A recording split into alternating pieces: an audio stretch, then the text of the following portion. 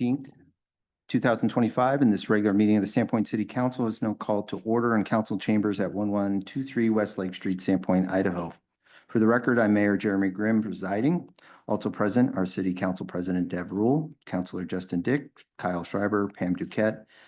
Councilman Spiro is currently absent but will arriving at approximately 6 p.m. and Councilman Howarth is hopefully arriving as well, but not present. Under the city's adopted code of ethics and civility, as the presiding officer, I'm to identify law enforcement personnel serving as sergeant at arms for this evening's meeting. Tonight, we have Police Chief Corey Kuhn in the back. Thanks, Chief. If everyone will please stand, we'll recite the Pledge of Allegiance. I pledge allegiance to the flag of the United States of America and to the republic for which it stands, one nation, under God, indivisible, with liberty and justice for all.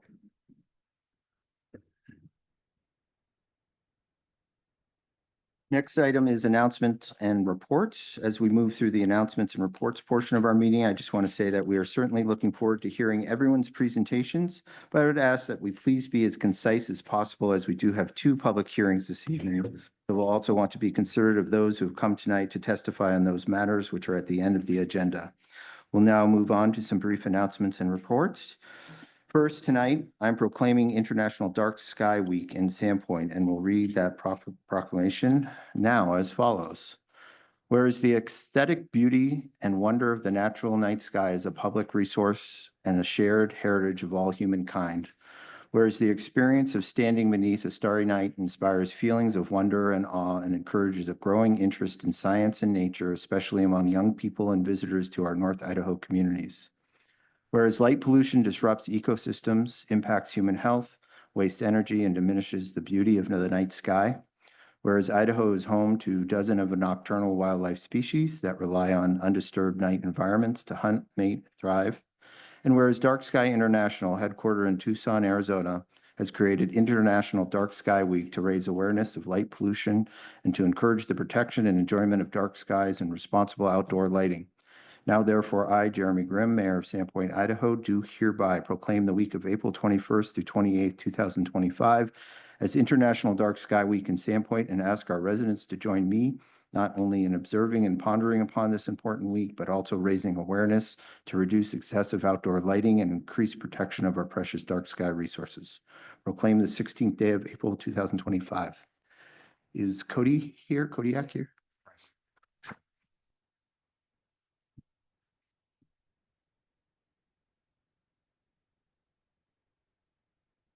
For bringing this to our attention and keeping an eye on improvements. Thank you for your continued dedication to Sandpoint Dark Skies and Natural. Well, thank you for your support.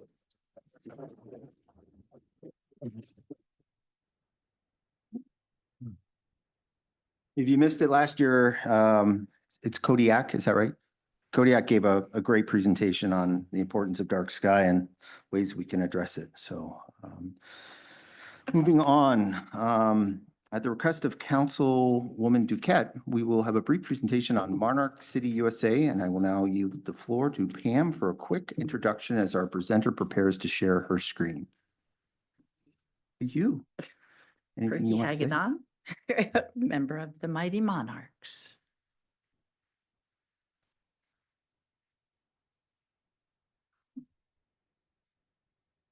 Enlighten us on how we can bring the monarch butterfly around as it's fading into the.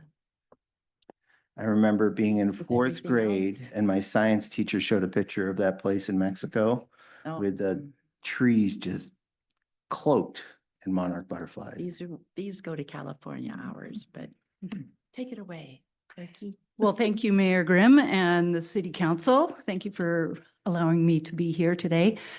Quick history of me. I've lived here since I was 22, so you can tell it's lots of years. And I was principal and a teacher of the LPOSD school system for a long, long time. Okay, but since I've retired, I've moved on to some other things. And so I would like to ask the City Council to consider becoming a Monarch City, USA.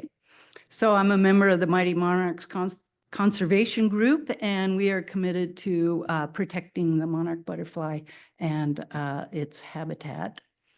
And why should the city council become a monarch city? There used to be millions of monarchs that you were just talking about. Around the 1990s, there were millions of them. There's two populations. There's a West Coast and the East Coast.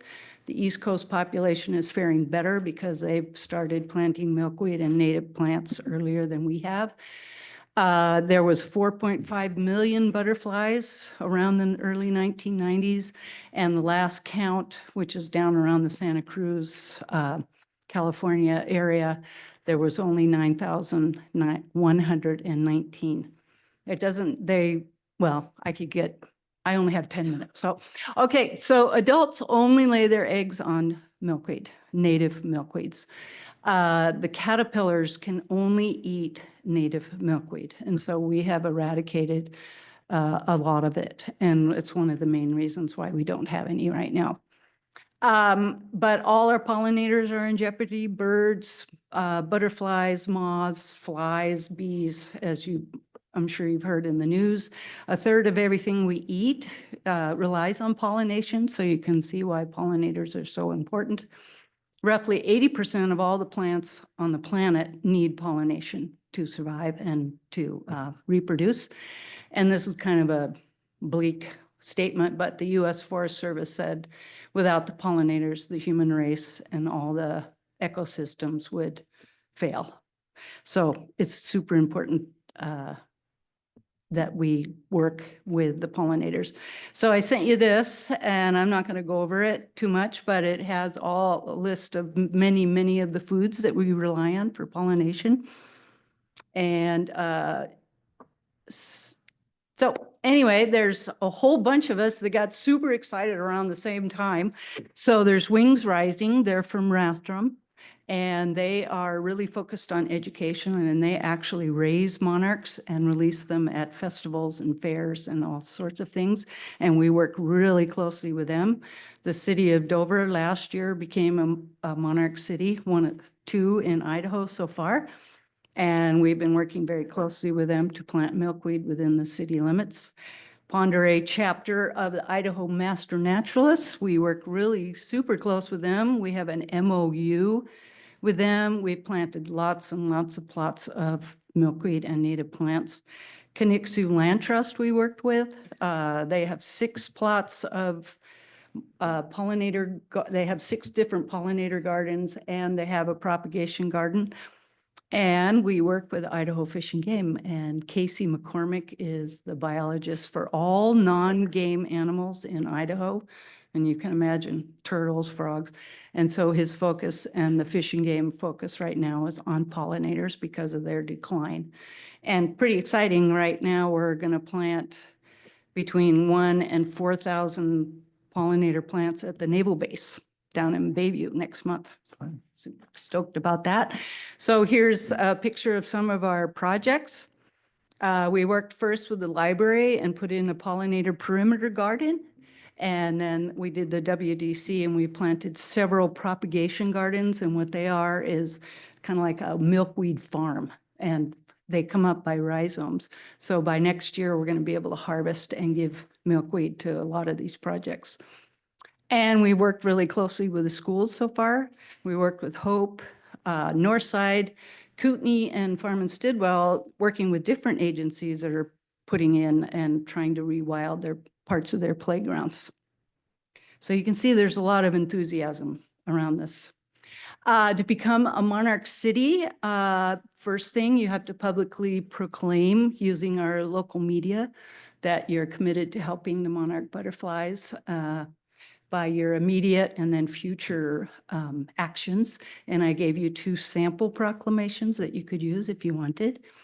And to encourage all our people within the city limits to plant milkweed, and lots of people are planting milkweed already in native gardens, where we go to a lot of educational things and people are planting like crazy. And then working with gardening clubs, landscaping clubs, and as you can see, we already have a lot of partnerships with them, which will help. Convert abandoned pieces of property into milkweed and native plant areas. And we can help you plan and plant these. We've been working with Pam. And if possible, host an annual monarch educational event. Dover this year, we're super excited, is going to have a festival, Monarch, and we're going to release butterflies there. And we've been working very closely with them to make that happen. So we kind of propose that if you decide to adopt this, that we would do a fun run next year, and I call it Fly with the Pollinators. And so we could help you plan that, and then integrate monarch conservation into your future land use planning, and then work with the schools. And we've already started doing that. So how you do this is you advertise they ask that you buy one sign. Well, hopefully you'd want more, but they're $150 a sign. They give you a discount if you buy more. A lot of cities actually have different clubs buy them because they put them in around where they're planting. And then there's a $150 lifetime fee for registration and all of that. And this is the website that you would go to do that. And then a long-term goal of the Mighty Monarch Conservation Group is for the city of Sandpoint to start considering how to explore to encourage new construction. Because often when we build, the land is very disturbed, which it has to be, but having a certain number of those plants be native plants that people encourage them to plant those in their yards and businesses. And as a monarch city, you would be making a positive impact. And Sandpoint would be the third monarch city in the state of Idaho. They're all around the United States. And you would be part of a nationwide effort to help the monarch butterflies. And what could possibly be better than that? And the benefits for Sandpoint: increased civic pride, potential for tourism and economic benefits if the monarchs start coming back, enhanced public awareness, improved ecosystem services, which is huge. The more pollinators, the more things we have pollinated, and educational opportunities. And I put the little monarch fun run. You could have T-shirts and hats and pole banners and all sorts of things like that. So I would like to thank you very much. I hope I stayed within my 10 minutes. I talked really fast. You did great. May I add one thing? Sure, go ahead, Councilwoman. We Duquette. have started a pollinator garden in Centennial Park. Yeah. Maeve had given me a piece of property over there that she said we could work on, and we did put 6 swamp milkweed in last fall. Nice. Last time I checked, they were underwater. Bill Amon has been helping me with that one. And they'll be fine. Yeah. Yeah. So that's something to watch. Yeah. Ma'am, any council questions for Perky?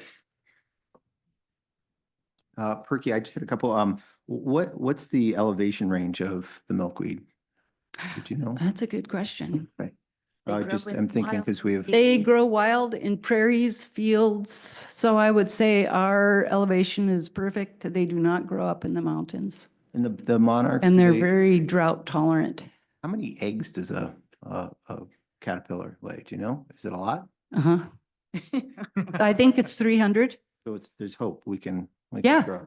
Good. Well, what's interesting, if I had more time, you can see a graph of the populations. Mhm. They can grow exponentially in 1 year if it's a good year. Well, just speaking for myself, we have property up at the Micnic Mhm. Trailhead. We have the utility has some property on Baldy Mountain Road that I'm thinking availability for Mhm. expansion and planting. So I'm all for it. And unless my council members raise objection in the budget, I'll be supporting that. So thanks for the information. Thank you very much. Yeah, and thanks Pam Councilwoman Duquette for bringing this to our attention. You're welcome. Thank you. We'll now have a report and update from Tischler Bice, the city's development impact fee study consultant. This is Colin with Tischler Bice, who's here. And the purpose of this, council members, is Tischler Bice is working on the update of our development impact fee study. And throughout that study, there are a couple of methodologies and elements that once they go down that road, it's quite a bit of work for them to pivot. So the reason I asked them to present to you, although they have presented to our impact fee advisory committee, is just to make sure you're following along up to speed, and specifically when it comes to bedrooms and how we do the fees per bedrooms, if you're either have concerns or questions on the methodology that they're pursuing for those, for that. So with that, hello, Colin, and welcome to a full city council chambers. Yeah, hello, Mayor and City Council. Can you hear me? We can. Okay, wonderful. Yeah. Hi, yeah, good evening, everyone. Thanks for the introduction. I'm getting Colin McElweeny with Tishel by Scalina, sort of halfway through with your impact fee study. Just wanted to give you sort of a status update. We'll have plenty of more time next time that we meet to sort of go through some impact fees and the study itself. But, you know, just wanted to sort of introduce myself and go through some high-level summaries and status update. The firm, we've been doing impact fees in the state for decades now. I'm based in Boise, doing a lot of work in the Treasure Valley, but up in your area with Kootenai County and the fire districts in Kootenai and also in Bonner County, and then all throughout so southern and eastern Idaho. We also did Sandpoint's most recent impact fee study, which was in 2012. But impact fees, one-time payments that new growth pays to offset their new demand on infrastructure. So this is fees on new subdivisions, new multifamily structures, more industrial parks.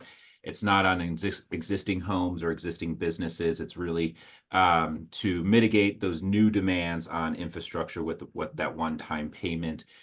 Following state code, we have to put together this nexus study, which hits on three things: need, benefit, and proportionality. Need, we show looking at growth projections and capital improvement plans. Benefit is ensuring that your capital improvement plans are using those dollars in a timely fashion.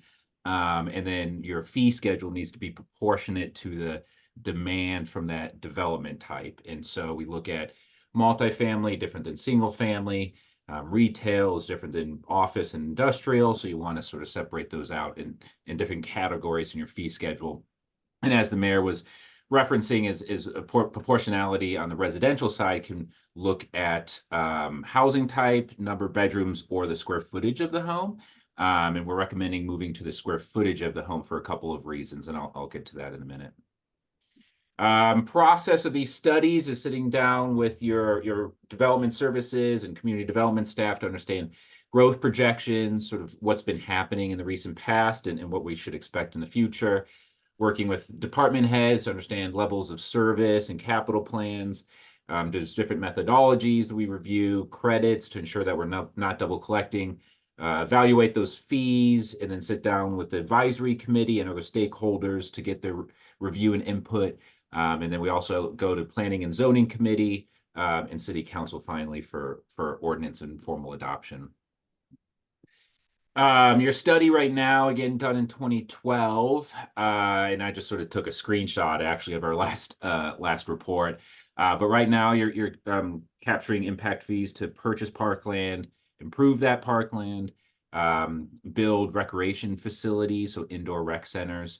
You're capturing revenue to expand your police station and fire stations and fire apparatuses like fire engines and ladder trucks. And then also on the transportation side, looking to expand your street and intersection network and multi-use pathways. Importantly, we sort of reevaluate all of these capital plans when we do the comprehensive update. And so that's what we're doing at the moment, reviewing those growth-related CIPs, capital improvement plans, just to ensure that, you know, if we have changes in those plans since 2012, that your fee schedule is corresponding to that. So we're not collecting for something that we're not potentially going to be expanding, reevaluating those levels of service. Right now, the city's collecting about, what is that, $5,200 per single family home between the 0 to 3 bedroom, and higher than that for 4+ bedroom single family homes. Multifamily, that fee is per unit. So if you build a 20-unit apartment building, you'd pay 20x that amount. And then those non-residential fees are by 1,000 square feet of commercial development.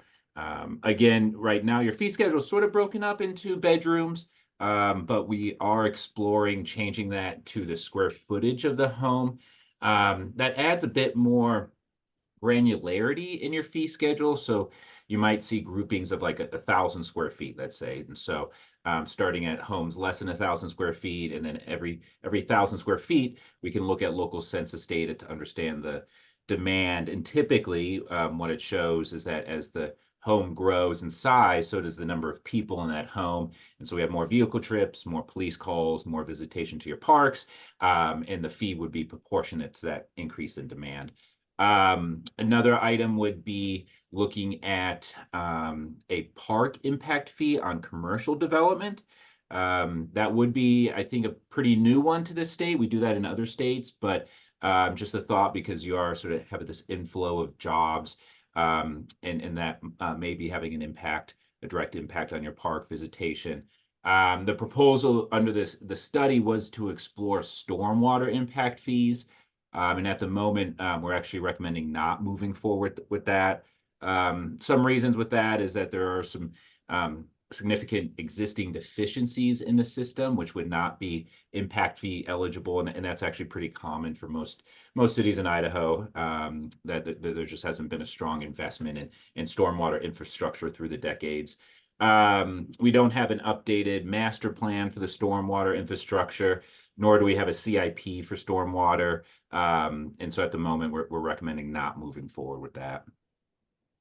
Next steps, though, are working with department heads for police, fire, parks, transportation to sort of finalize those CIPs, put together a report for review by your advisory committee, incorporate those comments to sort of get finalized draft results, and move forward to P&Z and City Council with that. And yeah, I know we don't have too much time, but just some things to contemplate, and maybe it's a short discussion or pass this along through staff, is council's thoughts on moving to the square footage of the home from number of bedrooms, and then again assessing a park impact fee on commercial development. We haven't run these numbers yet, but sometimes it lands at about 5% of park demand is from the inflow of jobs, and so that would shift a little bit of cost or impact fees from residential onto commercial development. But at least in my experience, I have not seen this done in Idaho just yet, but we certainly have a methodology that would allow for that. So that's all I had. Real quick there, high level. Wanted to sort of open up for discussion or any questions by council. Thanks, Colin. Appreciate the very succinct overview. Council members, my goal here, one of them is just to get your perspective and implied consent on a couple of things. Back in 2011, when we did this, there was a very robust debate among council whether non-residential, so industrial, retail, commercial, should be assessed an impact fee for parks. The council was divided on that, and they ended up not including that non-residential portion for parks. The argument is that people coming into work in Sandpoint may be on their lunch break or after work utilizing the parks, and therefore there is a nexus, so to speak. So that's one question, if you have an opinion on whether we should at least run the model with non-residential having some kind of a park component. And then the second one was on the bedrooms. Prior to 2011, the city just had flat categories: residential or non-residential or industrial. We went in 2011-12 to the number of bedrooms. I think it's 0 to 3 and then 3+. Thanks, Colin. So the question now is pivoting to the square footage, assessing these fees by square footage. And what I just would like to avoid is consultant and costs associated with running one model without your general consensus on how they should be running this.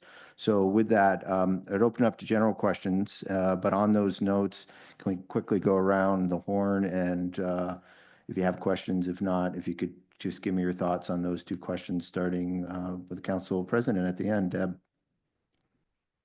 I would lean toward looking into the park option for non-residential. I agree that a lot of times the parks are used by employees. And then I think that moving toward square footage would also work well as opposed to bedrooms.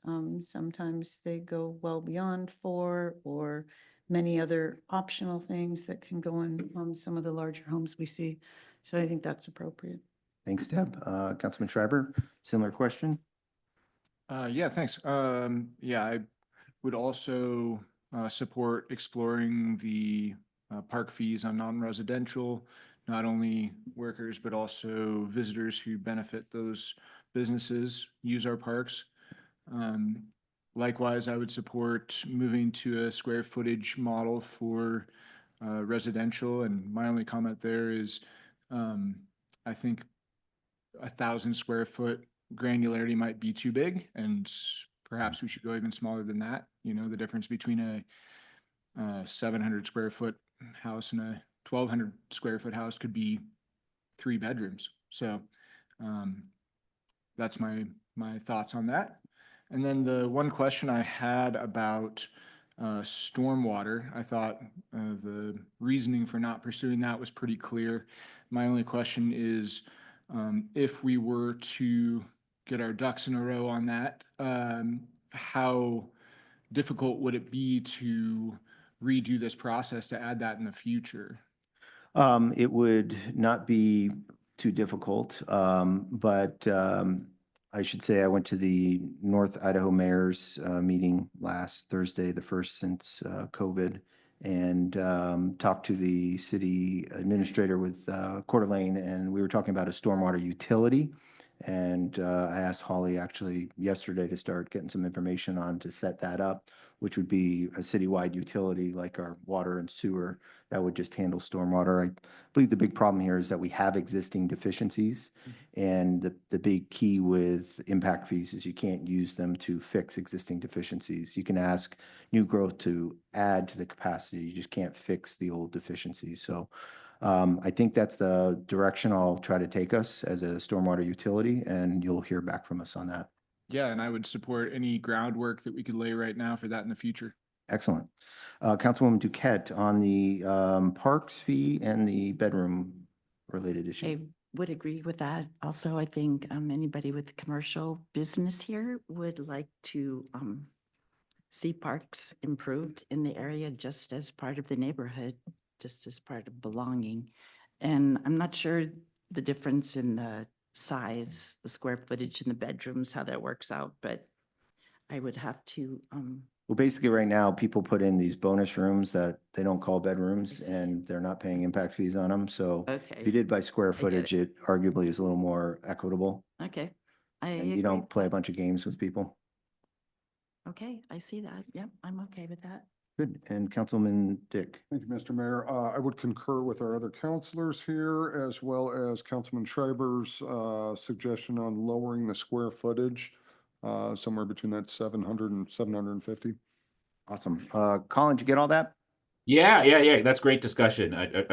That's a great recommendation too about breaking it out by maybe every 500 square feet instead of 1,000. So appreciate that and looking forward to a longer discussion together next time we see each other. Great. Well, thanks for the update, Council. If Council, any other questions for Colin at this time? I'll let him go away. Excellent. Thanks again, Colin. Okay. Colin. Yeah, good evening. Bye. Bye. Next, I'll yield the floor to council members. Any announcements or reports? Starting to my right this time, Council. That's fine. I'll go back and. Thank you, Mr. Mayor. I'll Councilman make this Dick. brief as well too. Arts, Culture, and Historic Preservation. We met last Tuesday, April 8th. I think some of the big things, the Big Bellied Monster Art Program, well, just a quick refresher. children 0 to 12 had an opportunity to do some artwork, and we're going to wrap some of those trash cans that you see down in the downtown corridor. We actually had 90 submissions come in, which was well over what we were anticipating. There will be a selection panel that will be expected to convene in June, and we will select that, and hopefully we'll see that here this summer. Also, we've got the artwork down on the silver boxes that you've seen over by Columbia Bank and Fourth and over on Church by the post office. Those will be coming down about the end of May, and we have got another round of funds to put up 3 more art installations that should be coming at the end of June, which we'll see. And lastly, I think the mayor has or In is process. going to in process of writing us a letter for the a letter of support for the certified local government grant, which will give us the opportunity to get some consulting to take a look at some historic overlays in the downtown corridor to keep some consistency of character where we've got in historic downtown Sandpoint. And that is it. Thank you, Councilman Dick. Moving across, I'll jump in. The big thing, there's a lot of activity going on in the city between public works projects, parking lot, other things, wastewater plant, water boundary issues and questions, development. So we're moving into the busy season with big events. Lost in the 50s is right around the corner. 4th of July planning and Longbridge swim, everything else. So staff is just moving like a machine and keeping things flowing pretty efficiently. Can't say enough about them. The big issue for me this week was a meeting with the Idaho DEQ on the ranking and application for our wastewater treatment plant. We got an update on the available funding through the state. The state secures funds from the feds. Bit of a pass-through. Their funding is extremely limited. There's no clarity on what kind of funding will come in the subsequent years. And further, the rural development entity, rural development typically is another funding mechanism. We heard that they lost 2 of their 3 state employees, and the one that's remaining has the least historical experience at the agency. So that's a really important role because they can connect to Washington and pull funds. The bottom line is this fall, we anticipate going out to a bond to the voters. We've engaged with a bond council. Based on our rates, we have the ability to borrow up to about $60 million. That $60 million doesn't cover the estimated $130 million for the wastewater plant. And we have worked with Keller and Associates, our engineer, to come up with a phased approach that would replace the most critical and questionable portions of our facility right now, which would pare that project back down to about 60 or 65 million. The challenge with the public bonds versus a DEQ loan is that if you're following the bond markets, they jumped historical levels last week. It's getting harder for America to secure debt. You have to pay more for it to attract investors. And further, the administration is contemplating removing the tax-exempt options for investors who buy municipal bonds. If the worst comes to pass, the cost of borrowing money will go up and we'll be able to do less of a project. Stay tuned. We are doing our best to find a way to repair and replace a facility that should have been replaced 25 years ago. I will keep you updated. With that, Councilwoman Duquette. I would just share some good news that the recycling bins that I asked for as a budget item are ready to be shared because I got a top on them that tells what can and cannot go in them. Next meeting, I can bring pictures, show what they are. And I've had Austin say he's willing and ready to help me put them around town. So look for some Sandpoint recycling. Thanks, Pam. Did the sustainability meeting committee meet? Did not, Okay. it's next week if we get a quorum. Excellent. Councilman Schreiber? Yes, the Urban Forestry Commission met on March 27th. No big action items. We were down a couple members, but staff presented the updated design of the downtown parking lot that preserves the trees that were recommended for preservation by the commission. We also continued our discussion of the arboricultural manual and definition of heritage trees with potential for expanding that definition into additional categories as recommended by industry standard. And we also discussed the Arbor Day event. That's part of our recognition as Tree City USA, is we have to have an Arbor Day event every year. It's not going to be on Arbor Day, but we're going to have an agenda item next meeting to set the date for the event. I got to just share and digress for a second. I'm driving downtown Monday morning to work, and I'm excited. I see actual dollars going to work to improve our city and the big backhoes in the parking lot. And I see it going towards a tree. And I almost had a heart attack on the spot. And he starts smashing the tree. And I park my truck. I run through the fence. I'm waving my arms. And the guy stops. I said, "What are you doing?" "We're saving the trees." And luckily, Eric had been down there before, and I hadn't looked super closely at the plans. The tree he was removing was one that was slated, but whew. I had a similar experience. There was You a almost cedar that lost was me being there. removed, and there are cedars that were staying. Right. That was the one. Yeah. I almost died on the spot. Anyways, thanks, Councilman Schreiber. Councilwoman Rule. Okay, so bike and ped meeting occurred on Thursday, April 10th. Probably the most notable things, we talked about events, and the advisory committee plans to get involved with a tent for the Bike Walk to School Day, which occurs on May 7th. There'll be a Connexu Land Trust tent set up the office building with goodies for the children. If you want to engage in bike or walk to school day and be an adult supervisor, just contact your local school. They can give you more information on that. We also plan to participate May 9th in the Farman School Bike Bus that will start from Hickory Park Gazebo. So just take the kids on a nice clumped together group so they look like a bus on their way to school for a little bit more exercise. Other things that came up were not action items, but things that were discussed were potential flags at the Highway 2 Division intersection. Some questions came up about getting the speed limit on Highway 2 down to our lower city speed limit of 25 miles per hour. And let's see, what else did we have on there?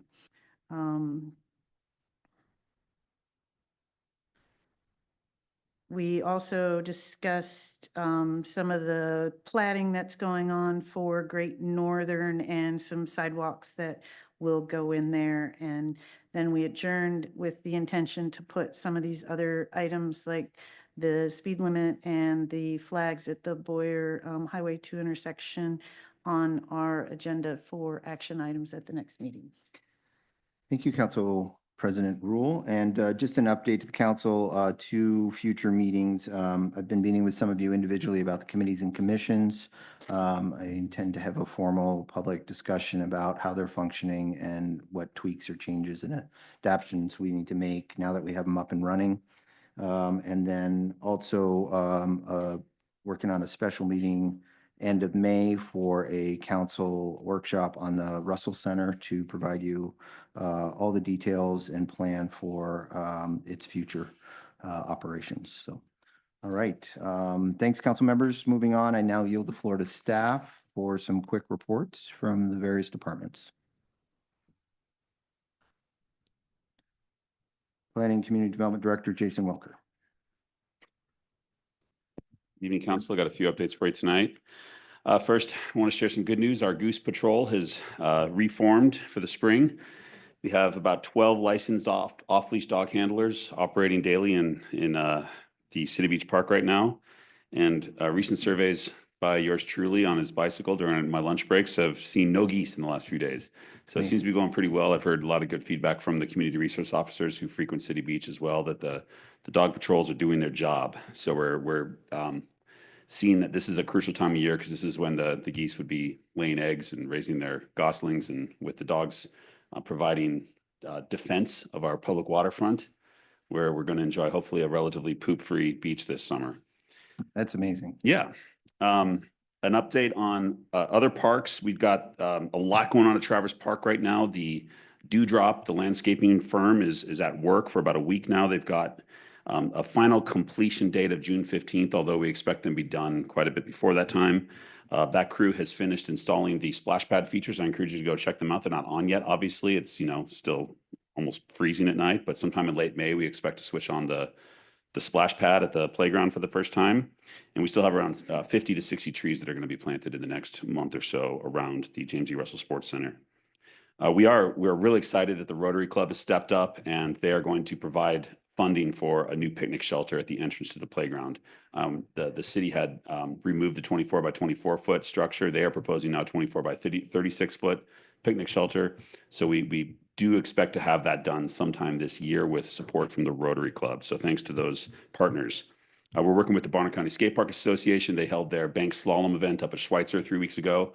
That raised around $15,000, I understand, and they want to put that towards a shade structure at the skate park, so that when the temperatures warm up, those kids can have shade. So we're hoping to do a shade structure with a little information kiosk about skateboarder safety at the skate park there.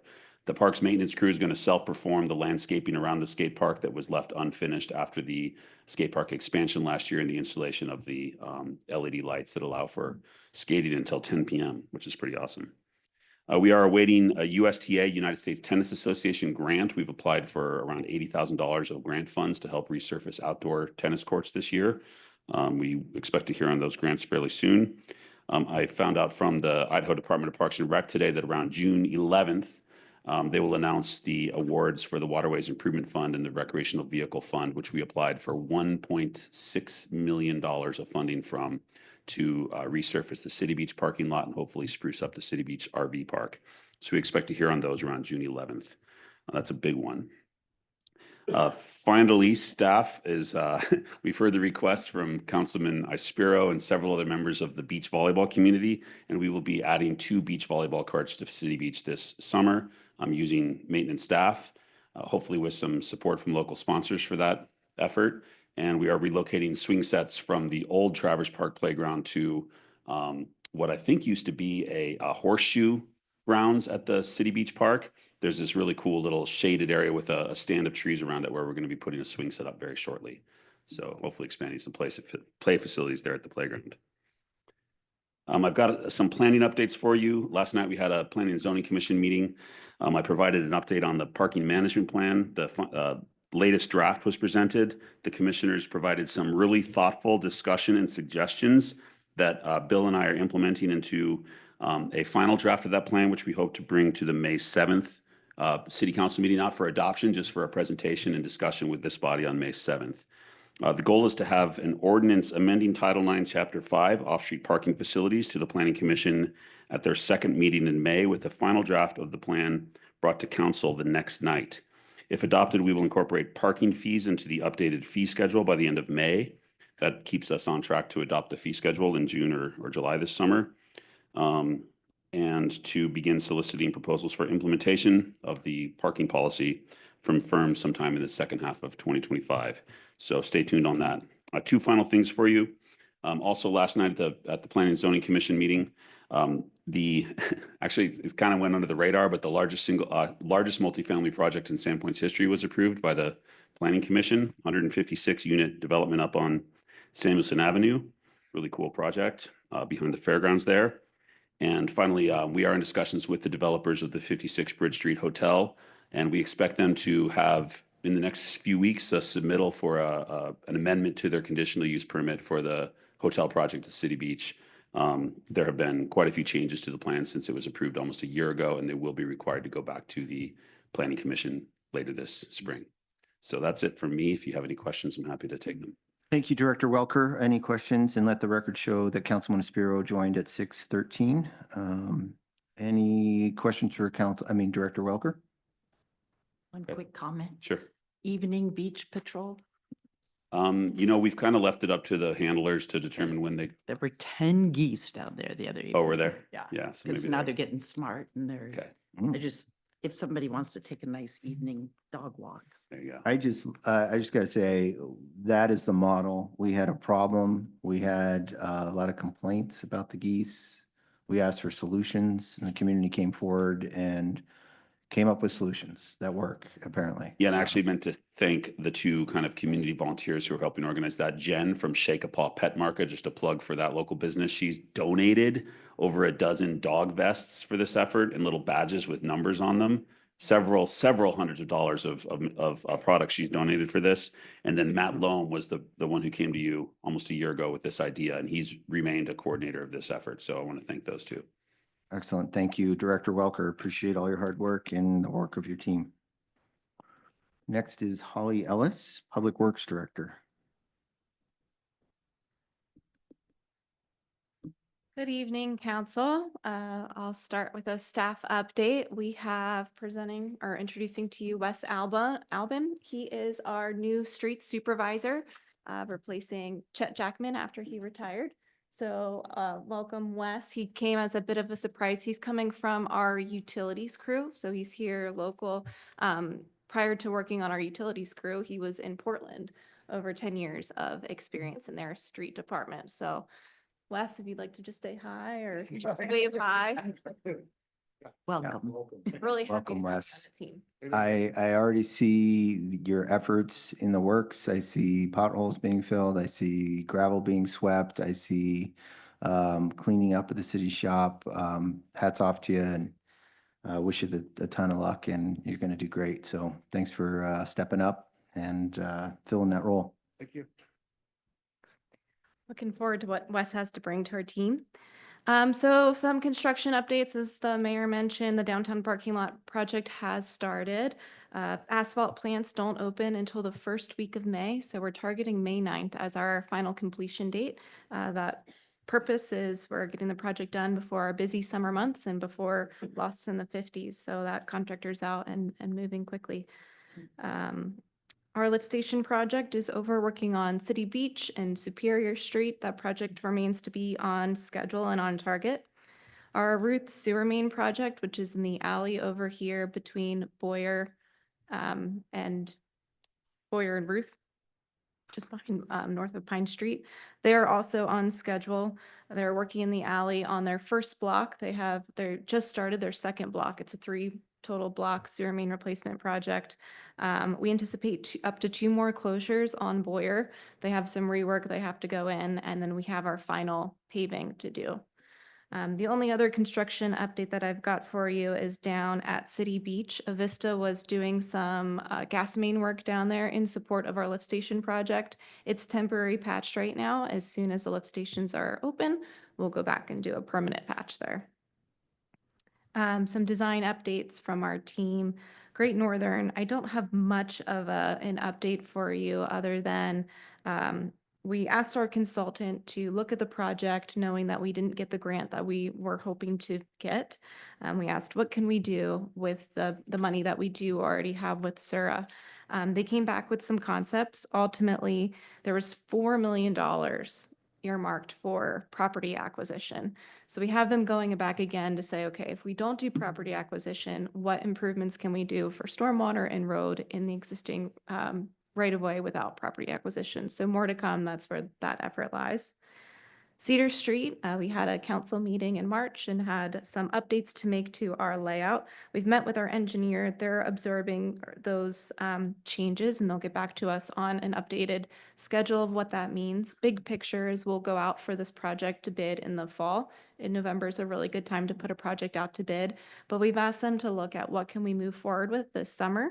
So we're thinking about water and stormwater improvements, so a phased approach. So a contractor comes in the summer and replaces the water main that we need to work on and it starts on some of the stormwater connectivity that we need to work on as well. That'll provide a shorter construction window next year. So more to come on that, but that's just what we're working on. And then the last update I have for you is on our wastewater treatment plant, PER. We've been on track to provide a draft in April, and our contract engineer Keller Associates is meeting that goal. They've got a meeting with us on Thursday to just give us the preliminary draft. As soon as we go over that with them, we'll bring it to council and we'll give you an update on what it is and review it with you all. Awesome. Thank you, Holly. You have a lot on your plate. Just clarification on the Great Northern Project, council and for the public, we are looking, we didn't get the 29 million or $23 million grant. So we are looking at what can we do with some of the reserves we have to improve stormwater west of the airport, because that is a barrier and a problem that we might be able to improve with the dollars that we have. So we'll keep you updated on that and see what we can get done. Any council questions for Holly at this time? Thank you. Thank you, Holly.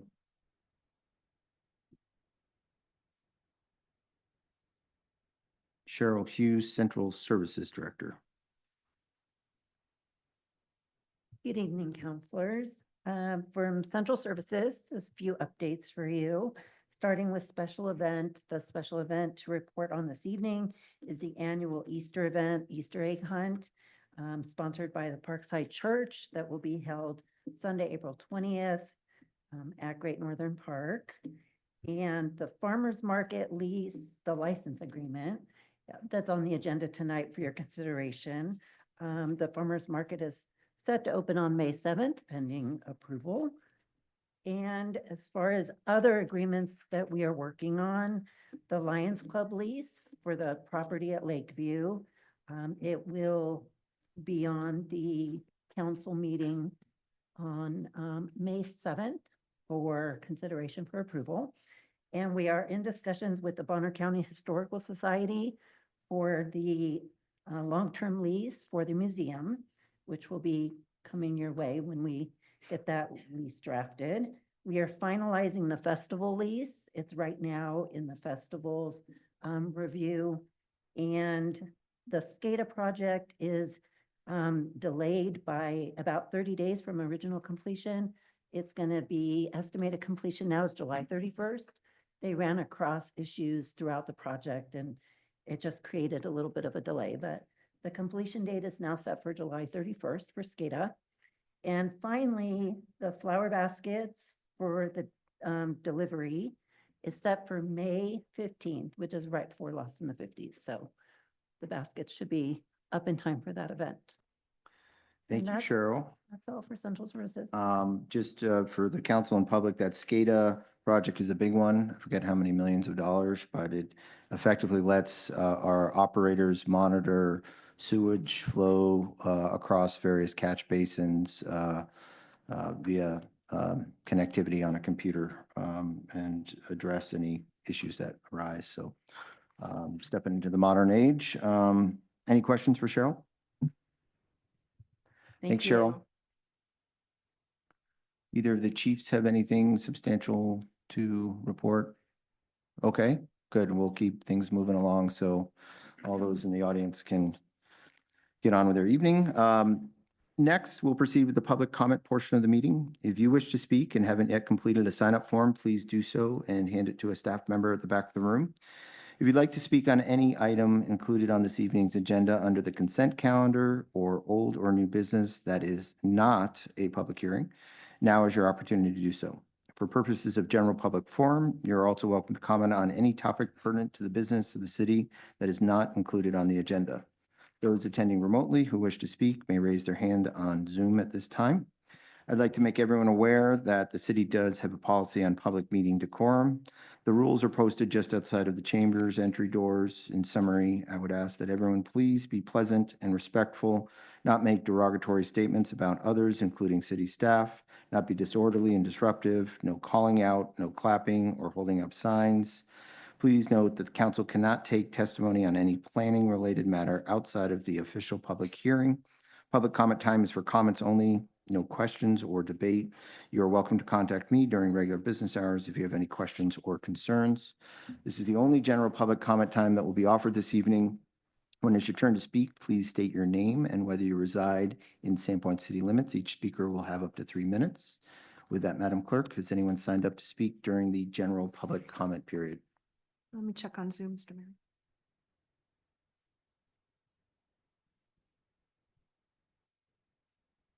Mr. Mayor, no hands raised on Zoom and no one signed up in the room to speak on the general public comment time. Thank you, Madam Clerk. That will conclude the general public comment portion of the meeting. Consent calendar. We will now proceed with the consent calendar. For the record, the total amount of bills for approval is $1,710,322.70, reflecting $929,573.21 for regular payables and $780,749.49 for payroll. Council, do you have any questions or is there anything you wish to remove from the consent calendar? Hearing none, I would entertain a motion for approval of the consent calendar. So moved. Second. Moved by Schreiber, second by Spiro. This will be a roll call vote. Counselor Duquette, Yes. Counselor Rule, Yes. Counselor Sproul, Yes. Counselor Schreiber, Yes. Counselor Dick. Yes. Mr. Mayor, motion passes. Thank you, Madam Clerk. At this time, we'll proceed with our public hearings this evening. I will now recite the order and procedure for the hearing, which will be the same for both. If you're new to a public hearing, it's a fairly orderly and controlled event. First, staff will give an explanation of the subject of the public hearing. Next, there'll be a presentation by the applicant or their representative. Any questions should be directed to the applicant at this time, City Council. Then there will be the opening of the public hearing, at which time the public may provide testimony. Those who wish to testify are required to complete a sign-up sheet. If council members wish to ask questions of the person testifying, those questions need to be posted before the person returns to their seat. The order for those who wish to speak at the hearing will be as follows: those in favor, those neutral, those opposed. Rebuttal testimony from the applicant or their representative will then occur. Final questions may be asked of the applicant at that time. However, if new facts are elicited, the public will be given the opportunity to comment on any new facts. The public hearing will then be closed for deliberation.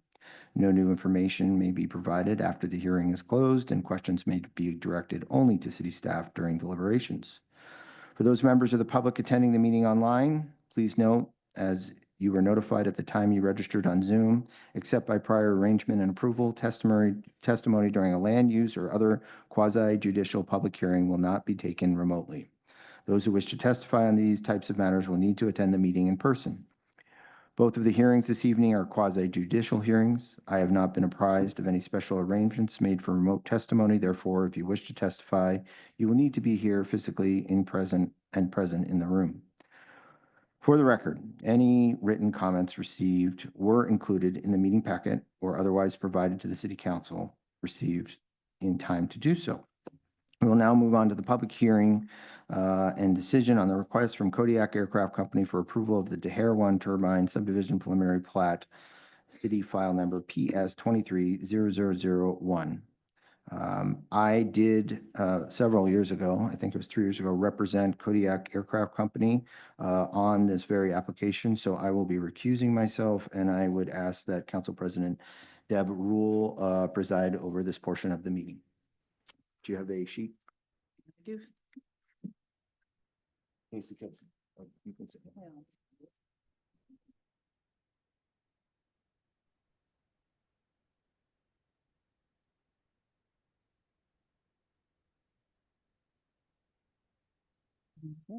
Before we proceed, I will ask for confirmation from each council member that you have no conflict of interest or ex parte contact regarding this matter, and I'll start here to my right. No. No. No. No. No. Thank you. I will now yield the floor to the city's consulting planner, Darren Fluke, for an introduction of this application.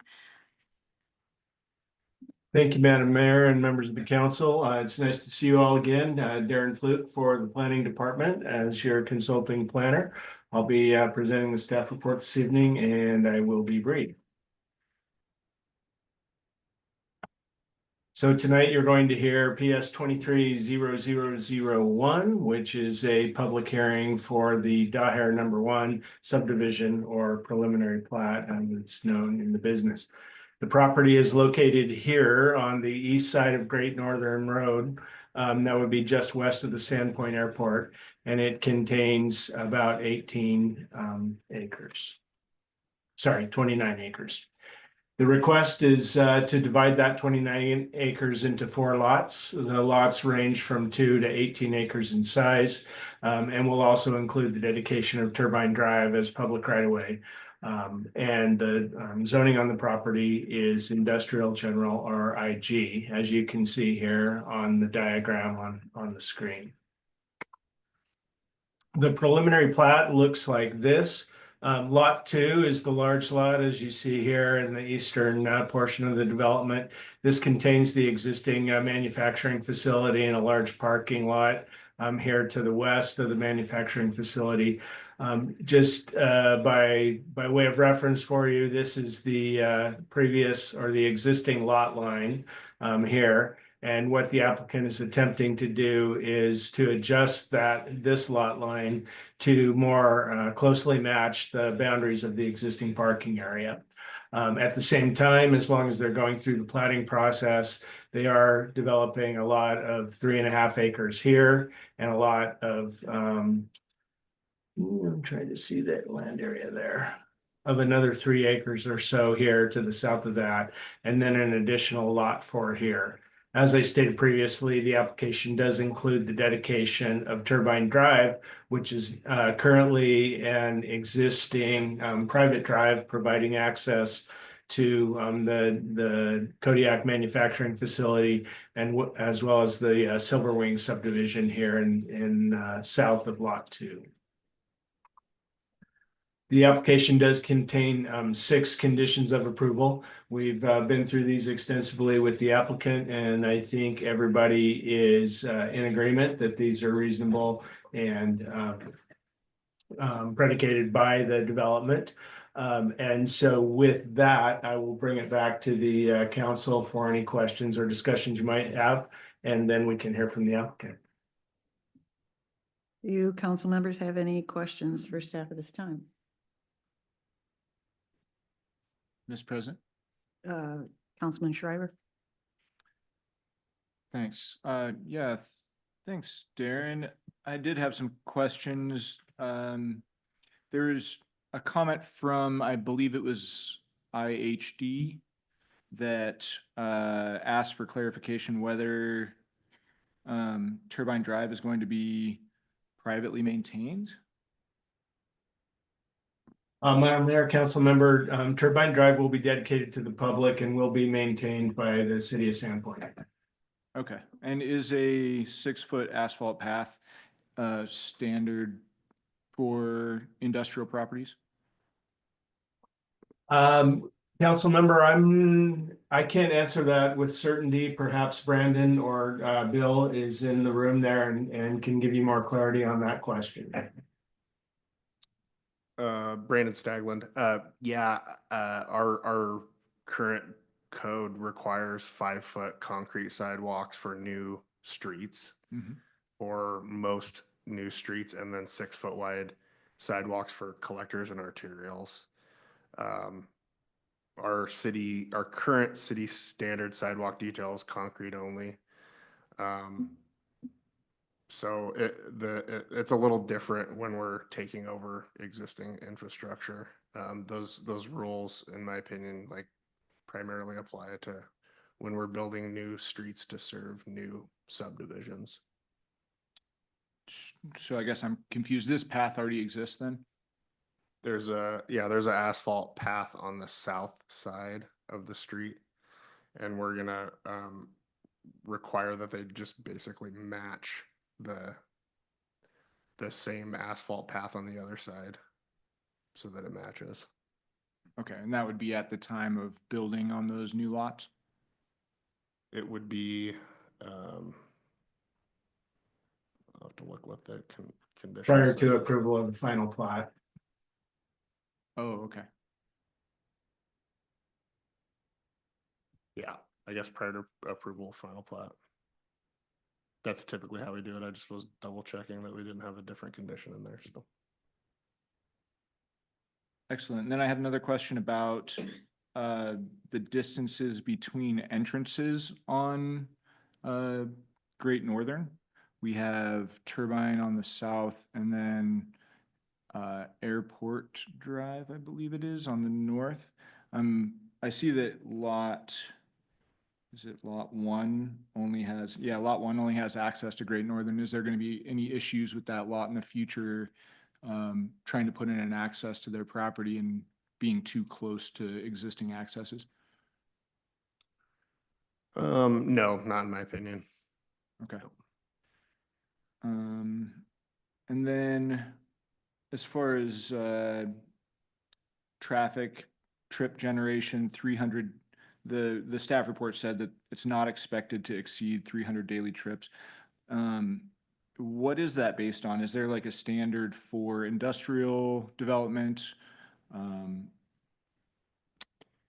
Well, it's really tough to do the traffic studies at the subdivision phase because they're really just creating lot lines and there's no development being proposed. Sure. So we also have a requirement that new development has to go through that process to determine whether a traffic study is needed. So when these empty lots got developed, we would go through that process individually based on what they're specifically proposing. Excellent. And then I guess I was a little confused about the wetlands on the property. And maybe this is a question for legal, but there's a recent court case in 2023 that with the Supreme Court, and our staff report, I believe, says that we're going to rely on the Army Corps of Engineers to regulate the development of those wetlands. It's the Army Corps of Engineers jurisdiction to determine whether or not a 404 fill permit is required and what the required fill permit will be. And so the delineated wetlands are under the jurisdiction of the Army Corps of Engineers. Okay, so they still are even after that court case, and Yes. even though it's not connected to any other larger body of water. They are, if it's you have a delineation report in your packet. And so, yes, as long as the delineation report has been completed and they are under the jurisdiction of the Army Corps of Engineers, that's who is responsible for the permit. Excellent. And I did read something about that permit, that the 0.2 acres that was already filled in for the development of Turbine Drive would be subtracted from the 0.5 acres total that they're allowed to fill in.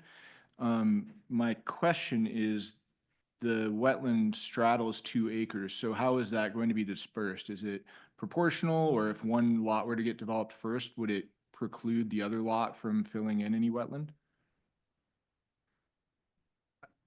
I might defer that to a question to the applicant and their consultant if they have an answer to that.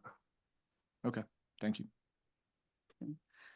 Any other questions from council? Okay, I did have one question, Brandon. So when, this might be a little further down the road, but when lot 1 and lot 3 are developed, will they be responsible for putting in the pathway that's proposed along Great Northern, like our sidewalks are required?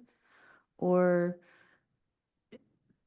again, that's connected to development and we're only subdividing, but I guess it's more of a curious question at this point. Along Great Northern, is that what you're asking Yeah. specifically? Mhm. We have a provision in our sidewalk code that says if the city is doing a capital improvement project, that we do the sidewalks instead of the developers, because we don't want them to piecemeal it and not have it fit with whatever our design is. Okay, So we'll have to just play it by ear the best we can. If that Great Northern project doesn't move forward and there's less and less confidence that we're going to get the funding to do it, we may require sidewalk along Great Northern per city standard or payment of in lieu fee. We'll just have to address it at the time. okay, that's kind of where my thought process was going, exactly down that pathway. Okay, thank you. I will now call to the podium the applicant or their representative for any presentation or remarks they would like to provide. For the record, please state your name and who you are representing as pertains to this application. David Shook, representing Dare. Thank you for your time tonight and your consideration. As Darren stated, we do have quite a lot of acreage in that area, and the lots that we're proposing are less useful to us because they don't have access to the runway, which is really what our primary goal is, to have access to the runway. We could sell those lots and reinvest that money in our operations here. Just last January, we put $800,000 into mitigating some issues in our building and installing a new milling machine. And we would like to continue those growth operations here in Sandpoint. So selling these lots, lot 1 and 3, lot 4 won't be for sale. It's largely wetlands and we're just going to keep that. Mitigation efforts there would be too expensive. So lot 1 and 3 are what we're looking at selling. And hopefully we'll have a developer come in there, purchase those lots and put up some industrial structures there that would ideally would support our business. Okay, thank you. If counselors have any questions for the applicant, those questions should be asked at this time.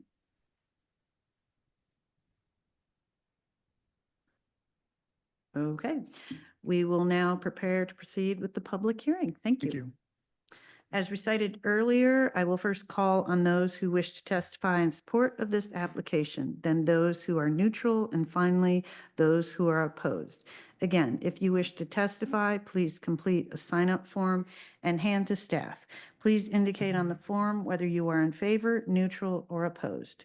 City policy provides that the presiding officer may allow gifted time during a public hearing, where you may gift your time to someone else. The person gifting may do so only once, and the person receiving time may receive only one gift for a total of up to 6 minutes.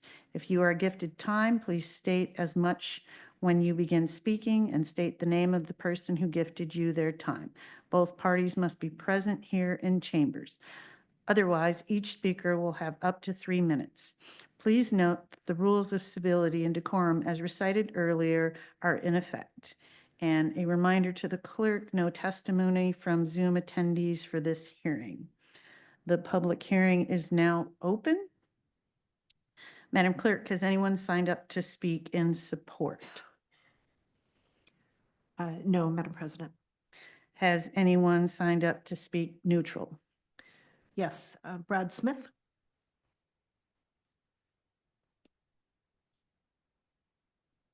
Thank you, President Rule and members of the council. My name is Brad Smith. I'm a city resident and I'm neutral on the project. My main interest was in making sure that their plans or preparations being made for hopefully an eventual installation of a pedestrian and bike path along Great Northern.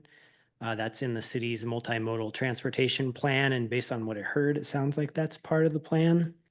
But I just want to make sure, like if a right of way needs to be acquired or anything like that, that if this is the appropriate time to do it, that it's done.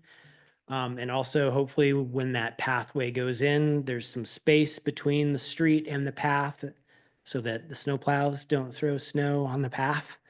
But that was my main interest in coming tonight, and hopefully that's being, from what it sounds like, that's being built into the plan. So hopefully that happens. Thank you. Thank you. Molly O'Reilly.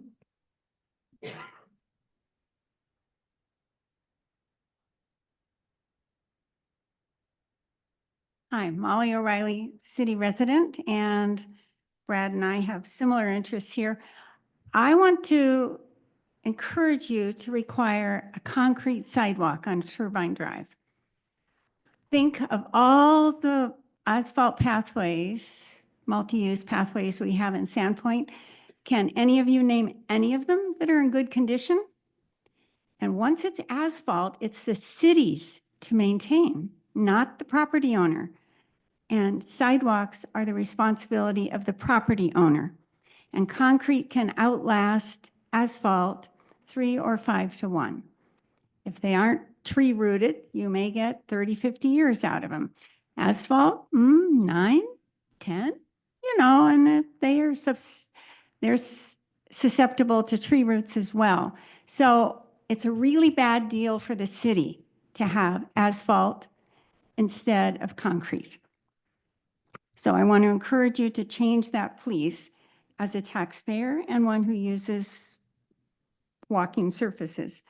And then on Great Northern, I want to back Brad up in making sure that we require whatever is in the plan for Great Northern and that it should be built now. Frontage improvements are supposed to happen with short plats. So thank you.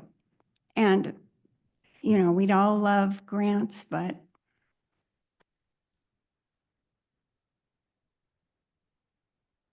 Thank you.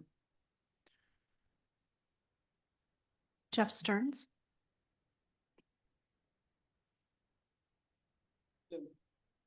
Jeff Stearns on behalf of Michael Molesky that owns the Silver Wing, and he just wanted me to read a letter into record.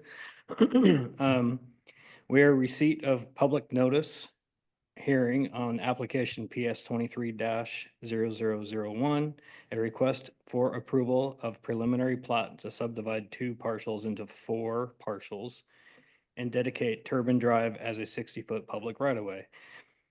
I am one of the owners of the adjacent development consisting of 46 lots to the southeast of the parcel above named Silver Wing of Sandpoint.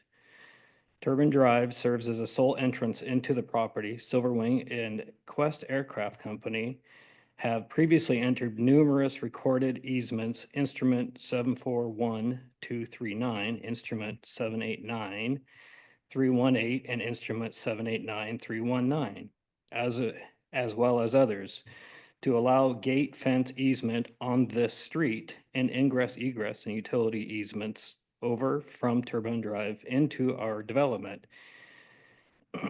We would like to gain assurance that these easements will remain in full force and that the public right-of-way will continue to provide frontage and access to our development. No changes to the existing Silver Wing development as currently built. And if you have any questions, I've got a copy of this that should have been into the whole hearing. So anyway, that's from Michael Molesky on property management for him, so he couldn't be here. That's why I'm here. Okay, Thanks. thank you.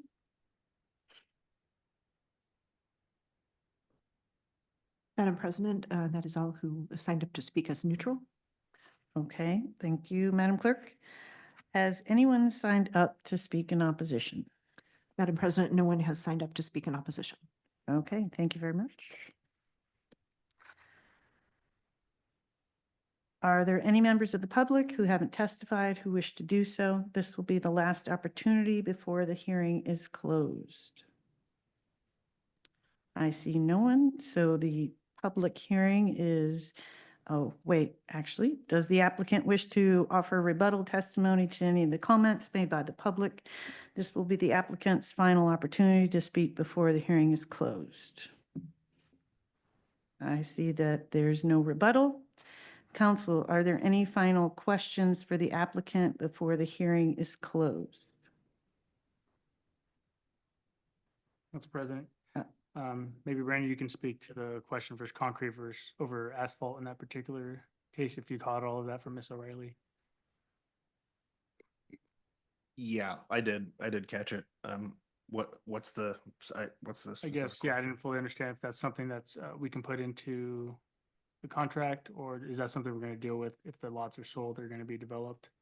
Yeah, I mean, you Concrete over asphalt. you can add that as a body, as a condition of the preliminary plat approval to do concrete instead of asphalt. Is as far as whether it lasts longer, yeah, concrete probably does last longer. The intent for staff making that recommendation of a condition was just to match what they had out there and not have, if the other side was concrete, I probably would have added the condition that it was a 5-foot wide concrete sidewalk on the other side. Okay. And who's responsible for maintaining? So the adjacent property owner is responsible for maintaining sidewalk. That means repairing broken sidewalk, and keeping it shoveled. But if it's asphalt, is it true that we're responsible for that, not the property owner? No, I don't think so. No, because I'd still consider it a sidewalk, and I think the code's pretty clear that sidewalk adjacent to private property is the maintenance responsibility of the adjacent property owner. Thank you. Madam President, either Brandon or Darren, can you guys speak to Jeff and the Silverwing easements remaining in force there on Turbine Drive? I can speak to the access. So for sure, when it's a public right of way, Silver Wings is gonna have access to their property through that public right of way. As far as any other sorts of easements between two private property owners, that's kind of between them. So, but access, yeah, they'll have access. If there's some other easement that I'm not aware of, easements can cover all sorts of different burdens, and they can provide all sorts of different requirements on one property owner against the other. So. Thank you. Yeah. Council, are you seeing the aerial photograph, or am I messing up here? Yes. See that? Okay. Yeah, I would concur with Brandon that once this becomes public right away, so what we're talking about is Turbine Drive here. That access will not be a question. What will be a question is what you can see in this more detailed view here is the property line for the Daher property is here on this gold line. And the Silverwing subdivision does have an easement to have their gate across their drive aisle, which is on the Daher property.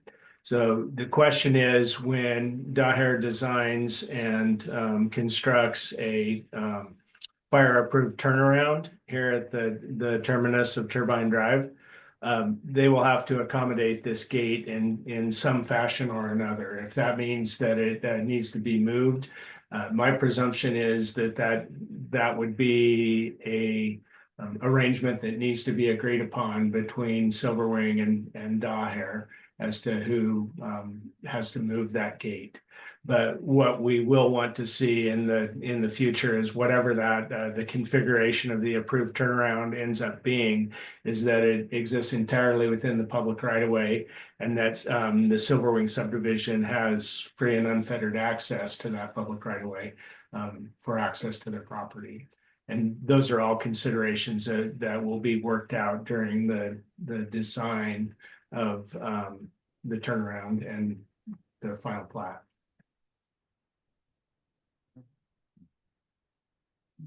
Madam President? Counselor Schreiber? Yeah, I just wanted to confirm that I'm pretty sure I read it in the staff report, but this preliminary plat does acquire the right of way needed for Great Northern and the bike path, correct? It does not, what's presented does not require, does not have additional right of way dedication along Great Northern.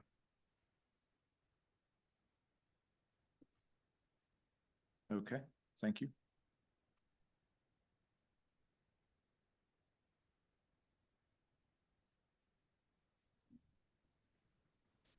Yes. Okay, now I have another question, because I thought I read in the documents that the right of way for the 12-foot path along Great Northern would be a condition. I thought I read that too. I don't know if that means acquiring additional right of way, or if it just means, Let me just go to the actual condition to make sure that I'm.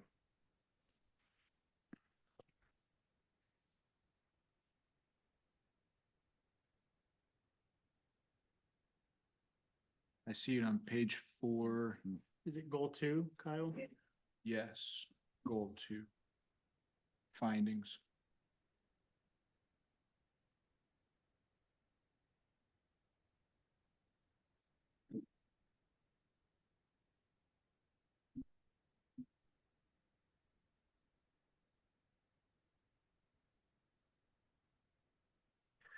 So it says the findings say that Great Northern is planned for an expansion with an addition of a 12-foot shared use path. The applicant will be required to dedicate the needed right-of-way once the design of Great Northern is finalized to a point that future right-of-way can be determined. Construction of frontage improvements along Turbine Drive will be required as a condition of any building permit. So, I think what that's getting at is that we don't know, we're not far enough along in the Great Northern design to know exactly what right away to require. So we're going to defer it to a future building permit or a future right of way negotiation with those property owners at the time we want to proceed with that project.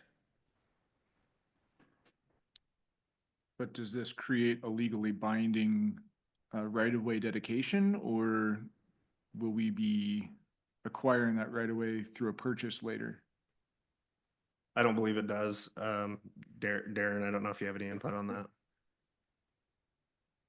Brandon, my understanding and council members, my understanding is that it was decided that we defer the acquisition of the right of way to such a time as we know what that final design will look like.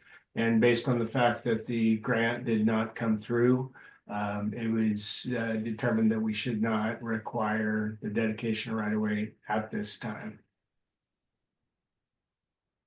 And without knowing the design for Great Northern, we don't have an exact location for appraisal of right-of-way acquisition area to even begin negotiations or conversation of right-of-way acquisition. So to clearly answer your previous question is this likely going to be a right-of-way acquisition if and when Great Northern is redesigned? The answer is yes.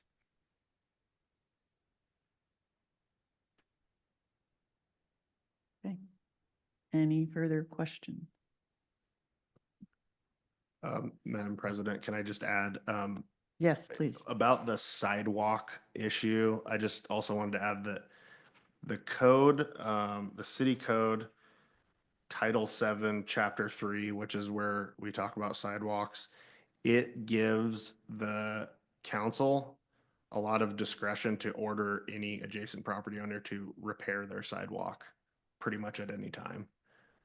So just be aware of that. That's the case all over the city.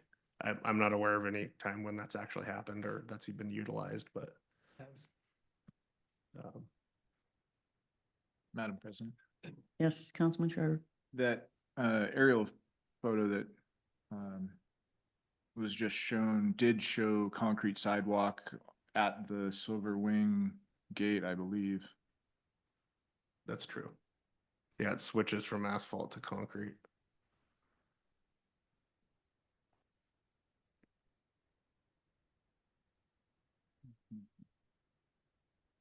Any other point you wanted to make? No, I think it's best saved for deliberation. Okay.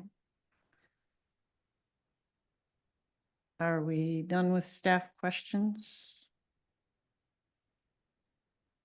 Yeah. Okay. Deliberation. Close the public hearing. Oh, got to close the public hearing. Sorry, the public hearing is now closed.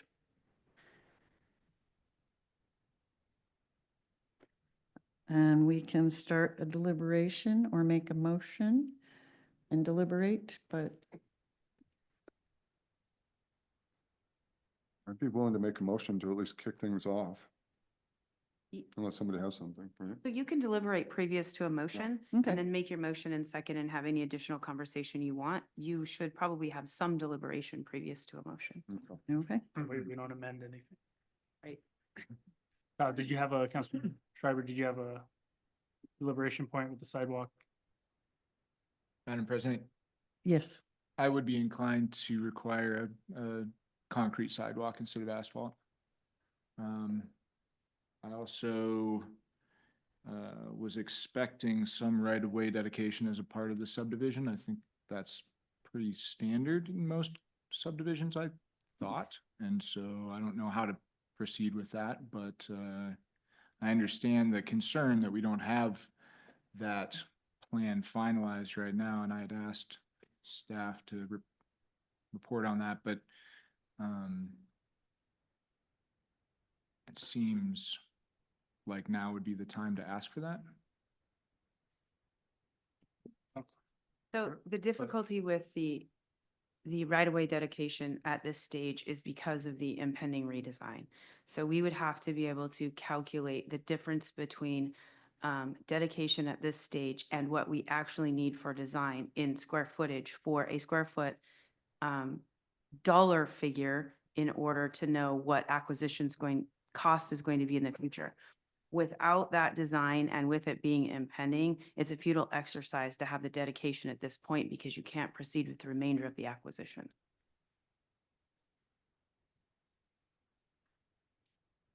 Councilman Spiro. Go ahead. Councilman Councilman Schreiber. The design north of Turbine Drive is pretty consistent with the current right-of-way, is it not? Say that again. I know south of Turbine Drive, the multimodal master plan envisions the road jogging to the east, but north of Turbine Drive, I believe it follows the existing right-of-way. Is that correct? Great Northern, is that what you're talking about? Follows the existing right of way? North of Turbine Drive, yes. For the proposed project, is that what you're asking? Mhm. Okay. No, I don't think that we've gotten final design yet, no, I don't think that it follows that same alignment through that section. Oh, I was asking what's in the multimodal master plan, not the project design. Yeah, I don't know the answer to that. I'd have to do So more I research would- in order to answer that. If I may, interject that the multimodal plan is not full engineering plans for the road. So it's more of a broader brushstroke of what's going to be there. So that could change. And I think that that is Ms. Jovik's point, that we don't actually know what that right of way is going to be, or what that need is, or what that dollar amount is. Yeah, So I understand. My point was that if we feel fairly confident that north of Turbine Drive is going to follow the existing right-of-way, perhaps just slightly wider, then maybe we could ask for the portion of the right-of-way that we do feel confident about be dedicated at this time. And I think what we're being advised is that that is something to be done further on down the road with our design of Great Northern, when we're closer to that, and potentially when we have permits for applications to build on these lots, which then triggers more of a sidewalk or pathway type of situation. That's my understanding of how that works. And my comment would be that on, what is the lot that runs on Turbine Drive? Is that lot? I don't have the picture up, so I can't see that. Lots, One lot and three, lot right? three. Okay, so 3 is the one that sits, and then 4 sits on, so 3 and 4 sandwich the road. My only comment would be that if there is building permits submitted for either of those lots, it sounds like for 4, that may not happen for the foreseeable future. But if it happens on lot 3, that then they would be held to our sidewalk standards at that point. That's my comment as a council person. Any other deliberations or? May I just add? Yes. Additionally, with the discussion of the right-of-way dedication, I was just looking up. So our code section 10.2.2, which talks about short plat applicability, it says where the parcel is on an existing dedicated right-of-way, additional dedication of land may be required to bring such right-of-way up to city standards. So the way that we're interpreting that is if you're on an existing right-of-way that is a local streets in the code say that they have to be 60 feet wide, and the existing right-of-way happens to be 55 feet wide, we can require dedication to bring it up to that width of that's mandated in code for the minimum right-of-way width. But typically, we're not requiring new street dedication that we want. I'm not saying that we can't do that, but typically we're not, the additional right-of-way that would be required for a new road alignment would have to be negotiated with the property owner as right-of-way acquisition. Do you agree with that? Okay. Right, okay, so that's speaking relative to Great Northern. I was kind Yeah. of speaking to the turbine drive piece of that, so any more deliberation from council at this Madam point? President, I would concur that I'd be willing to approve this with the additional condition of the concrete pedestrian path as well. When that goes in, the question for staff, is that then determine how much room is needed for snow storage? Or is that something that we need to take care of as well this evening? On Turbine Drive? No, on the, where they, I guess where the entire concrete path would go for the properties. Yeah, so we usually put the concrete sidewalk at the edge of right of way as far out to the outside as we can to maximize that buffer between pedestrians and vehicles.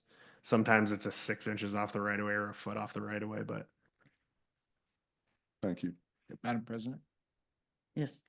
just one more question on that right-of-way issue. So would you say that Great Northern is up to city standards for right-of-way for, I believe it's heavy collector?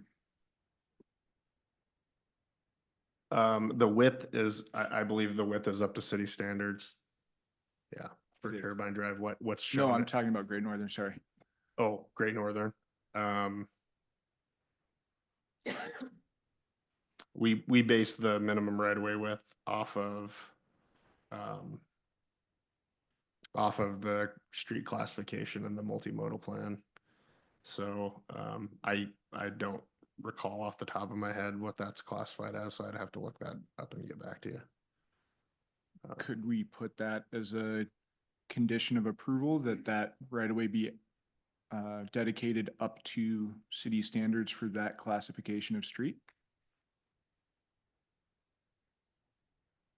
If you are inclined to move in that direction, I would suggest you table these deliberations and let us take a look at that. We don't want to put ourselves in a position, the city in a position where we are on the fly in the middle of a public hearing doing an exaction. And that is, would be a violation of the due process rights of the applicant as well. That is why questions like this need to come to legal counsel ahead of time so that we can be thoroughly prepared and make sure we can have a robust dialogue with you in the middle of a public hearing so that we can protect everybody's rights. So if you're inclined to move in that direction as a council, then I would suggest you table these deliberations and we take a more robust look at that dedication issue. And I also feel comfortable kind of partially answering that. City Code 1016 lists the minimum right-of-way widths for different street classifications. And it says a collector needs 60 feet of right-of-way minimum, same as a local street. So we currently have 60-foot right-of-way width along Great Northern adjacent to this property. Perfect, thank you. Council President, Councilman Sparrow. Councilor Dick and Schreiber, do you mind play a little devil's advocate here? Why you want the applicant to put concrete? Is it because Silver Wings has sidewalks right there that are concrete? What's the reasoning? Madam President. Councilman Schreiber. Yeah, that's correct. And also that asphalt tends to heave more where there's saturated soil and there's wetlands on both sides of this street and right of way. So I would be concerned that the asphalt would heave much faster than concrete. Madam President, I have the same concerns with the wetlands as well, and I trust Molly's opinion with bike ped and seeing the paths around Sandpoint in this area that are not in wetlands, and how much longer the concrete would last. Thank you. Thank you. So I guess I would ask council, can we amend to change that as part of this? And is that appropriate? Or should we table in that manner? For the concrete? No, you can just amend the proposed motion that's in front of you to include that as an additional condition. And Madam President, how far are we talking of the concrete? To redo the asphalt? Ask him. It's a good question. How far are we talking? What do you mean? What- I just, what, The length of the sidewalk? what distance are we talking about? Uh, Because would it be redoing that sidewalk, taking the asphalt up, or do you do it on top? Well, there's no sidewalk on the north side of Turbine. Right. There's existing asphalt on the south side. Right. You can either require that you change the proposed condition, number 6. Amend that to, instead of saying a 6-foot wide asphalt path, saying a 5 or 6 foot wide sidewalk, 6 foot wide concrete sidewalk. And there's an existing asphalt path on the south side already, the south side of Turbine Drive. So the new sidewalk that we're talking about is roughly 600 feet or so. You can see that 444 is the straight line distance. And then I'd have to go to the table to get the exact number for curve C4, but it's about 600 feet or so. So we're just talking about the north side, not redoing the asphalt on the south side. Right? Yeah, I'm not, Question. I'm not gonna vote for them to redo the sidewalk on the other side, but you guys might. Could we phrase Yeah. it such that new infrastructure would be up to city standards, which would be a 5-foot sidewalk of concrete? I would just phrase exactly what it is you're requesting. I mean, there's a condition in there. I'll read the condition here.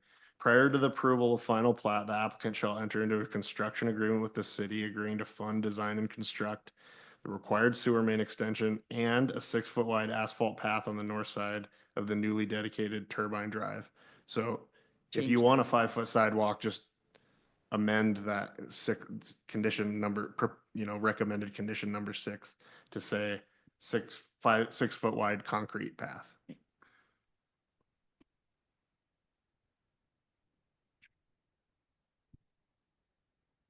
Would anybody like to make a motion at this time? Madam President, I'll make the motion.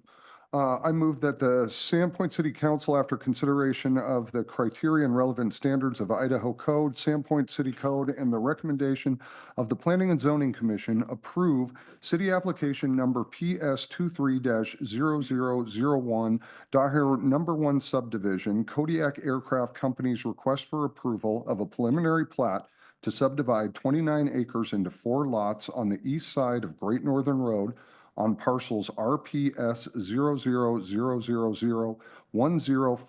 000105804A and RPS 3863000050A, commonly known as 1200 Turbine Lane.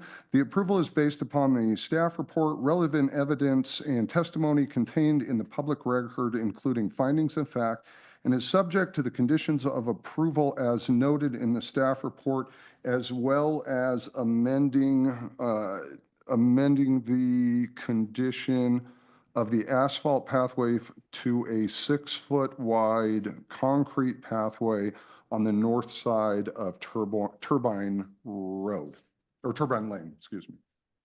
Drive, sorry. Nice job. No. Do we have a second? I second. Then we have a motion on the table. This will be a roll call vote. Counselor Dick, Yes. Counselor Schreiber, Yes. Counselor Duquette, Yes. Counselor Sprow, Yes. Counselor Rule. Yes. Madam President, motion passes. Thanks, President.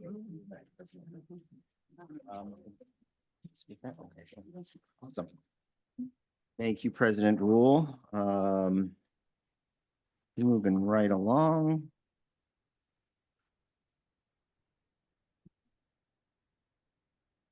Briefly, members of the public, I know you're here for this next item. It's going to be probably a while. I imagine you're going to all speak. I want to be sensitive to your time, but some of these people have bladders that didn't have the ability to use the bathroom like I did. So any council members want to take just a quick 3-minute break before we proceed? We've got one. Call for a 3-minute or 5-minute recess. Meeting's now reconvened at 7:22. We will now move on to item 12, the final item on our agenda, which is a public hearing decision on a request for approval of the Ridley Village Court Planned Unit Development Preliminary Development Plan, City File PPUD 24-0002. Before we proceed, I will ask for confirmation from each council member that you have no conflict of interest or ex parte contact regarding this matter. Starting on my left, Council President Rule, No. Councilman Schreiber, No. Councilwoman Duquette. Yes. As a result, Councilwoman Duquette, I believe legal has advised that you will have to abstain from this decision and hearing. Is that correct? Yes, she will need to recuse herself. Does she have to do that verbally? I just did. I recuse myself. No, she does Okay. not. I did it for her. Thank you. Councilman Dick, I have an ex parte contact and will be recusing myself. Councilman Aspiro. No. Excellent. I will now yield the floor to City Planner Bill Dean.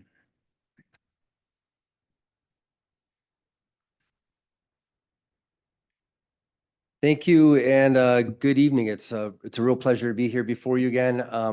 I'm just the spokesperson for a larger team, obviously, that's been working on this. So I'm representing Katie Keeney and Jason Welker, as well as Brandon Staglin and Pete Scott, our building official. We've all been participating with the community and the developer to evaluate this application. Tonight, what I'd like to do, again, for the record, Bill Dean, City Planner, what I'd like to do this evening is just familiarize you with the plan, what's been submitted. I have 15 slides to kind of warm us up to this application. I do want to say up front, thank you to everybody who's been participating. It's great to see when we have the community come out and share their concerns and comments. I think our land use decision-making is always strengthened when we have a lot of participation and involvement. We all understand things don't always go the way we all want them all the time. And I think in this conversation this evening, we're going to get a chance to touch on some things that are important as we consider a sizable development for our community. So with that, Jason, will you please bring us up with the first slide? We're talking about a PUD on a roughly 5-acre piece of property on the southwestern portion of the city. It's got a medium density multifamily designation. Right now, we're looking and evaluating a special permit called a PUD. It's a lengthy process. Under our code, it's kind of cumbersome. So I want to thank Zach and Fonda for helping us as we navigate the 4 public hearings that are involved here, as well as just the myriad regulations that are baked into the code. Basically, this is a project on the south side of town where the developer's asking for some flexibility from the normal zoning standards to bring something that's a little more creative. Our ordinance allows for that. Right now, we're talking about a housing variety, open space, and efficient use of this piece of property. It's located on the east side of Ridley Village at the terminus of River Rock Road and Autumn Lane, about a 5-acre site. Next slide, please. So roughly 57 townhomes were proposed. You'll see tonight that the application's been amended based on feedback from the Planning Commission and city staff. The context is that we're surrounded by a mix of land uses here. We have a charter school just right on the north of the site, the Forestburg Charter School. We've got multifamily just to the west, single family development surrounding the other sides of the project. Notably, the Maplewood subdivision was created in the early 2000s, interestingly under a PUD as well, where they were seeking waivers from certain standards. So when we look at this, the very first thing that we do with city staff is we zoom out and we take a look at the context that we're studying. This area is characterized, I would say, by a number of north-south connections from the highway down to development. There's like 3 or 4 arterial roadways or collector roadways that come off the highway down into development, yet there's not a great amount of east-west connectivity. So our lighthouse, our guidepost, obviously, is to adopt the city policies and city code for how we look at a piece of property like this, obviously trying to follow those policies and find ways to increase connectivity. That was the number one thing, regardless of what type of application, just looking at this piece of property and what can be done to help better further these policies. So that was top of mind with everybody on the review team looking at this. Next slide, please. This is a process that began probably earlier than July for the developer. I became involved in last July when I started with the city. We had some pre-application meetings. There may have been some before I got here. That culminated with an application being submitted in November.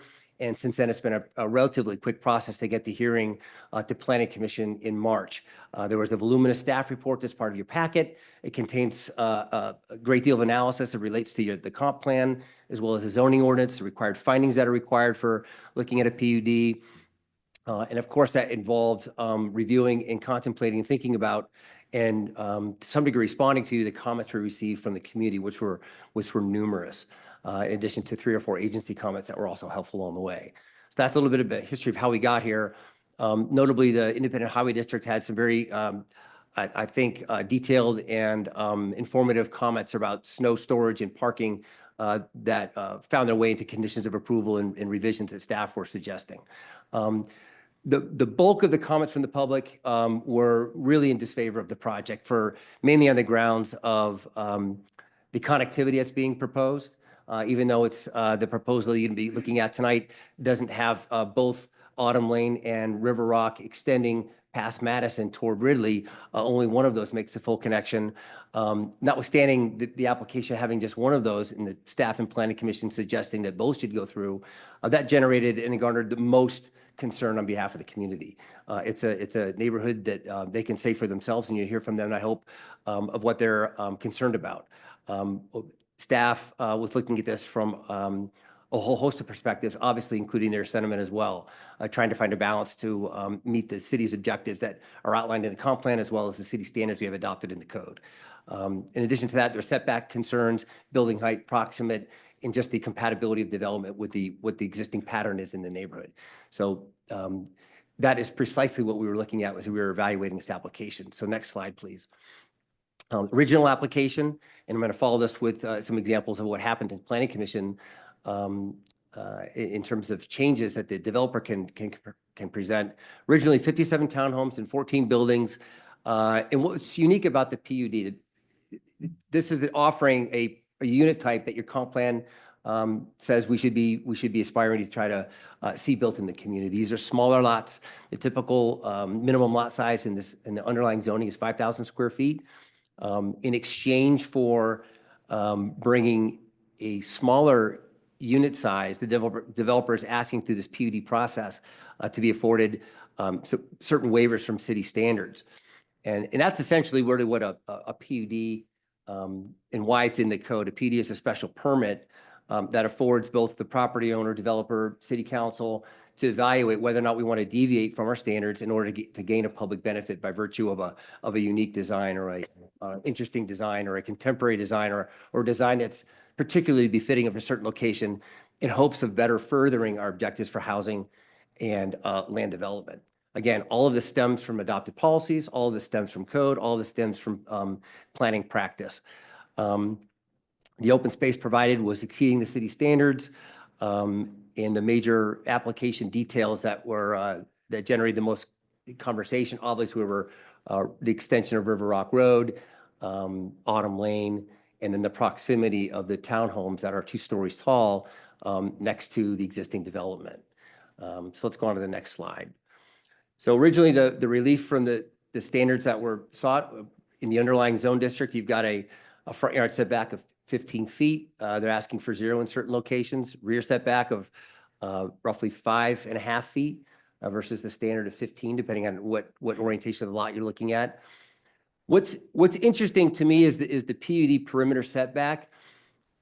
The reason why you have I think a setback of 25 feet in your code is because essentially a PUD represents a permit that's something different. We don't know what the PUD is going to be, but the code allows, Title 9 and Title 10 allows a PUD to be sought and pursued by a developer and on a location that's larger than 2 acres. And it's a way to have a creative process unfold whereby the city gets to evaluate something you might otherwise not receive in your zoning. But knowing it's different, as a default, we're going to set up a 25-foot setback standard because we're not sure if this development's going to be compatible directly with what's adjacent to it or not. So baked into your ordinance, regardless if a PUD is going to be here or there, there's a 25-foot setback baked in. It's also clear in the code that 25-foot can be reduced based on the proposal that's sought and the compatibility, as council sees it, with the proposal as compared to what's adjacent to it. So I think stands to reason there's a good amount of discussion that can happen tonight about that 25 feet. So they're indeed looking for a waiver from that standard.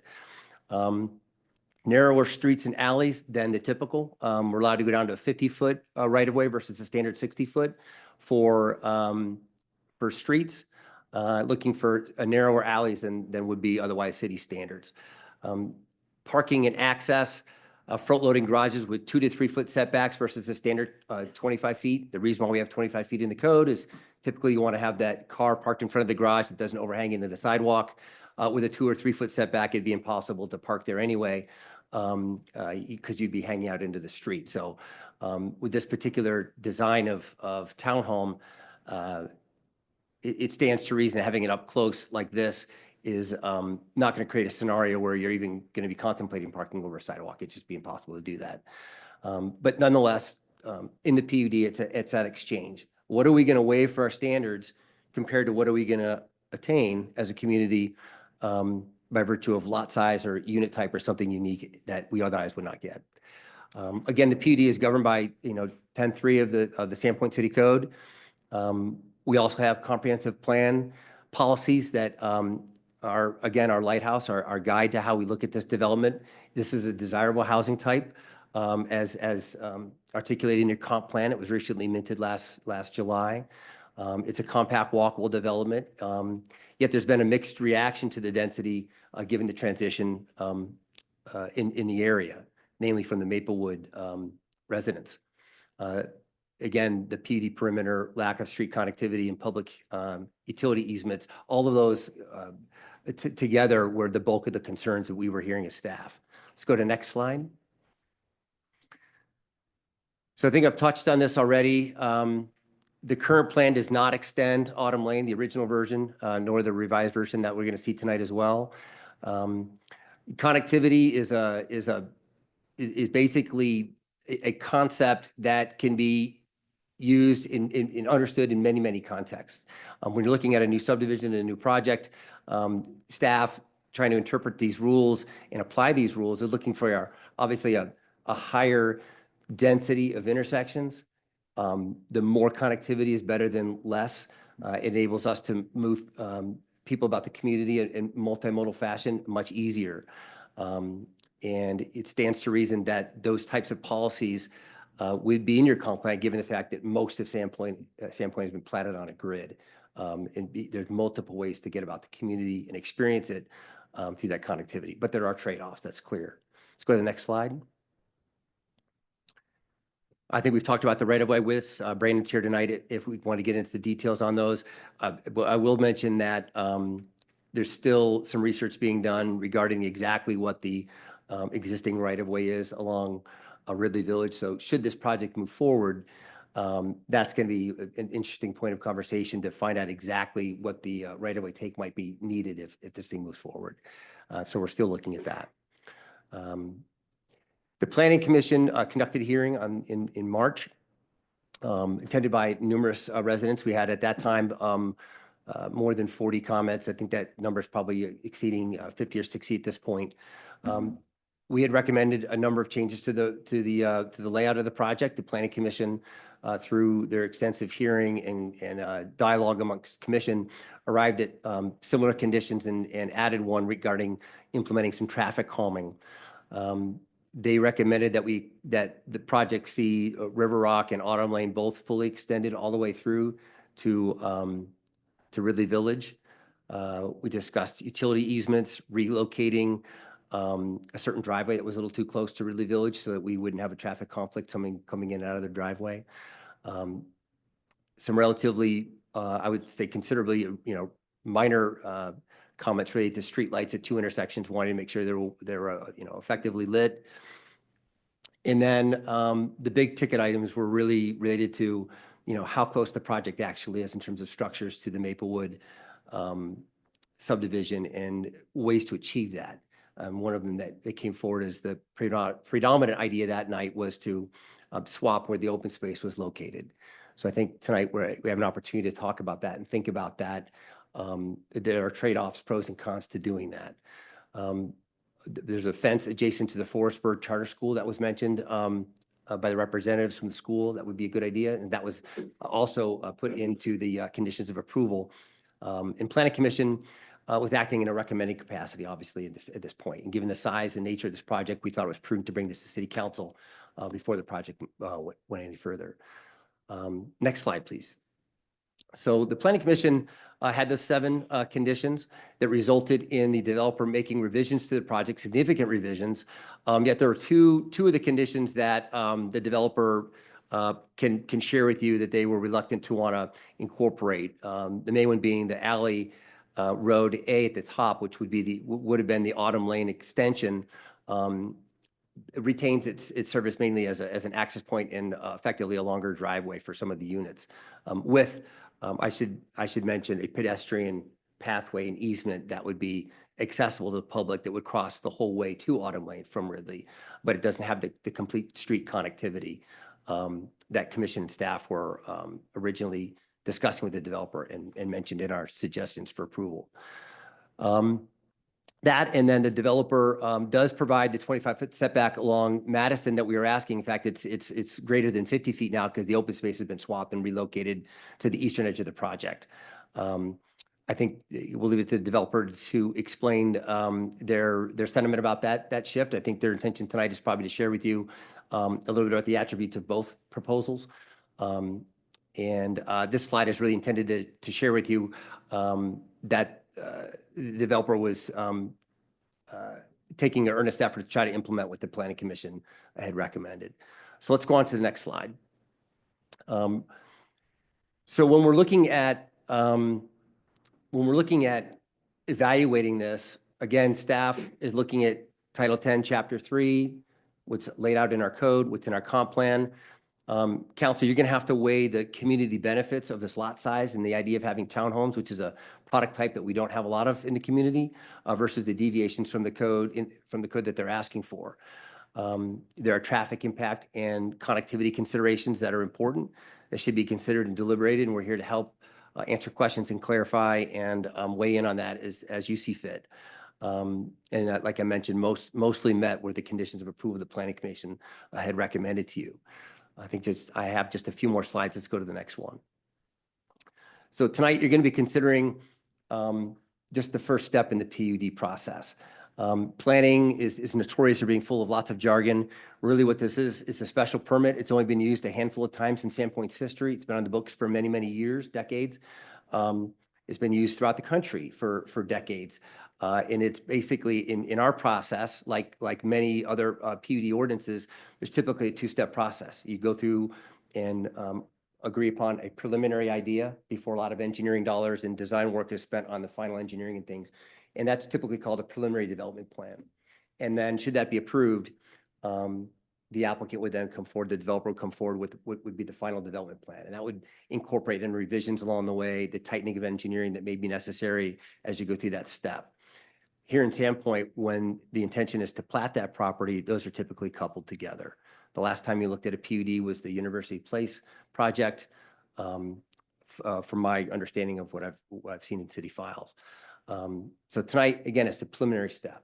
This is about the broader strokes of making sure that the configuration of the streets and the neighborhood and unit sizes are something that's befitting for this community, worthy of the waivers from the zoning standards. You can apply additional conditions now. You can apply them later. But again, you have options. Let's go to my final slide, which walks you through some of that. You can approve the preliminary development plan as presented either here tonight or the one that was presented to Planning Commission. They're all on the table. You can modify either of those with conditions as you see fit. You could deny this.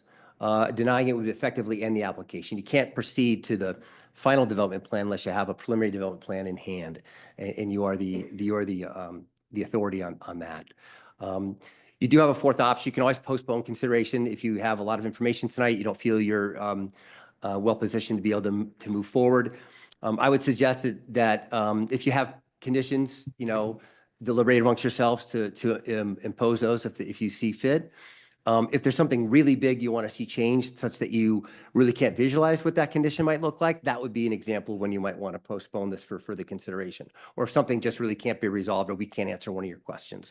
So with that, I'm going to end my, my 10 minutes or so of presentation. Thank you so much for participating and allowing us to present this tonight. Thank you so much. Bill, just two quick things. First is I realize I did not cover myself for conflicts. I have no conflict of interest on this file or this developer or the applicant. And second, Bill, on that last slide, is continuation also a option once we hold a public hearing? They could continue it to a time certain. Yes, that'd be a postponement of the deliberations till a future point in time. If, however, you haven't received information that you think might be necessary to aid in your decision, that would require reopening the hearing at a time in the future. Okay, thank you. Thanks, Bill. So as we work through this process, we will have questions for staff. So at this point, does council have questions for staff? We are going to hear from the applicant shortly. Councilwoman Rule, President Rule. I'm not clear on the fence with the charter school. Is there any more diagrams, pictures? Thank you, Councilmember. I don't have a diagram or a picture, but I can visualize the fence. But I'm not exactly sure the length. I think that what was at issue when that came up was more or less a good neighbor fence between the school and the project. I think the applicant may have had some additional conversations with the charter school. They indicated that they were willing to sort that out with them. So I'm curious to see if Aaron, when he comes up, has some additional information on what that might look like. I was visualizing this was intended to serve as just a clear buffer between a school and a private development. I didn't really understand much more of it than that. Okay. Can you pull up one of the diagrams and just give me a little bit better perspective? Yeah, Jason, can you pull up either of the plans and let's zoom into that? If there was a safety concern, I think that would have been a perception of safety concern. It wasn't discussed at length with the planning commission. It was brought up, and I'm hoping that the applicant may have had some further dialogue with the charter school since then. They indicated that they were willing to work with them, So what you have is an interface between the development and the parking lot for the school. And whether or not it was a perception that the denizens and people who are enjoying living at the development would, kids, for example, play in the parking lot or vice versa, children from school coming down into the project, either before or after school, that may have been part of it. If the school is here tonight, I'd love to hear from them more specifically. But my understanding is that the fence would be along that length of that alley road B there as a buffer. And whether that's visual or psychologically make it more safer, I think that's up for the applicant and the school to help us understand that. Okay, so that's the only place the fence would then be. And children would still have access to the school then coming around on the sidewalk on the far right of that diagram? That's right. That's our understanding, is that there's no intention to cut off connectivity to access the school. Under this concept you're looking at now, you'd achieve that in really three ways: one coming up Madison, one coming down Autumn, and the other through this proposed public easement. Such would be the same if that were Alley Road B. Instead, we're Autumn Lane. You'd have a similar level of connectivity there. Okay, that was my biggest concern is just the pace of the fence and what it was. Councilwoman Rule, just questions at this time, not expressing concerns or anything like that. Okay, correct. Yeah, I needed to know more about where the fence exactly was. Yeah, I think my understanding is it's right there. Okay. Yep. Any questions for staff from their council members?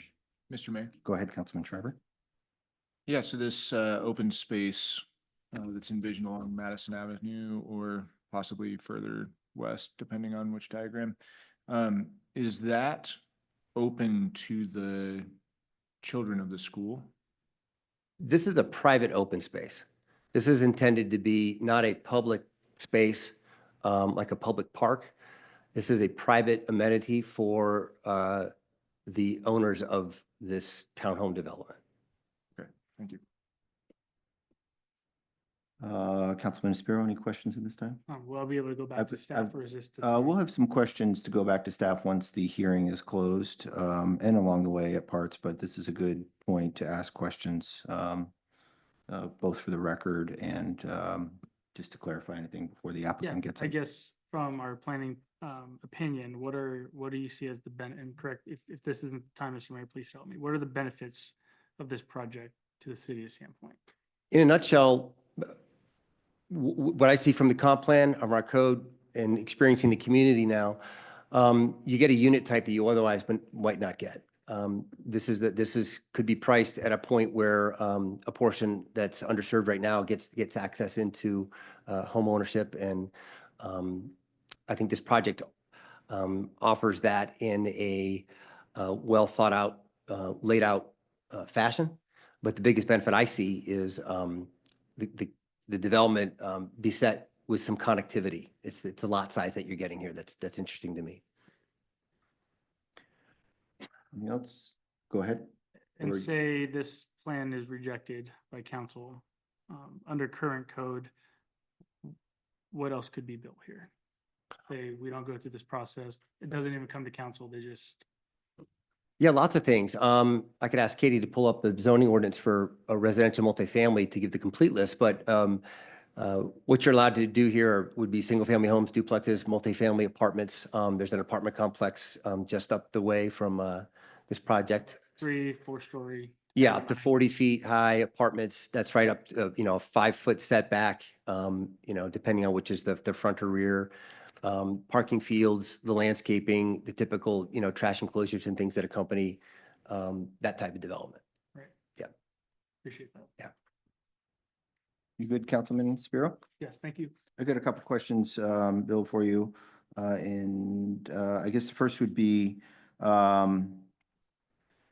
when I read the comp plan, page 58, new neighborhoods, it talks about goal 4A.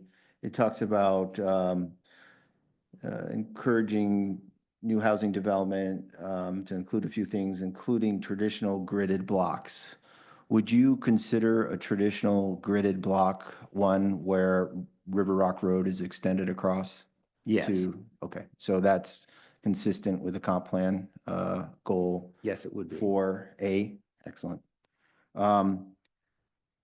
You mentioned some of the uses. Do you recall, did either the city, or could you give us a rough idea, or maybe the applicant can answer this, of the rough theoretical density of housing units that could be constructed under the entitlements of just a straight multifamily development? I did look at that. I'm going to, of course, give you the wrong number, but it's in the hundreds of units. Okay. Yeah. Um, You have to account for the Road maneuverability, roads, landscaping. Reduction. But it could be quite a few units, depending on the size of the units. It could be many units. And in that multifamily zone right now, you can do up to, is it 7 units entitled before you have to go through any kind of hearing process? That's right. And additionally, the setbacks in the multifamily zone, if somebody were to proceed not with a PUD, I believe, just want to confirm, the setbacks from the rear would be 5 feet for accessory dwellings. Setbacks from rear would be 15 feet. And the side 5, is that? That's right. And if you have an accessory structure, that can go as close to 5 as well. And those can be large and they can have heights to them as well. So That could be an accessory dwelling unit as well? yeah. Okay. Mr. Mayor, you're talking about along Ridley Village? Yeah, just for example, along the border in the southeast corner there. You scroll up just a little bit. Those units, if somebody wanted to build on that portion of the property. The other direction, whoever's controlling that. Yeah, what they're calling private road here on the right, where it borders Maplewood. Mr. Dean, do you recall, or can you speak to our plating process? Any requirements that you know of in code that require new subdivisions to provide connectivity with roads and the plating process? Yes, and thank you for the question. It's a good question. After all, that's what guides our review. I can't cite the section. The PowerPoint presentation did cite the section. Jason, you might be able to find that slide. I think we cite the portion of the subdivision code that essentially requires when you have a street that's stubbed that it be extended to the degree that it can. So in that case, again, looking at both Autumn Lane and River Rock, I have to imagine that if the Maplewood subdivision had the ability at the time that it was approved to go further to the west, it probably would have. That's just a guess, that's a supposition. But it's not common when you would leave a street that doesn't have any houses loaded on it. That's expensive to build. And I think that's probably driven by the fact that the grid pattern was sought and pursued and ultimately required and approved when Maplewood came through, leaving its stubs obviously for the future. Okay, thank you. So it's probably reasonable to, I guess, imply that when Maplewood was platted, if that same section of city code that you reference requiring connectivity, that those standards would have been put in place in possibly anticipation for development happening west of the site? That's right. Even if it weren't in place, I think even if you didn't have those standards in place, I think, well, there's one planning director, two, Aaron's three, Darren was on the line, four planning directors you probably could have surveyed that probably would have talked about the attributes and benefits of pursuing a grid pattern. So I think that would have been probably, at least at a minimum, an item of discussion as the plat came in. Cool. And I have a couple questions for our city engineers and public works. Brandon, would you consider River Rock Road a high-speed road if it were to be developed as laid out here in this proposal? No, I wouldn't consider it a high-speed road now, or if it was extended through this development. You would not? No. Okay. Mr. Mayor, sorry, Yes. what's can you define a high-speed road like? Well, 25 and miles I'll just per hour? clarify, I'm looking at our comp plan and it talks about, new neighborhoods and avoiding high-speed roads through them. So like high-speed faster than 25 miles per hour, is that? Well, certainly because our minimum standard is 25, so it Yeah, would I have mean, to be people higher zoom than by that. my house all the time, like Yeah. really fast. Okay. And finally, I mean, speaking to I read a lot of public comments and there seemed to be some concern about traffic volumes. River Rock Road, what would you estimate the capacity, if that were just a road anywhere with those dimensions and that width for vehicle trips per day? Is that an answer that you could? No, ballpark? I don't. I think it's tough to, unless maybe Holly has a different opinion, but I think it's tough just to say a road of these dimensions has this capacity. You're typically looking at capacity based on the function of intersections. Okay. And when they need additional improvements in order to make them not fall below level of service. Gotcha. So it's more of an intersection question. I can add for classification. So there are 3 classifications of roads in our multimodal transportation plan. Arterial has the highest traffic volume. Those roads are designed for heavy traffic. The base gets thicker, the road gets wider as you have more traffic on it. The second level below that arterial, which again is the highest traffic count, is collector. The lowest is a local road. So in our multimodal transportation plan, we have, it was an effort to assess all of our roads in their classification. River Rock Road is a local road based on the true traffic that it sees today. And it would remain that classification up until the counts on that road and the reality of the volume of traffic on that road reached over 2,000 vehicle trips per day. Okay, that's super informative. Thank you. And Division is an arterial, is that correct? Yes. So that's our highest volume road. Yes. The highways are also considered an arterial. So US 2, Fifth Avenue, for perspective. Cedar Street is a collector. Okay. And again, a local road you said is up to 2,000 vehicle trips per day. That's right. Mr. Mayor, Go ahead, Council President Rule. Would South Division be considered more of a collector just because of the dead end? I'd have to look on our map. I would assume that it is a collector. Our multimodal transportation plan has a map of all the streets with all the classifications. I don't know them all off the top of my head, but Brandon's saying no, it's not classified as a collector. Okay. Oh, sorry. Just to be clear, I'm saying I don't know the answer. You I don't don't have the street network memorized. either, No, so. that you helped me understand the capacity of roads. You've helped me understand the gridded network requirements of our code, and you've helped me understand. One more question for planning director or planner Dean. The 25-foot setback from the exterior of a PUD.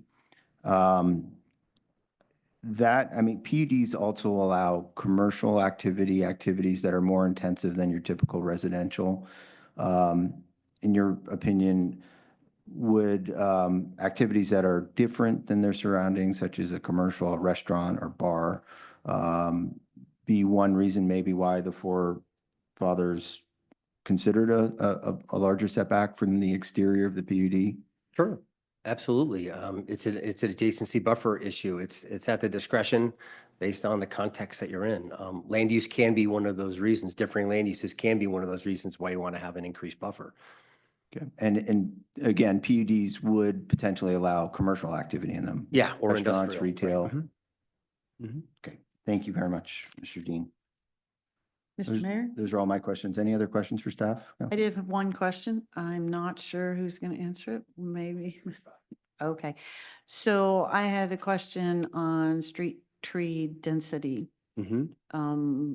And if we can pull up one of the diagrams.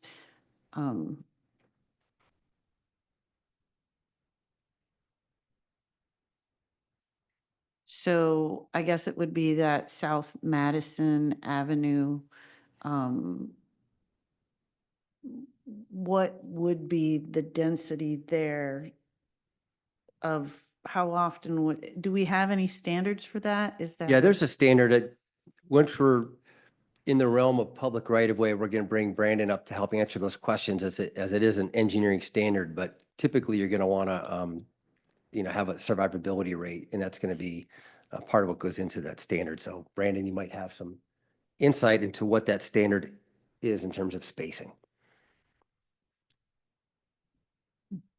Yeah. I just want to clarify what the question is. Are you talking about the spacing between the trees? Is that what you're asking? Either along what would potentially become the extended River Rock Road, and then what would also be along South Madison. I'm assuming there's just a standard. I believe our subdivision code requires one street tree per 25 feet. Okay. That doesn't mean that they need to be spaced exactly 25 feet apart from each other. But that's the number of street trees you're required per 25 feet of new road, essentially. Okay, and that doesn't matter whether or not this open space is here or there are units there, or it would still be the same density of tree? Yeah, it's public street It's a frontage. private street frontage, okay. Yeah, so adjacent to all lots created or developed, they need to do street trees along either a new road, both sides of the street, or along the side that their property fronts on. Right, so That's why Ridley you see it Village shown. would also, they'd be responsible for street trees along that, and that's just part of our code, correct? Correct. Okay, thank you. Mr. Mayor, Go ahead, Councilman Schreiber. sorry to give you a workout here, Dean, but quick question. So is it typical in non-PUD development that public right-of-way would be considered open space? No. No, okay. No, And no, how no. about on-street parking? Would that be No. used to meet? No, we off-street have parking? off-street parking, one of my favorite topics. We have off-street parking requirements that are distinct from what a public right-of-way might look like. Okay. Yeah, and it's I think that the analysis we were providing for the Planning Commission, the staff report talks a little bit about that distinction. This project originally had a demand of roughly 72 spaces. I think they're providing 78 in a private setting, an additional up to 128, I think it was, if you included some on-street. But when we're reviewing applications, the zoning ordinance really governs what happens on private property. Very powerful tool. And we do the counts based on what's provided on the private property, the off-street part. Sure. Yep. Do garages usually get calculated as off-street parking? Yeah. Okay. And if this was just a normal development zoned as multifamily, what would be required for off-street parking? Is it? Well, the parking requirements are based on land use. So every land use type has a correlation to the number of parking spaces that are required. I do not have it committed to memory, but a single family home is based on the number of bedrooms that you have. And Katie, I think if it's 2 bedrooms or 3 or fewer, it's, Let's say it's 1.4. 1.4. If it's 3 or fewer, if it's larger than that, you've got more parking for a single family home. Okay. And multifamily is going to have a different standard. Sure. If you have more than 3, it goes to 2 parking spaces. And then I think after 5 or 6 bedrooms, it then bumps up again. Yeah. Okay. And each land use has a different, it's gonna be 1 to 350 square feet for retail or a restaurant, for example. There's a table in the code that establishes that. But for residences, you're looking at 1.4 to 3. And does this PUD generally meet that? This PUD exceeds the required parking based on every way I've looked at it. Okay. Thank you. Yeah. Just follow up to Councilman Schreiber's. It made me just bring up some other questions. Mr. Dean, we regulate in part our open space through our pervious and impervious surfaces. In this zone, I want to say for city code, was it 40%? Let's see, impervious surface multifamily. Looks like it's 30% for impervious surfaces and 35% building footprint. So that basically guarantees that in this zone, no more than 65% will be hard surfaces. The rest would be open. Correct. Space. And we do charge impact fees for new development to cover their park contributions and needs for parks in the city. Okay. Yes. So there's not a requirement that people provide parks when they're doing development. They basically cover that by paying the impact fee. That's right. I think we could, if you're going to design and locate a city park, there's really needs to be the parks professionals help us understand what the demand is, what the concentration of parks is. Typically, you want to go through an exercise of understanding what your gaps are and then come up with a plan according to meeting those needs. Sometimes you have an application before you that it just happens to fit that need, but you really want to go at future parks planning to a separate exercise and then have your development applications respond to that city identified need. Thank you, Mr. Dean. Cool. Any other questions for staff? Yeah, along that same question about impervious surface.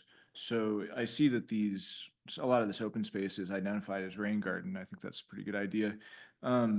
Is there going to be any conveyance of stormwater to those rain gardens, or are we too early in the process to really talk about that? I think that's the whole point. I mean, Brandon can speak to that, but the final engineering would come at a time when the final engineering, should this project move forward, there's going to be preliminary plat, there's going to be some engineering studies that help arrive at that. My understanding, and Brandon can clarify because he's the one with the credentials to be able to really answer this question. My understanding is that open space is principally designed to accommodate and help manage the stormwater. And if I'm not saying that correctly, Brandon, then shake your head and throw something at me. But I believe that's precisely what it's intended for, predominantly. Sure. And I'm just looking at this map and seeing a lot of impervious surface on one side and all the pervious surface on the other. Yeah. That's what I was asking. Yeah, I think the engineers are going to find a way to deal with it. It's a math exercise, number one, right? How much pervious and impervious surface do you have? What's the runoff coefficient? How much land do we need to set aside given the soil characteristics to attenuate and manage the runoff? Sure. And that's how engineers look at it. And then the planners wiggle their way in and talk about what it means to make a nice community, a nice setting, and a nice address. And then developers come in and want to talk about the cost. Sure. Couple more unrelated questions. Do we know what the setbacks as built along Cattail Court are? You know, I did know that, and I knew that earlier today, but I can't recall. It's, I believe they had a waiver from, the PUD that was approved for Maplewood had a waiver along Division and along the southern property line for those properties. I think it went down to, gosh, it may have been as close as 10 feet on the southern property edge. And on the western property, for those that are on Cattail Court, I think it was probably 15. That's what I recall. Okay. So the waiver was I'm really for measuring this. Roughly 15 on the public GIS map. Yeah, I think the waiver was along Division and along the southern edge, if I recall. Yeah, on that southern edge, it almost looks less than 15 to the backyards of the people to the Yeah, south I of that. think it's about 10. Yeah. That would be a side yard. Right, the side yards backing up to the backyards of the people south. Yep. So when we're talking about how their development affects the people to the south of them. Yeah. And So you're referencing the distance between Maplewood and Northview, which is it Northview to the south? Mm-hmm. And then I know, it appeared that all of those homes Right there. on Cattail Court were single story, meaning all the living space is on the first floor, but do we know how tall those buildings are? Because I know some buildings have really steep pitched roofs and they could be quite tall despite being single story. I haven't gone so far as to understand the building height specifically, other than typically single story. And I'd be quite frank, I did not look at the PUD to see if there's restrictions on whether or not they could be remodeled into two-story. I don't have that information. Okay, thank you. That's all my questions. Sorry, just wanna be thorough. I'm sure I'm pretty. Anyone else? All right. Moving on, we will now hear from the applicant.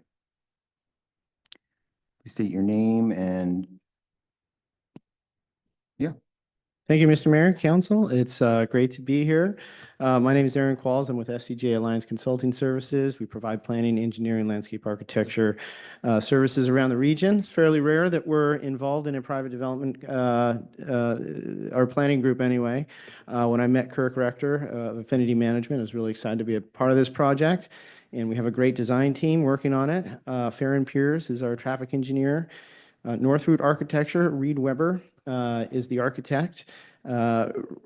Subsequent to joining our team, he ended up getting tapped for the planning commission appointment, and therefore he will not be here, but he is available on my phone if any architecture questions come up. And then we're working with Scott Brown with J.A. Sewell Engineering. If you give me a moment, I'd like to share my screen and present what I prepared for you this evening.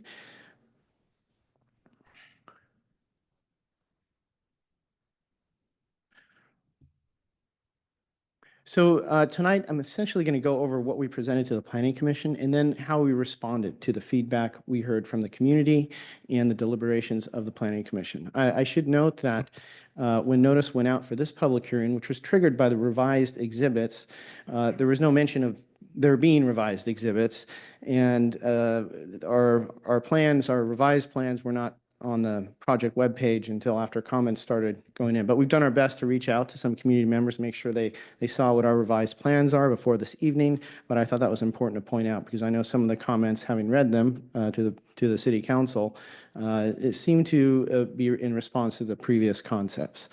Ridley Village Court, the vision is to, as mentioned, provide a housing type that is called for in the comprehensive plan, but is all but non-existent. And We have really tried to design this being very sensitive to the surrounding area, to be in harmony with the surrounding neighborhood, and to provide homeownership opportunities that might be otherwise out of reach. This is a single-family development. I think it's important to understand. It's attached single-family. So each unit would be on its own fee simple lot.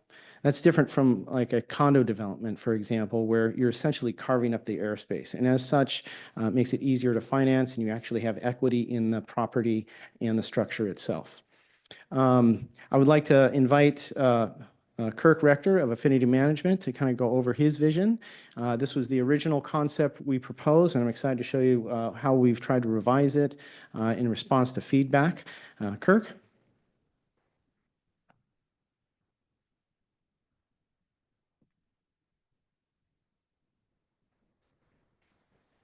Hi, Mr. Evening. Ricker.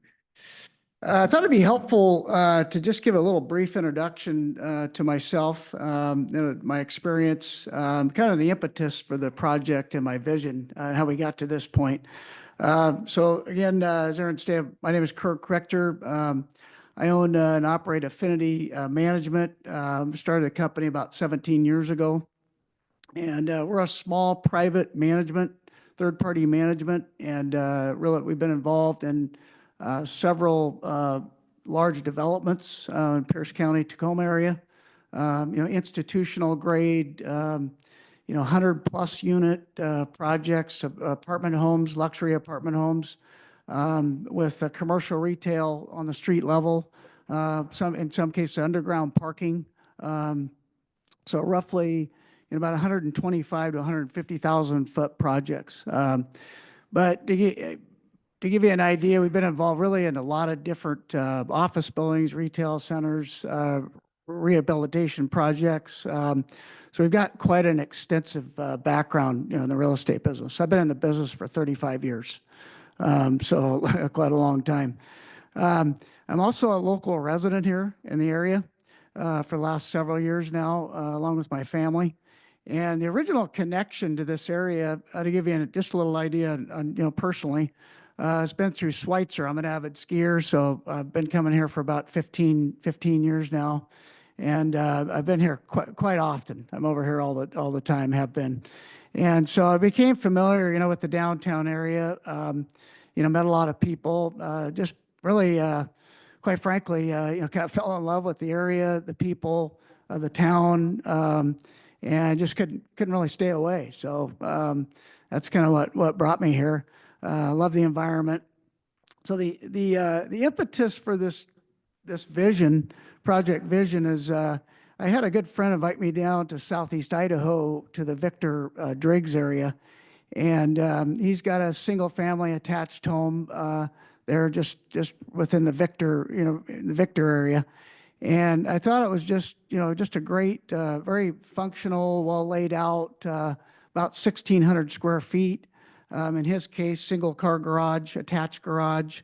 And I thought that'd just be a great concept to have in Sandpoint, to be able to offer that on just a little, larger scale. So that was kind of the initial seeds for, how we got here today. And so again, the single family attached homes, it's, I think, a 40, 50 unit project there. And so basically I built on that idea of having a nice community with amenities, walking paths, very nicely landscaped, large open area for residents, for gatherings and events. We want to make this nice, nice quality, well thought out, well designed. And so, with quality construction. And so, as you know, and the need for affordable housing, this has been really kind of a national conversation, of course. I mean, it's been all over the news, regionally, locally. So I thought it was interesting, one of the council members, Joel, with your question there regarding what's the benefit to the community? That's a great question. In fact, that's the initial question I was asking myself before we even, cut this process going.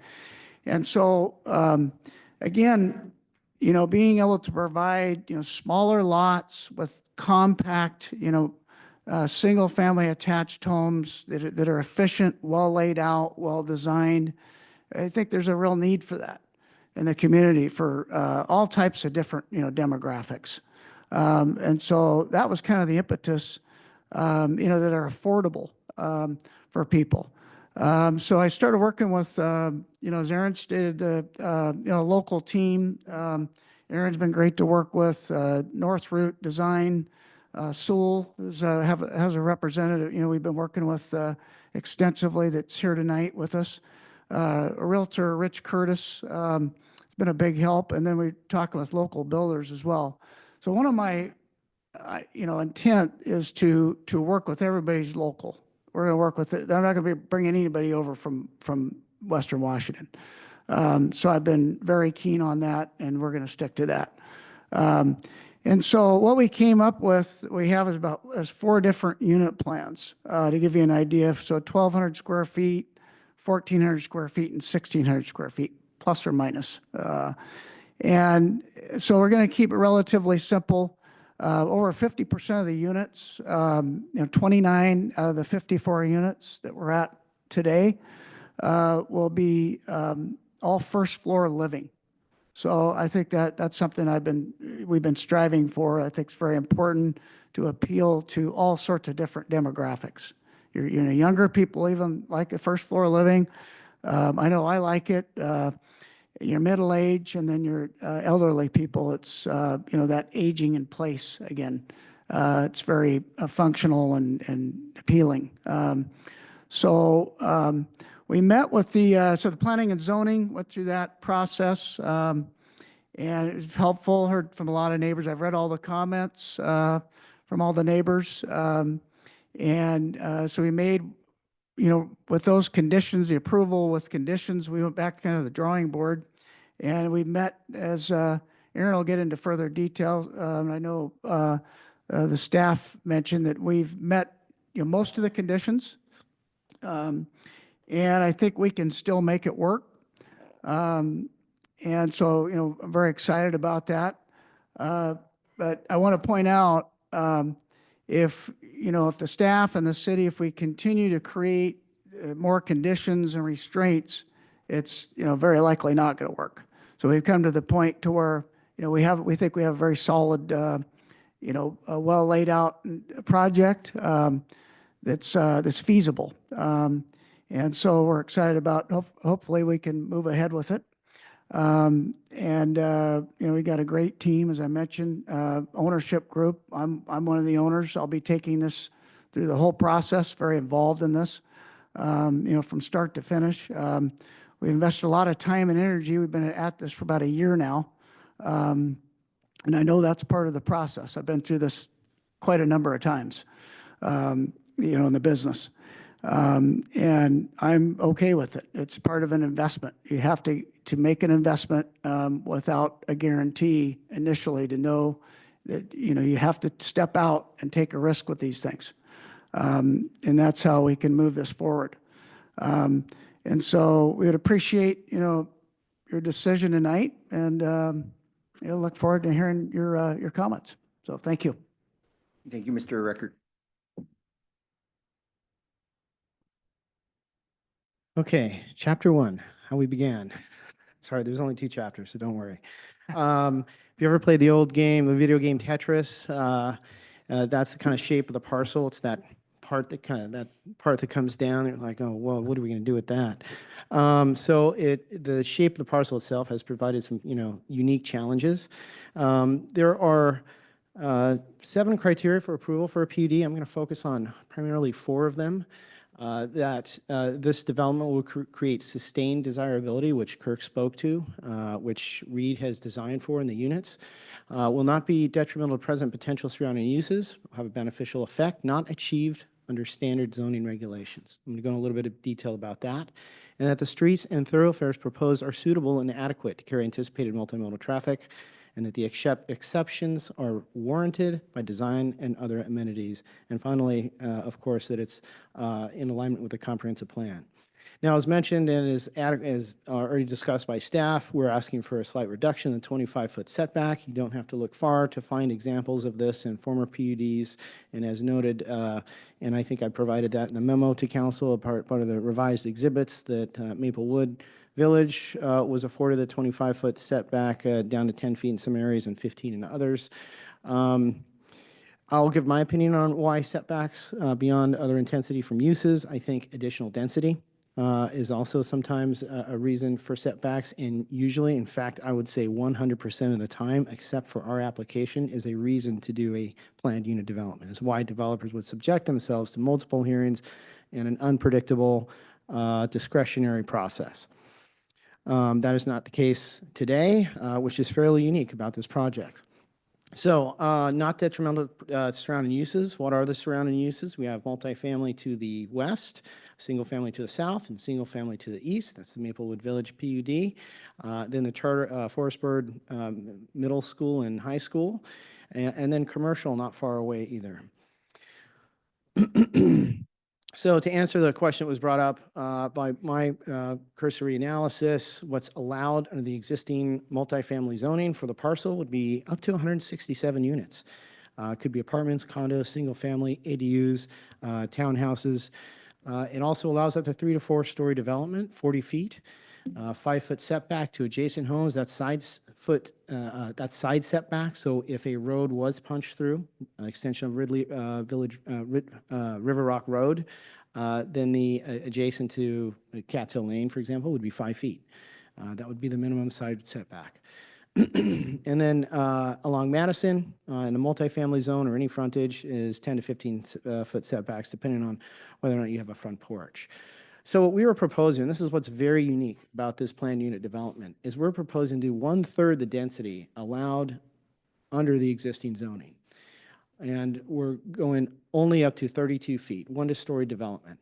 And this is what was proposed previously. And again, this is chapter 1. We're going to go into how we've amended it here in a few minutes. 5-foot setback, which is consistent with the side setback from,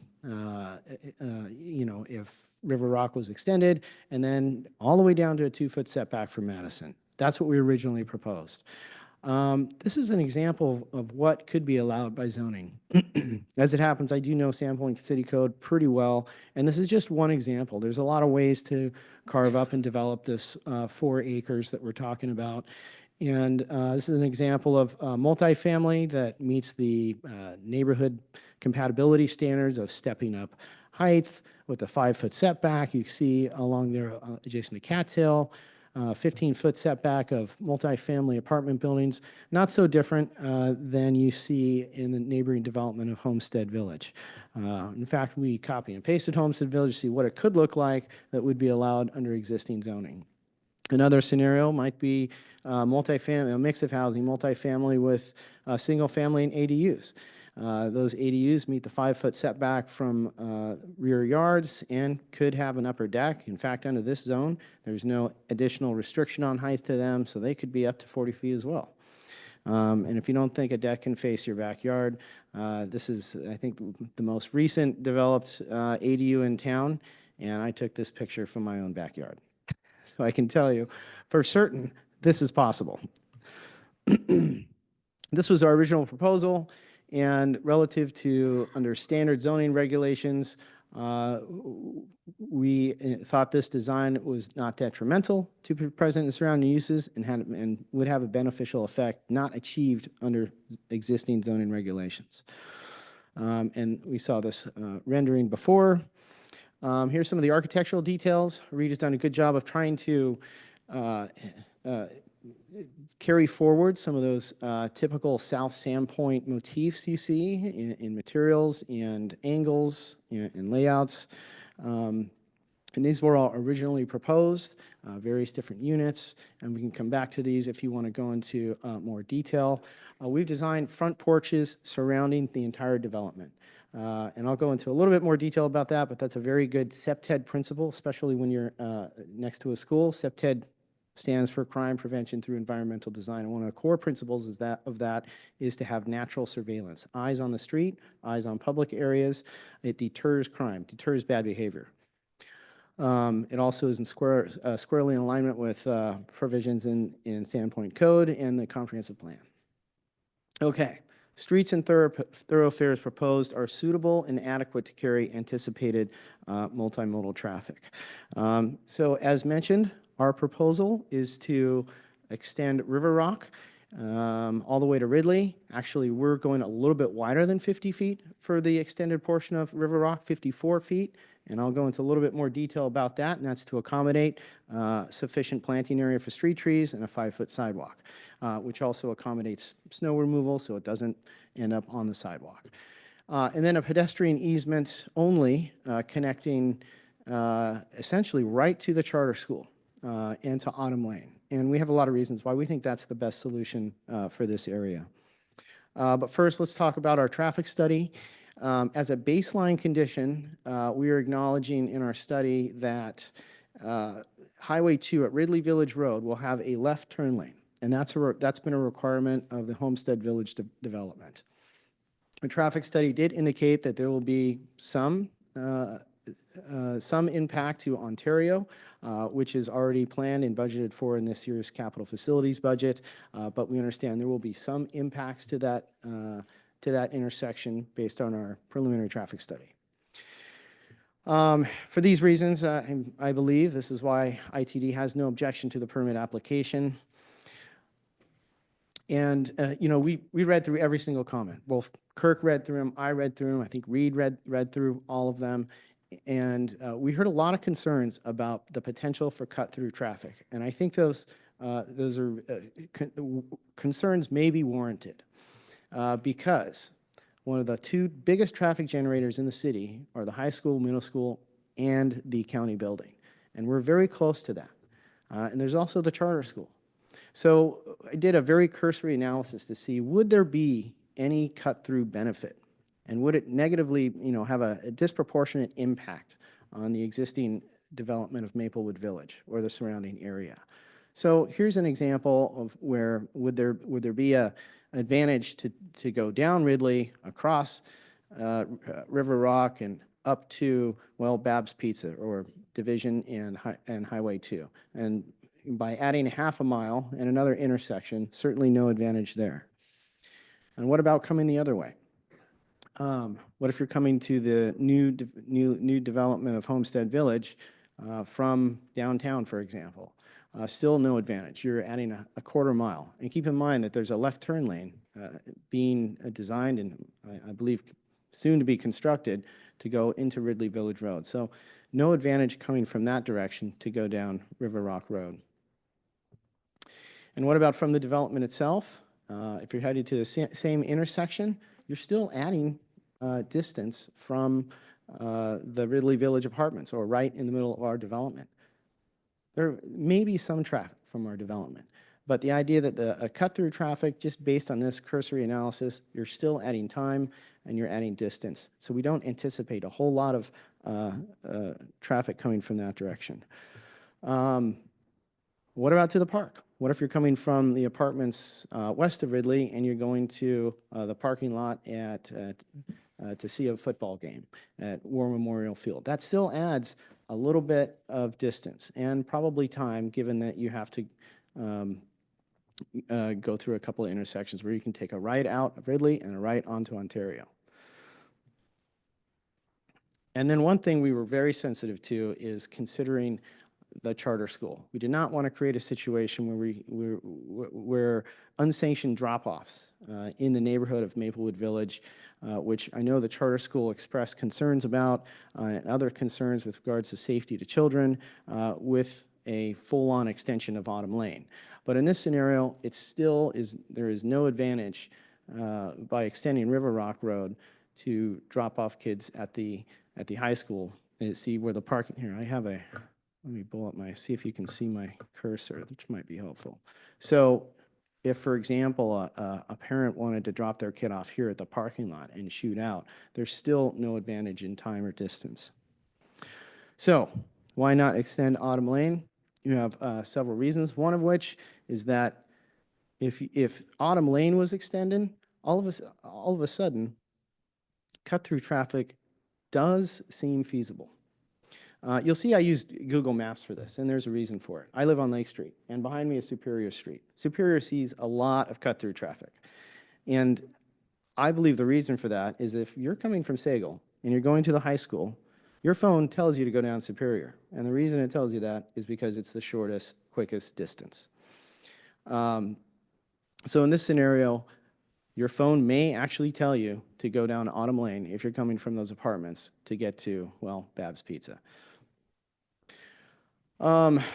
The Charter School expressed they were not supportive of extending Autumn Lane. They have also, as expressed, I don't know if Mary's here tonight, we've had follow-up conversations with them about both the fence and extension of Autumn Lane.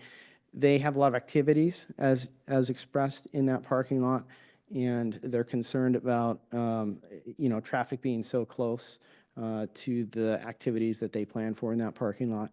The fence, we're happy to work with them on. I've had conversations with Mary about making sure that fence does not create a enclave to encourage bad behavior. Again, natural surveillance, SEPTED principles. So we want to work with the charter school to make sure we get the fence right and make sure it's safe in all ways. We believe that having a dedicated public easement across that area is the safest option for school children, rather than a full-on road, which we do not think is necessary. We also do not think that extended road is necessary on Autumn Lane because Ridley Village essentially is built out now in a dead end. There was no road required to go through the Homestead Village, connecting over to Park, and so that represents an edge, a new edge, if this development goes through to South Sandpoint. And what's interesting about this project, it essentially extends South Sandpoint in terms of its walkability and bikeability. So we believe the additional potential for cut-through traffic along Autumn Lane, if it was extended, may actually have unwarranted impacts and safety issues. And then the other consideration, if another connecting street isn't warranted, another 300 feet of street, that would be another 300 feet of street that would have to be maintained in perpetuity by the city. Whereas everything else except for Ridley, the extended River Rock, would be maintained by a homeowners association of Ridley Village Court. So most likely what we anticipate under our scenario is this. More people walking, biking from Ridley Village Road to other areas of the city. Right now, if you live on the west side of Ridley Village Road, your only option to get anywhere, even the charter school, is to go along the highway. This would change that. You would be able to get to Washington Elementary, the charter school, Lakeview Park, Memorial Field, downtown, 3rd Street Pier, through walking or biking, and that's what we anticipate would be the primary result of our development to the development east of our proposal. Going a little bit of detail about code sections. So again, subdivisions, and we will come through with a subdivision pending approval tonight. It must make provision for the direct continuation of principal existing streets. And if you read on in that provision, it says, insofar as they may be necessary. We believe one extension, extending River Rock Road, is the only road that is necessary to meet that requirement. And a pedestrian easement is the safest option with the least impacts. So we're planning for a full 54 feet of width, and this is a comp plan policy to support that. And we've based this on a little bit different urban area transportation plan cross section than was originally cited in the report to the Planning Commission. And I'll bring that up in just a second. I want to also point out that we had follow-up conversations with Spot Bus, and I believe Donna is here tonight to speak more about their needs. We wanted to make sure if there's an opportunity to better support the Spot Bus, either with a bus stop or some kind of design modification, that we took advantage of it. Right now, Spot Bus comes from Dover, goes down Ridley, has to enter private property, back out, and go back out Ridley. So having a connection will benefit the Spot Bus. They also, and Donna can speak to this, I'm sure, being able to continue the route and go up to the assisted living facility you see there just south of Daisy Street might create further advantage for them. So here's the cross-section. That was a typical section for a local road, which we've kind of designed for, where we accommodate parking on both sides, 10-foot vehicle lanes, and then slightly modified by us is having 4 to 5 feet of planting area for trees. We know that some PUDs have been allowed to go down to 3 feet. We don't believe that's sufficient to have a long-lasting, healthy street tree. 4.5 to 5 feet is really what you need, according to our landscape architect working on the project, and then a 5-foot sidewalk. Okay, the exception that we're asking for, and again, we're still in chapter 1. We haven't gotten to the revised ones, but bear with me. Mr. Yes, Qualls, sir. I'm just gonna, maybe another 15 minutes or so, but we do need to. The rest will go very quick, Mr. Mayor. So safety by design, we tried to incorporate principles from NACTO, National Association of City Transportation Officials. Building lines, street trees, on-street parking can all reduce speeds. And then this is kind of an example of how our original proposal addressed SEPTED principles, which is also called for in the comprehensive plan, and to enhance the human scale along street corridors, which also encourages social interaction, and which also leads to healthy neighborhoods. That's what it looks like once again.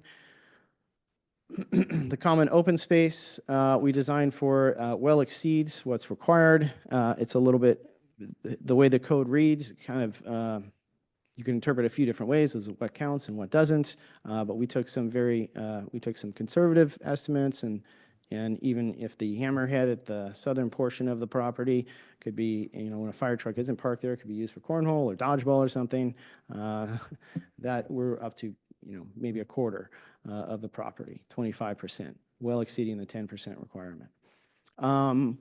Off-street parking, this kind of shows what we designed for. We're exceeding the off-street parking and then adding another more or less 47 spaces on-street that we're designing for that we think is beneficial.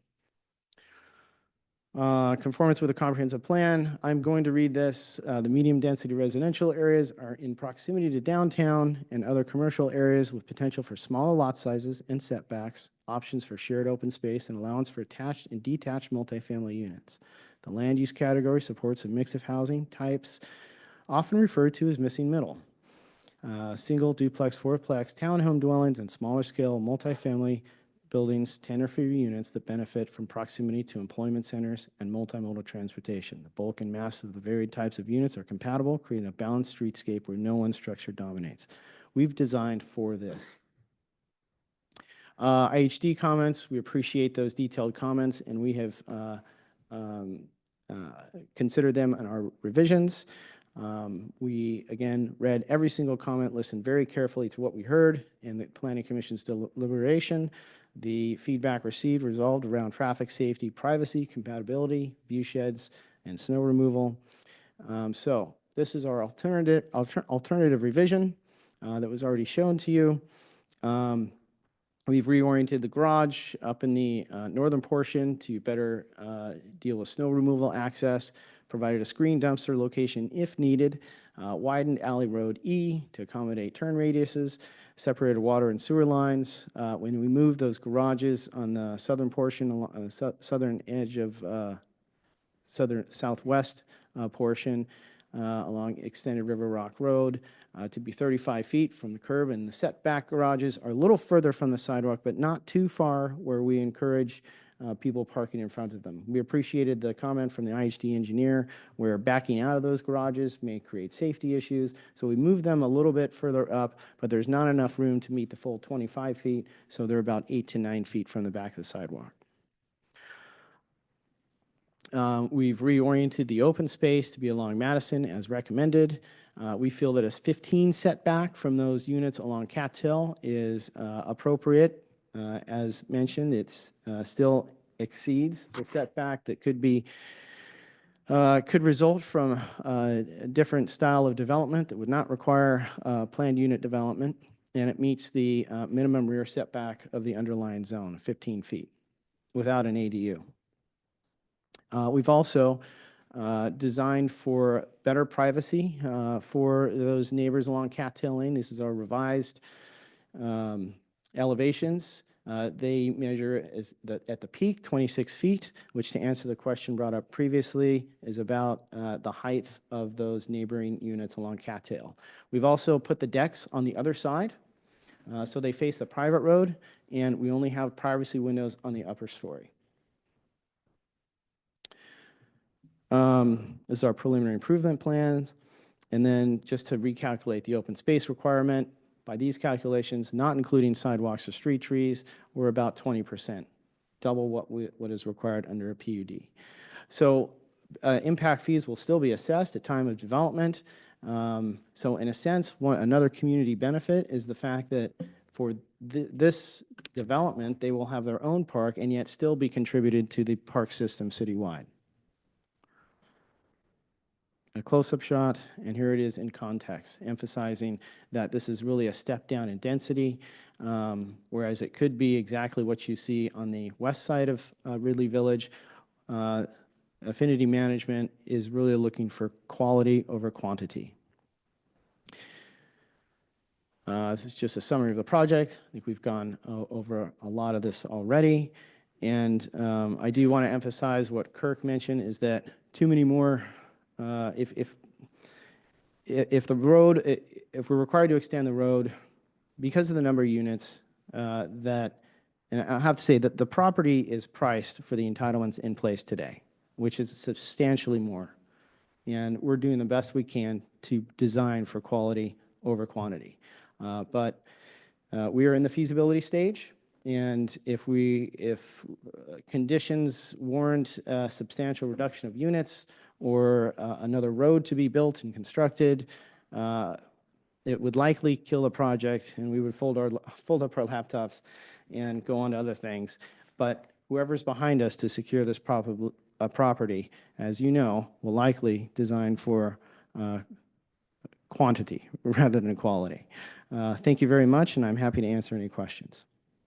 Thank you, Mr. Qualls. Maybe if you bring, yeah, that's a good site plan, I think, to start with.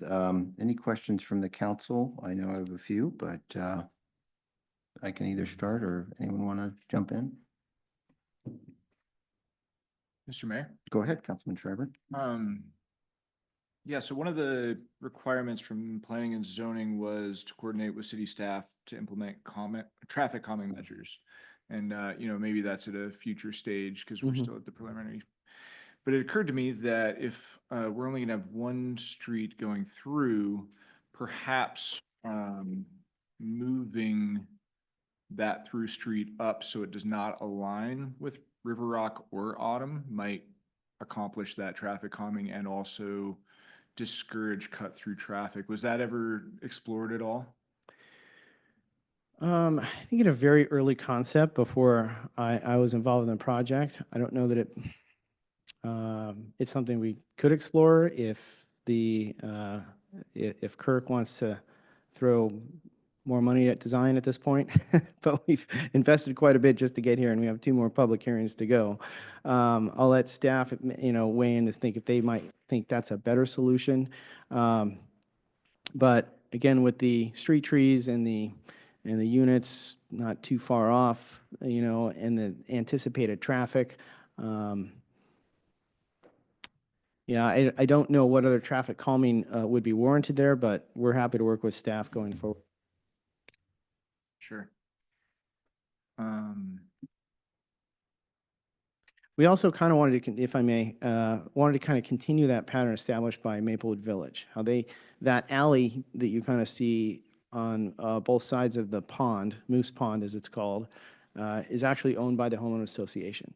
And we thought continuing that pattern might well integrate with Maplewood Village rather than a full road. Sure.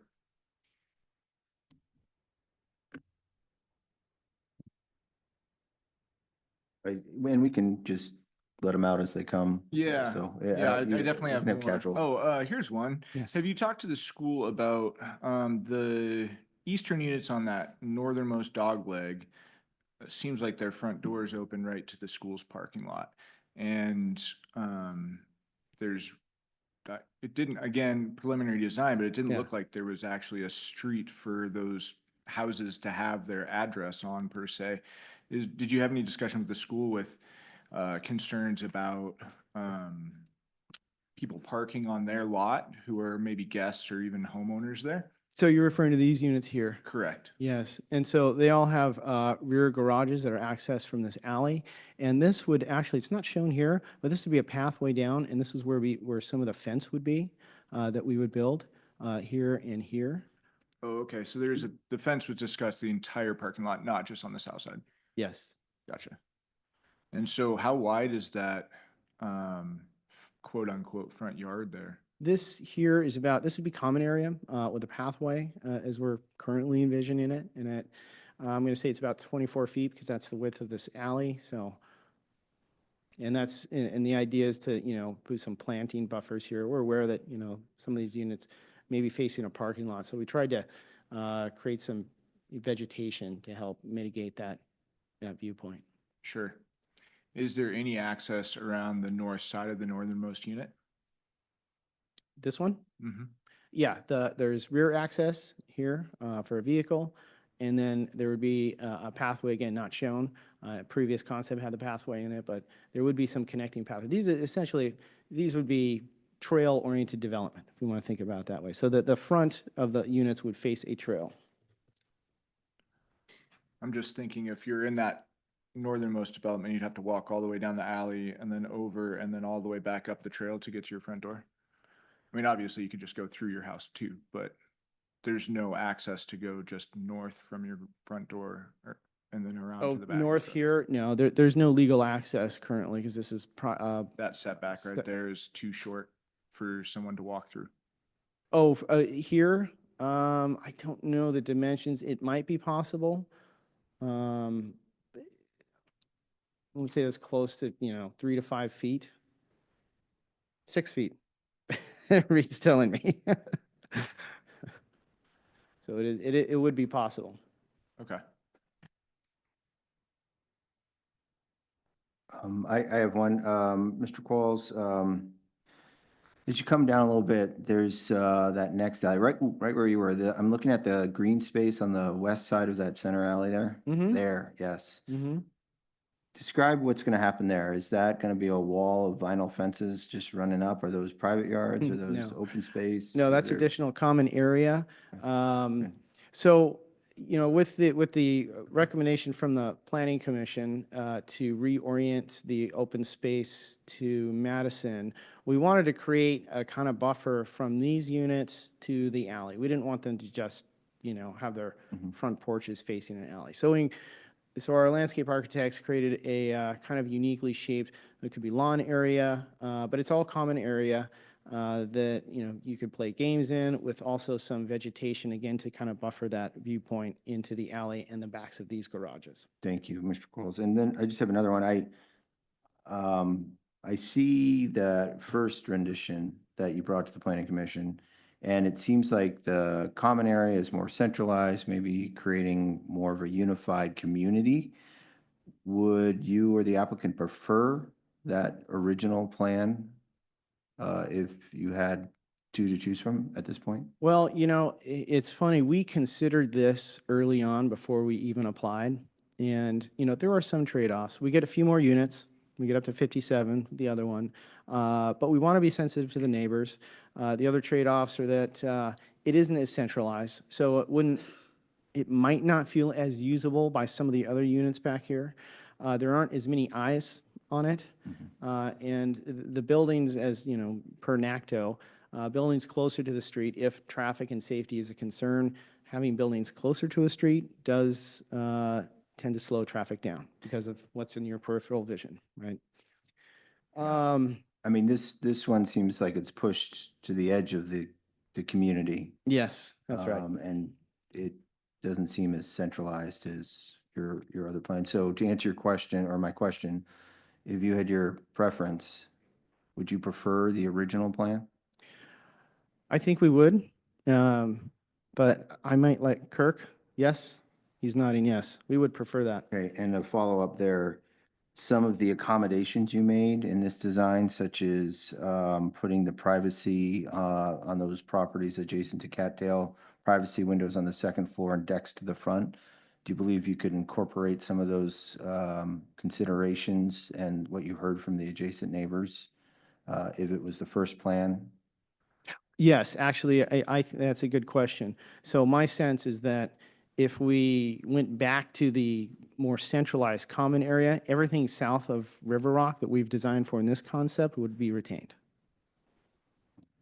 And Mr. Quarles, are you aware of any like solar right requirements or solar easements in Sandpoint code or Idaho code?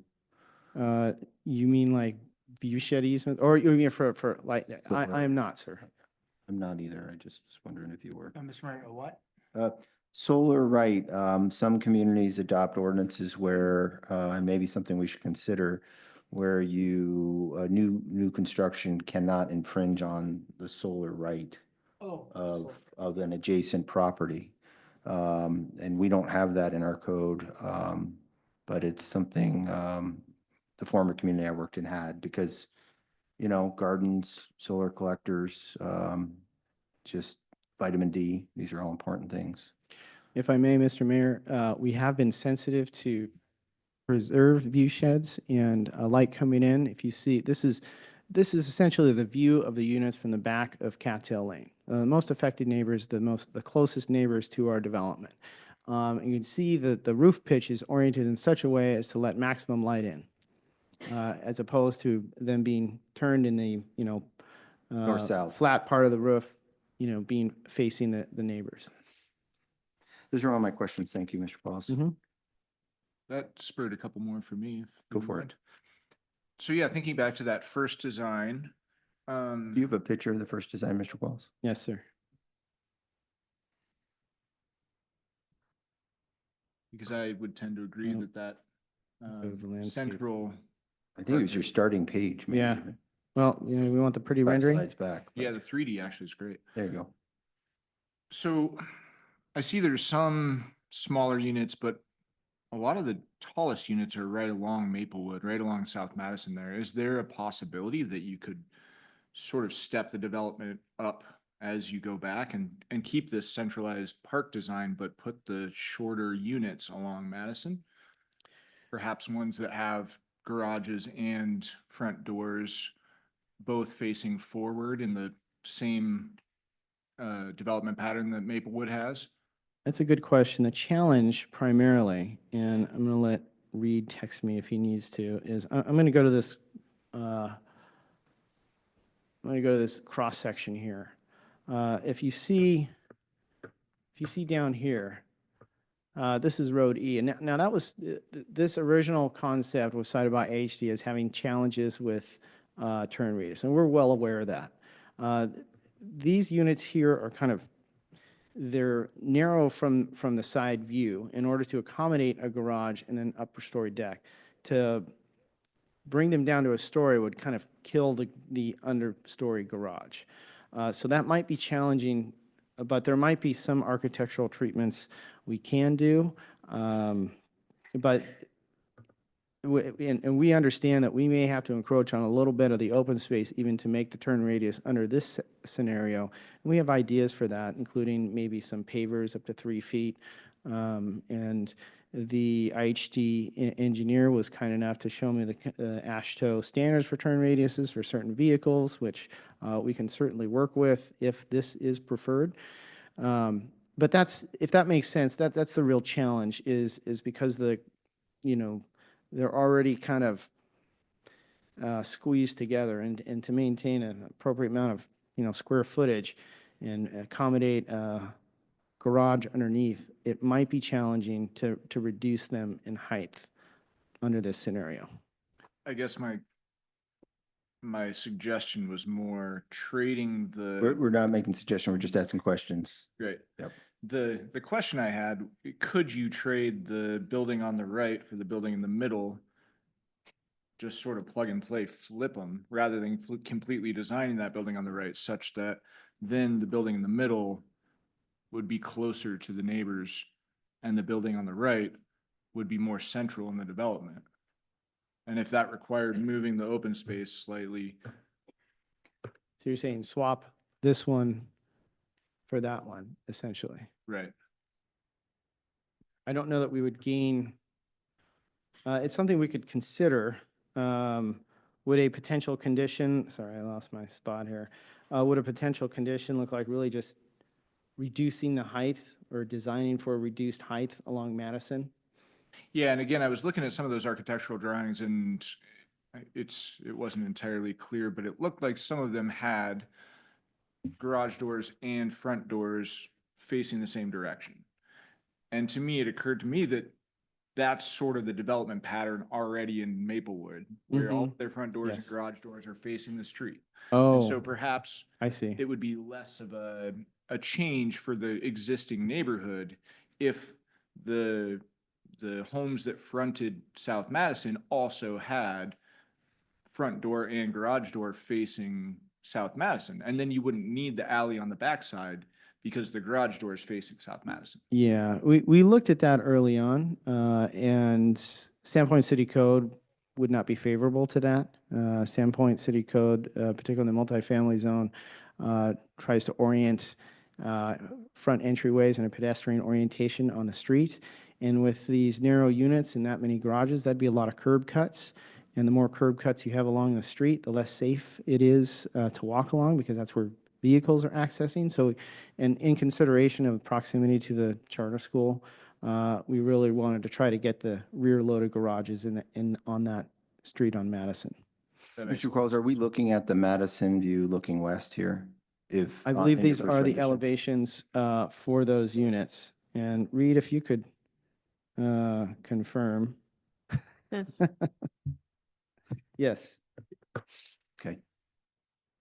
So you do have that elsewhere in the development, We just do. not along that street. Correct. We do along the private road, and then some of the units south of Extended River Rock Road, and that's primarily due just to the constrained area that we have to work with under the sales agreement currently with the property owners. And we can't really redesign on the fly here, so that's, I don't think your intent, but let's move on with questions. Sure. Any other questions for the applicant? There's a lot of folks here who would like to give their perspective. Thank you, Mr. Qualls. Appreciate the presentation. You'll have a chance to come back in a few moments. Thank you all very much. We will now prepare to proceed with the public hearing. Please note that the rules of civility and decorum and the hearing procedures as recited earlier are still in effect. No testimony from Zoom attendees during this hearing, and I would deem the public hearing now open. 8:59. Madam Clerk, has anyone signed up to speak in support? Yes, Mr. Mayor. Richard Curtis.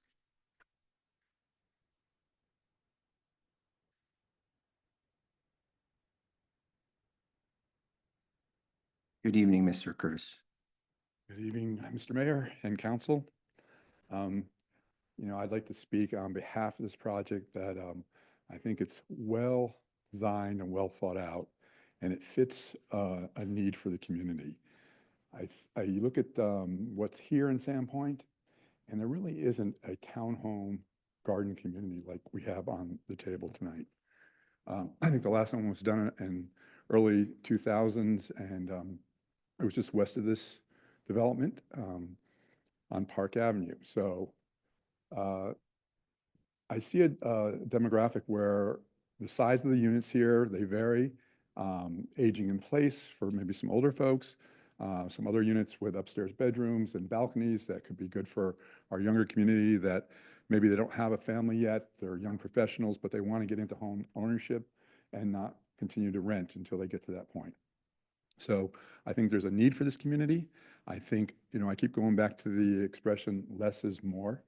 And this is a perfect example of that, where, we're talking about 57 units versus what could be there if it went to the current zone and somebody just wanted to go and maximize out that property.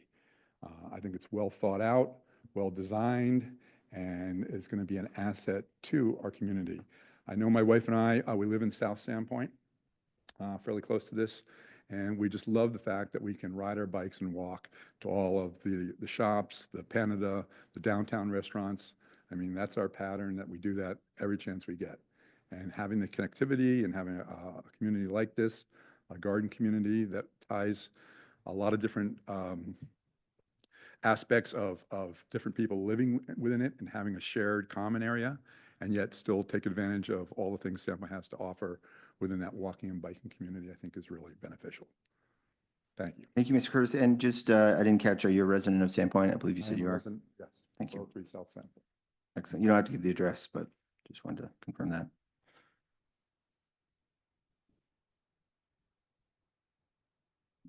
Mr. Mayor, no one else has signed up to speak in support. Madam Clerk, has anyone signed up to speak as neutral? Yes, Mr. Mayor, Marilyn George.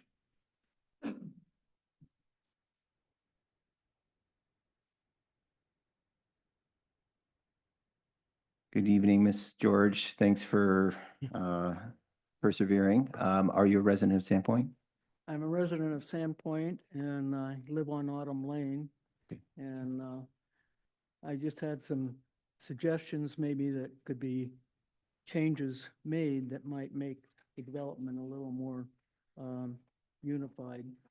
I sent in a kind of tried to email a map with some revisions. I foresee a problem with the on South Madison, there are some parents that come and drop their children off. I've noticed them doing that waiting.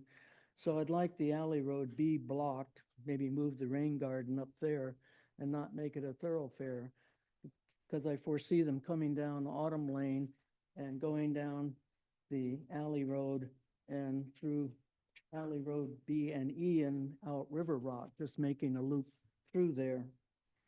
And the other thing is that in both instances for the common area, that they have picnic areas. Very few of the units that I could see would have room for a patio or a picnic table, et cetera. So they would probably be using the common area for such things. And they'd have to carry all their garden tools for the common community gardens and picnic stuff. The only way that with the new proposal is that they would have to come on Madison Avenue and park there to have close proximity to the common area, picnic tables and garden. And so I was moving the common area over in place of the units behind Cattail Court and therefore making a couple different changes there. I don't know if you have the copy of what I We sent do. out, but that would be. I've seen your copies and I have the map here. I think we all do.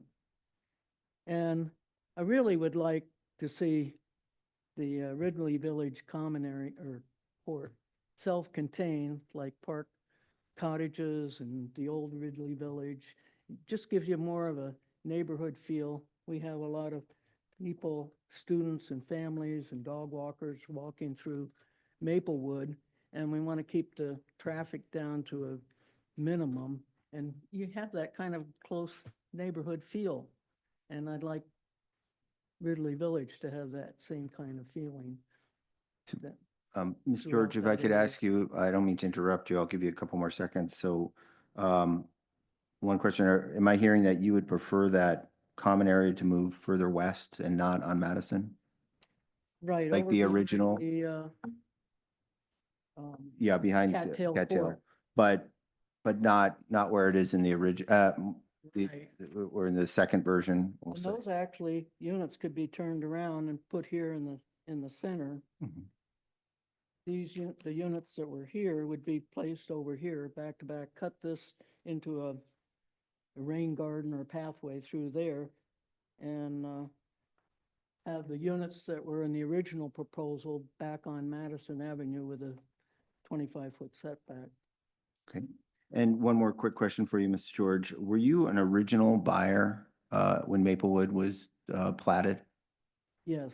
You were? Well, I I had a house built there, Yep. and that's it. Most of the people bought there because they like that privacy and neighborhood feel. It's very quiet and tranquil, and a lot of senior people, and like I say, dog walkers and kids come around and look at the frogs in the pond, and they really enjoy it. But Yep. it's very peaceful, Understood. part of the neighborhood. Thank you for your comments, Mrs. George. Okay, thank you for listening. Any questions from the council for Mrs. George?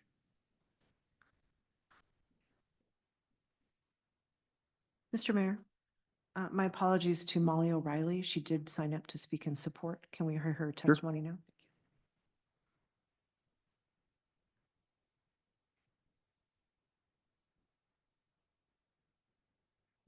Molly O'Reilly, city resident, and I'll be really brief. I don't live right there, so I'm not going to comment on details, but I do support this. I think it is a needed housing type, and I think they'll have no trouble finding 57 individuals or families who want to live there, and that it's designed in a way to really encourage walking and biking.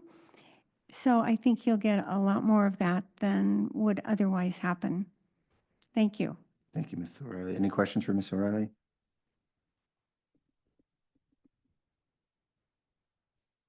Mr. Mayor, speaking as neutral, Donna Griffin with the Spot Bus.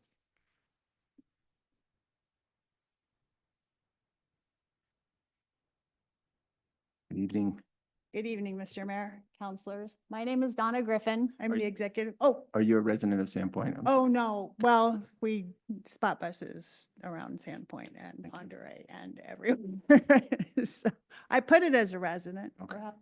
Just confirming. You're representing Spot Bus. Correct. Yes. Thank you. So thank you for the opportunity to talk about this project. And thank you, Aaron, for reaching out and considering some of the concerns that we had and what we talked about a little bit. As Aaron stated, and we stated in the last meeting, currently access for our 1,000 riders in that stop it's really dark. It's difficult sometimes in the summertime. So, or excuse me, in the winter time. And turning around at a private driveway for the businesses there, that adds to that navigation piece. So the ability to have the ingress and egress opportunities addressed is a great opportunity for us. So we appreciate that consideration. This is one of our most west stops, and we do anticipate a pretty good increase in traffic when some of these units go in. And that good price contact or point, the connectivity pieces are all what we do. We do really good with connectivity, good price points. We can help with the transportation pieces that will decrease and perhaps be a selling point to some of these units, because then you don't have that vehicle access. Plus, when you ride Spot Bus downtown, you don't have to provide parking spaces for those people who end up down there and shopping down there and enjoying the restaurants and the shopping. So we appreciate the opportunity to talk about those things that are going on. And I would take any questions if we have any. It's just the four of Oh, us you're thank you. speaking to. So, any questions for Ms. Griffith? Mr. Mayor, are we allowed to ask questions during public? You can ask questions of the person testifying. Oh, sorry, I'm going to defer to legal. Clarifying questions, maybe. Historically, I want to make sure that. Thank you. Thanks, Ms. Griffith. Thank you. Appreciate it. Mr. Mayor, that is all who signed up to speak as neutral. Thank you. Can I just call for a 5-second recess? 5 seconds? I can't 1 be minute. that fast. I just want to. Oh.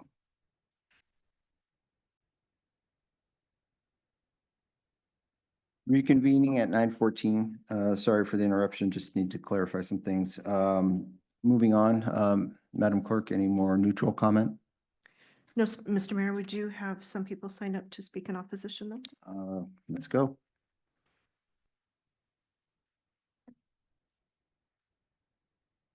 Stephanie Wilson.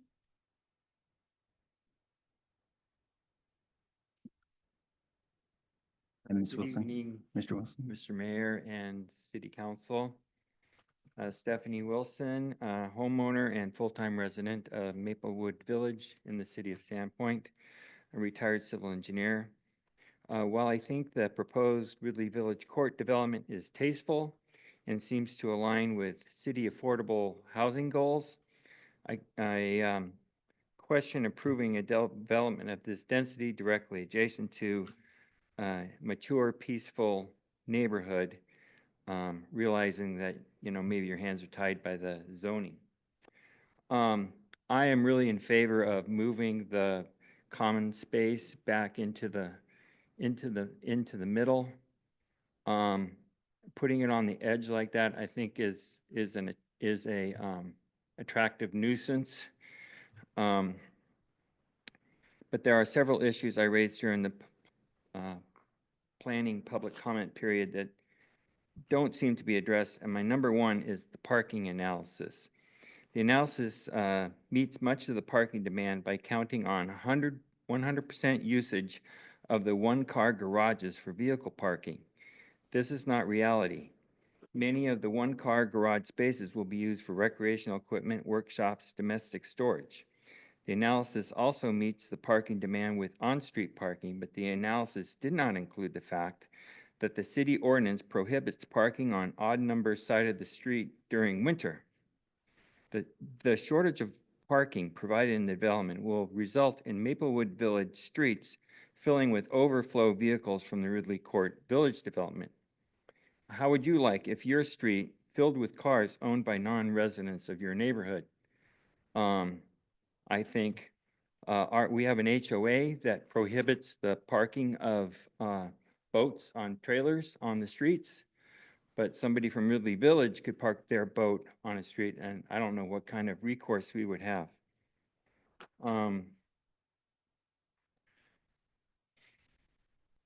I found that the traffic study that was done in the original proposal given to the planning commission didn't include traffic that would be generated from the existing Ridley Court and the three-story apartment development. I think traffic patterns are not just what's the shortest distance. People are going to get frustrated trying to find a gap in the highway, and then that's when they're going to start going around. So I don't think that's quite right. I would like to mention that there's a weird situation on Madison Avenue just north of Autumn Lane where there's an existing half street that is surrounded by boulders. I don't think that's a very viable permanent solution. If you don't want a street there, cut the street off. If you want a street there, open it up. Do one or the other. A series of boulders with a whole bunch of snow that a snowplow can't get into is an unacceptable permanent solution in my mind. Okay, thank you. Thank you, Resident Wilson.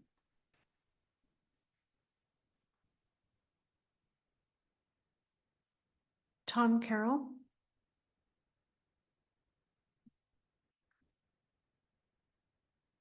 Good evening, Mr. Carroll. Good evening. Tom Carroll. I am a Sandpoint resident, Maplewood Village. And I'd like to say it's an honor. It's actually intimidating. There's so much planning that's gone into this. I have to compliment the developers. What they've done is really quite beautiful, and in its way, in its place, will be an asset to whatever town. However, for us in Maplewood Village, it's not just them. It's the fact that you're opening up River Rock Road all the way to the other developments. We've got the units on Park Avenue South, Ridley Village Apartments, and Homestead Village. That's 180 units. If you add to them this new, Ridley Village Court, that's 234 units. All total, that's 285 living units that will have some access, some degree of access to River Rock Road. Now, the diagram was made showing all the arrows going out and showing that there was not an incentive to use River Rock Road, but obviously there is, or they wouldn't, no one would be spending money extending a road all the way through. The problem that I saw with that diagram was that all the arrows were going out. The primary congestion is going to be coming back, coming in. People trying to get off of the highway, off of Highway 2, and I haven't heard any discussion about improvement of stoplights or whatever would be required to get people off of Highway 2. But they can use the stoplight that is existent at the corner of Division and Highway 2. So that is going to force people or encourage people to come right up River Rock Road. There's going to be an increase in traffic. There, as I say here, what, 234 units in total now are going to have access to River Rock Road, whether it's in the morning or in the evening. And that's just too much, too quick. There's so much more that could be said. I don't believe that all the options have been explored. Nice project, but I don't think that that it's well baked. So anyway, I hope there's more time and more thought that goes into this, and thank you. Thank you so much, Mr. Carroll. Karen, do you wish to speak? Karen Heffley? Karen Heffley, Maplewood Village, resident of Sandpoint since 1975. I have a little map here that shows the number of units in each of these places. And I'm not going to total them all in, but I do have a kind of a little traffic study I did myself. Based on research done by the U.S. Department of Energy's Vehicle Technology Office, the average number of household trips per day is 5, one way. So let's take just a less than that, let's say about 213 units will have possibly have access to Maplewood or to River Rock Road. So if you take those 213 units, and every unit probably has 2 cars these days, and you then take, that's 1/3 of what, if we take 1/3 of those 213, that's 70 of those units making trips twice a day. That totals up to 700 trips a day on River Rock Road. The potential, that's just 1/3 of all the units that are over there, not even all of them. So in the staff report on page 27 for the primary development plan, code section 9-9-6H, quoting from numbers 4, 6, and 7 as follows: will not be hazardous or disturbing to existing neighboring uses, will not be detrimental to the economic welfare of the community, will not involve uses that will be detrimental to any person's property or to the general welfare by reasons of traffic, noise, smoke, or fumes. Well, we do have a pond there. That pond is frequented by many, many people. It is heavily trafficked, and the school does use it. The kids do come over there. They spend a lot of time over there. So it will be hazardous and disturbing to what's going on in the neighboring uses, because we do not make, even though it's a private pond, it is open to those kids. So the neighboring uses will be disturbed. It will be detrimental to persons and property and the wildlife in the pond, possibly, in and around the pond, and to the general welfare by reasons of traffic, noise, smoke, and fumes. Now, there's been talk about the necessity that River Rock Road be extended for emergency vehicles. I suggest that equally adequate access is clearly available via an improved Ridley Village Road and opening out, I think Alley A is opened in the project, and there's plenty of room for emergency vehicles to get into Ridley Village Road without opening River Rock Road. I think there's another way to do it, and I would ask that you explore it carefully, because I too agree, it's a lovely project. It really is a lovely project, and it'd be nice to have it in Sandpoint, but if there's any way to avoid opening that road, I ask, because not only all of those additional units are going to be coming through River Rock Road, the spot bus now. And the gentleman showed us a design where it's going to open up to Memorial Field and open up to this park and to that park. Well, the only way it's going to be is River Rock Road. Thank you, Ms. Heffley. If you can wrap up, if that's, and Ms. Heffley, I just had a clarifying question for you. You mentioned, and I'm actually trying to understand, you mentioned the hazard. I kind of get the perception of community and other things, but what specifically is the hazard that you are referencing? Well, the code section says, quote unquote, will not, that any primary development plan will not be hazardous or disturbing to existing neighboring uses. Okay, but you're not saying that this is a hazard, or are you? Traffic. You're saying the traffic would be a hazard? Thank you. And I would say that this is the technology report that I have from the US. Thank you. If you'd like to, and is that an exhibit? Would you like to leave that with us? You can enter that as an Exhibit A and give it to the city clerk. Any clarifying questions for Ms. Heffley? Thank you, Ms. Heffley.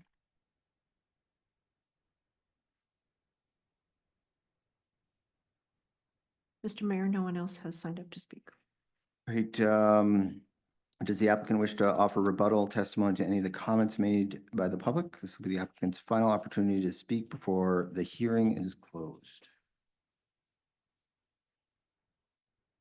Thank you, Mr. Mayor. Just really quick, there are also two-car garages planned in development, I think a total of 8, and some on the private road D, I think it is, south of Extended River Rock Road. There are also some driveways that by moving the garage back and deck forward, I think we accommodate some driveways that would add to some of the off-street parking.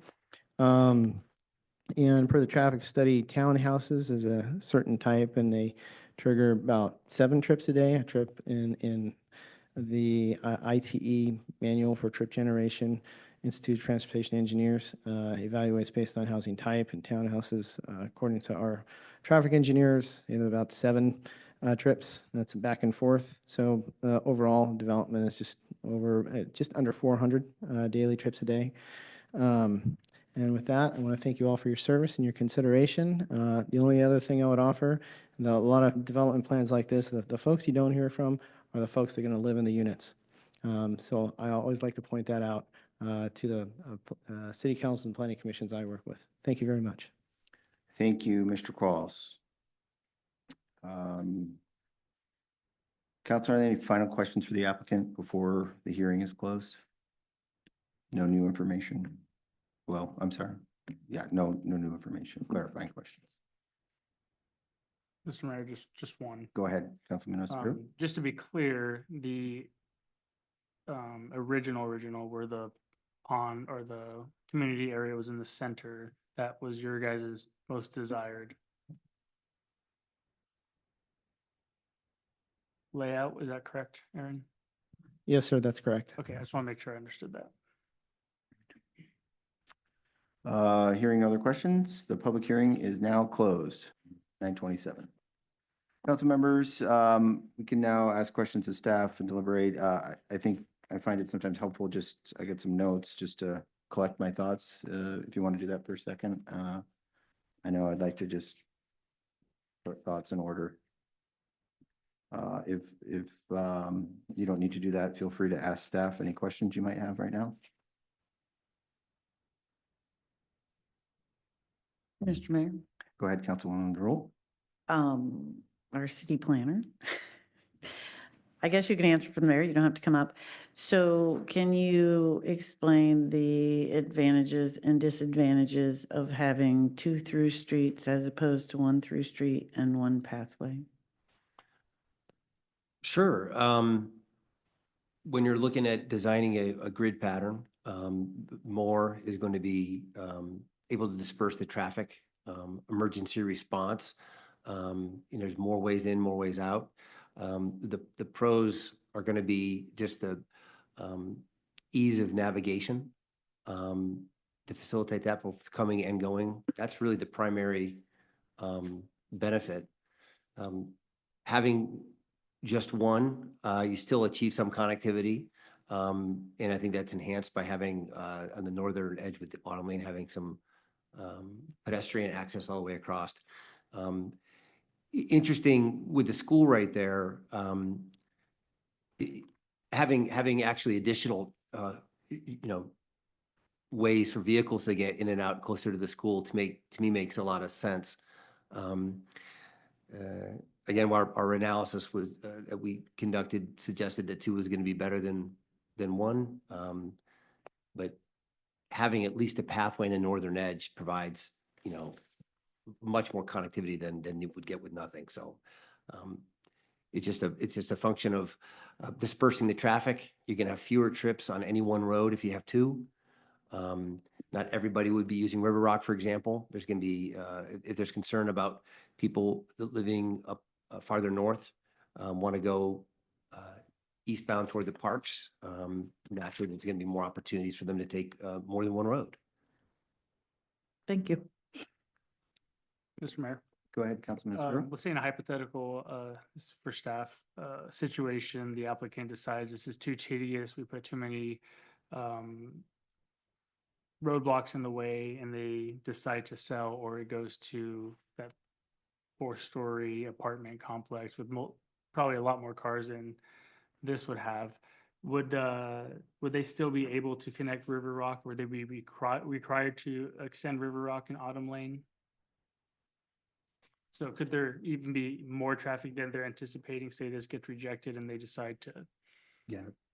Any development that would come forward, staff's going to be doing our best to require that the connectivity be achieved through the extension of both of those roads. That's really what our policy. And that would tells make us. sense, right? That makes sense regardless of the development. Right. So in theory, you could get a lot more car access. Yeah, that's on these. correct. If you had 150 units of apartments there, just by the generation factors alone that were mentioned through the ITE manual, you're going to be having a tripling of the amount of the volume. Right. And at that point, it wouldn't even come to city council, correct? If there are scenarios where a lot of development wouldn't come to city councils, and there are scenarios where it would go to planning commission. Yes. But in theory, they could do something to that nature. And They could. That's correct. Okay. Thank you. I've got one, if council will give me the privilege. Staff, I'm not sure who it is, but we have a speed bump for traffic coming, I believe, in other areas of town. Is that something that is hypothetically possible to be installed during the non-winter months on River Rock Extended, if it were? Perfect. Brandon's here. Hypothetically, yes, it would be an option. Speed tables on streets are typically what we see instead of what you think of as speed bumps, which is like the old style in a parking lot that rattles your car. What I'm referencing to the ones that we actually nail down into the street in the summer. I think we have some on Northview that we have to remove every fall and reinstall every spring. So a speed table would be an effective traffic calming tool, in your opinion? Yes. Thanks. But there are lots of other ways to do traffic calming as well. Okay.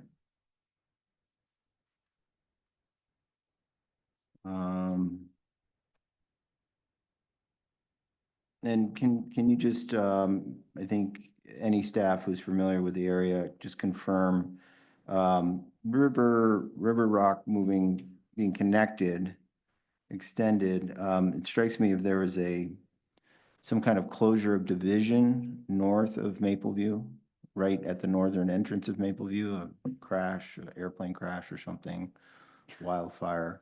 The extension of Riverview would also provide an exit for both North Shore and Maplewood, and might that make the area safer for residents living there? Are you following me? Absolutely. That's part and parcel of what we're looking at and talking about a grid pattern, multiple ways in, multiple ways out. Emergency response is facilitated when you have more nodes and ability to access, in the event of some kind of catastrophe, whether it be a fire or a serious traffic accident or something. You have more than one way in and out for not only first responders, but people who might be in the area living there. And just one final question for staff at this moment. If the council were to lean towards the original submission layout with that open space more in the center, with hypothetical conditions that could incorporate the privacy glass, the porches to the front, are there any aspects, and I'm thinking of this in the form of a motion to move this forward, of the original development that you would want specifically called out that would be problematic, that were changes to the revised edition? Thank you for the question. I'm glad you asked that. I was pleased to hear the applicant mention that setbacks that are along the portion of the southernmost portion along the Cattail Lane area. If the project were to move forward with the original version of the open space in the middle, I was pleased to hear that the setbacks that were increased to 15 feet could be maintained down there. I thought that was what we were trying to achieve when our review and thinking through the relocation of the open space, which apparently the developer had also thought about that at one point, was simply try to have a more acceptable interface with the existing neighborhood. So Anything else that jumps out at you if a hypothetical motion were to come forward that reverted to the original submission, that you would have major? I think the IHD comments as they relate to their comments related to snow storage, there was a driveway location on River Rock where it met Ridley that was about 35 feet or so away. Street lights at the intersections were the original comments. I think if we can maintain those, those would be looked upon by staff as positive additions. Setback, and that's a setback on the southeast corner of Ridley? Southwest corner of the project site. Yep. Mr. Mayor?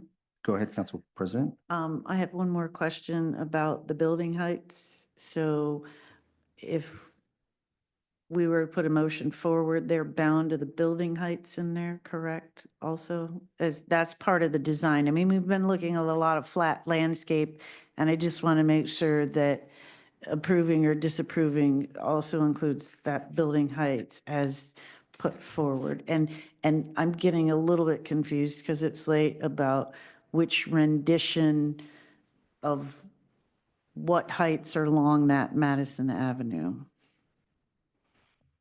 So to best help you, yes, you can act upon building heights. That is a perfectly legitimate use of your authority in trying to evaluate, projects compatibility with its neighbors. I don't know the exact height of the original proposed buildings along Madison. I believe they were all two-story structures, roughly 30 plus feet in height. And what was the second rendition? Was that they were The basically second the rendition had same them- heights had them- as the Maplewood houses are currently within a ballpark? No. The second rendition had them located all the way about 50 feet away. I believe the height was 26 feet is what I heard. 26 Okay. 26 feet, to okay. 32 Okay, feet. so the height of those buildings didn't change, just the location of The those buildings. location of them. Okay, that's what I'm That's- trying to get. Yeah. Lots of little pieces. Thank you. If it's helpful to you, we'd be happy to pull up each rendition on the screen if it helps you understand it. I think Kyle's helping me out over here. Okay. Questions for staff? I got one more. I'm Go ahead, sorry. Jim. What was the reason why that original plan was rejected? Was it the setbacks? Or was it rejected? I missed some. The planning commission moved to approve it with conditions that they make some adjustments. And I think there was principally trying to find a sweet spot where you could have this type of development, but have greater buffers between this project and Maplewood. So the reasons why, based on what the record states at the planning commission hearing, the reasons were basically related to trying to protect that buffer and that adjacency, to space. Thank you. Could I ask staff to pull up the original layout, just so we can see what we're looking at? Yes. And council members, I think we can work towards a deliberation and a motion probably in the next 20 minutes, but I would also throw out with legal's advice, the idea that you've heard a lot and we could continue this for deliberations and decision at a time certain. So I personally have the energy to go another 20 minutes or so, and I think we might be able to get there. Is that cool? Okay.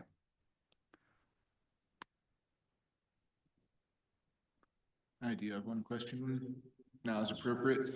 Sorry. Looking at the recommendations that planning and zoning made, the conditions for approval. Does this check all of those boxes? Or can you call out something specifically that this design? Sure. So the planning commission recommendation, so this is the original proposal. So if you look at the revised proposal, I'll tell you where things comport and where they don't. Planning commission suggested and recommended that autumn be extended all the way. This proposal maintains the concept that there's just a walkway there. The planning commission recommended that the open space be moved to where you're seeing it now. The planning commission recommended that there'd be a 25-foot buffer along the southeasternmost portion of the development along Cattail Lane. What came back was a 15-foot buffer instead of the 25. And there were a few minor conditions of approval that were agreeable to the developer that related to relocating where the driveway was on the southwesternmost unit was a little close to River Rock, or rather to Ridley Village Road as you enter the project. So there was some concern that it might be just too close. So that was moved. There was what type of street light would be used to illuminate the intersections was talked about and was a condition placed on there. The developers indicated they're amenable to making sure that street light, however it illuminates the intersection with Alley Road A and Ridley and River Rock Road would be met. There was a concern over public utilities within the alleyways, sort of an engineering issue that the developer was amenable to rectify. And I believe that's the staff report identified it. In fact, in terms of a table, Jason, if we have that handy, we can show you the table that compared the commission's recommendations to this revised. There it is right there. Perfect. So we're agreeing with the planning commission, had 7, the developer is fully complied with 1, 2, 3, 4, 5. And on condition number 5, they provided 15, not 25, and then they disagreed, as you've heard tonight, with the extension of autumn. Okay, so autumn's really the only thing that they didn't budge on. Yeah, and they're trying to achieve it with a walkway, so there is some level of connectivity there. Thanks. I just want to make sure I wasn't missing anything. Yeah, you got it. Council members, I know you don't do this frequently, and I know I'm the presiding officer, but I attend and participate in these all over a lot. So if you're agreeable, I'm just gonna kind of start maybe with a model of how we can start discussing this. I'm not gonna vote, obviously, but what I'd say is, we can start kind of laying our thoughts and discussion out there. You okay with that? So what I like, Mayor, go ahead. I don't want to interrupt you. Sure. I love the revision thing. That helps my brain. But I would like to see the original landscape plan, if that's okay. Thank you. Can you zoom out a little bit on that, whoever's controlling it, just so we can see the whole, there we go, great. Yeah, that's super helpful to think and see. So, what I'm hearing and I'm sensitive to is the traffic issue. Obviously, that's really challenging for folks who've lived in an established neighborhood for a while. But to me, that's a bit of a non-issue because our code, various sections of code is mentioned, as well as our comp plan, page 58. Goal 4, talk about a grid neighborhood, grid network. But I am sensitive to it, so I think I'd be really in support of a condition requiring, speed tables or some kind of traffic calming prior to final plat approval and final plan approval on River Rock Extended. I like the layout of this original site with that open space more in the center. I think it's more community oriented. And I agree with some of the commenters that by bringing it to the edge, it's going to be a bit of an attractant. And I think it just takes away from like a community. I think that center space could be a really neat gathering place for these residents. So I kind of prefer going back to that open space back in the center as originally proposed. In terms of, the setback and the facade there on South Madison, that aspect, I actually like the doors on the front. It's a very walkable, right next to the green space. I think it provides eyes on the street, as was mentioned, and a lot of other benefits, and it keeps those garages and those big blank walls off Madison. In terms of some other things and thoughts where I'm at right now, not that I'll be voting. I think that secondary access, I mean, in the event of a plane crash right at the north side of Maplewood, this road coming through would provide a benefit to the residents of North Shore and Maplewood, is that they could, exit through River Rock if they had to. The side yard setback or the rear setback to 15 feet, I think that's a pretty nice compromise. I think the hard fast of the 25 is pretty arbitrary, and we've seen over on Cattail, their side yard setbacks to North Shore are just 5 feet, so they're effectively 5 feet from North Shore. So I think 15 feet be super friendly, and I think should be a good condition to include the privacy glass on those properties fronting Cattail or abutting Cattail, the southeast corner of the site, and also putting those porches facing away from Cattail. The height, I think we should set some parameters on the height. What I believe I heard was 26 to 32 feet along that cattail portion. I think we should make that you should consider making that a condition. What height? What's that? What was the height? I heard 26 to 32. I'm not sure if that was accurate, but I guess I'd go back to referencing what was mentioned by the applicant on those units in the southeast corner fronting or abutting cattail. I think that helps protect the view sheds of those folks. Not too concerned about, Autumn connecting. I think there were some good references there of code. I forgot what section was, 1016A6, which does talk about connectivity and through streets, but it says where necessary. So I think that gives us the flexibility not to require Autumn Road going through. And I think having just a single street accessing this actually will reduce traffic flow and make it feel more cohesive. So those are just some of my initial thoughts. Anyone else have some initial thoughts? Yeah, Mr. Mayor. Go ahead. Councilman In Spirit. my estimation, it seems like the applicant and citizens who have spoken seem more agreeable to the original plan where this one that we're looking at in the screen, which I think is a great idea.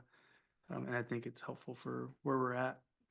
Something I like to know that I think was a good, by Mr. Carroll, a good comment was nobody talked about the traffic coming in, and I would agree with that. That's something to consider, but also we don't know who's going to live here. We don't know if it's going to be all elderly who don't drive. We don't know if the spot bus is going to reduce traffic by a lot. We don't know if these people are going to own 2 cars or 3 cars. We don't know if it's going to sell to BlackRock and they buy it all up. There's a lot of unknowns, but I think that this is something that the community does need, and there's not very many spots where this can be developed. Also, I'm not going to make the comment that it's going to be affordable. Still don't know what that even is nowadays, but I think it is important to do the best we can. It seems like the applicant has as well to do the best they can to be agreeable to the surrounding neighbors and working with staff. And something I considered was, I think if we did open up Autumn Lane, that actually something I thought about could actually bring more traffic through the neighborhood, not less. Because going right down south, you're taking a right, you're going with traffic. That's not really a main issue. I think a lot of people are actually going to do that rather than going the longer way. But something to consider is the traffic coming in. But I think if Autumn Lane is open, that will bring a lot more traffic in and out in their neighborhood, more than just having River Rock open. So those are a few of my thoughts. Thanks. Oh, sorry. I'll say a couple more things. I think this is the most agreeable option, and I think that many would be disappointed if this was sold and you had all the other apartment units. Now you have 3 balconies staring down at those houses where that nice pond is, and that would probably be a sad situation. And quite frankly, I don't think that's what the market is really wanting in that area right now. Thank you, Councilman Spiro. Council members on my left, any thoughts at this? I have one thought to do with the Autumn Road and the pathway that's proposed dimensionally on that pathway. I would lean toward having more than a standard 5-foot or sidewalk if it's going to sort of act as a collector potentially, because if the council was to be agreeable to this, just a pathway as opposed to a road, that be of significant size as opposed to just a 5-foot sidewalk. And are you referencing the C, that pathway there, proposed public easement? Where Autumn Road would connect through, so. Oh, gotcha. So right above A If the there? council chose to connect the road or not connect it. Does that make So you're talking about on the map here, that area that's A? proposed public Yep. easement above Alley Road B, which I guess has a little C bubble on it, now that I look at that a little closer. So You're suggesting that that's wider, you would be? then a like standard sidewalk 6 if foot? it's 6 to 8 foot. Why is that? Well, I think if it's going to act as a connector, with the amount of residents I mean, our code talks about connectivity relative to cars and putting in grid street pattern.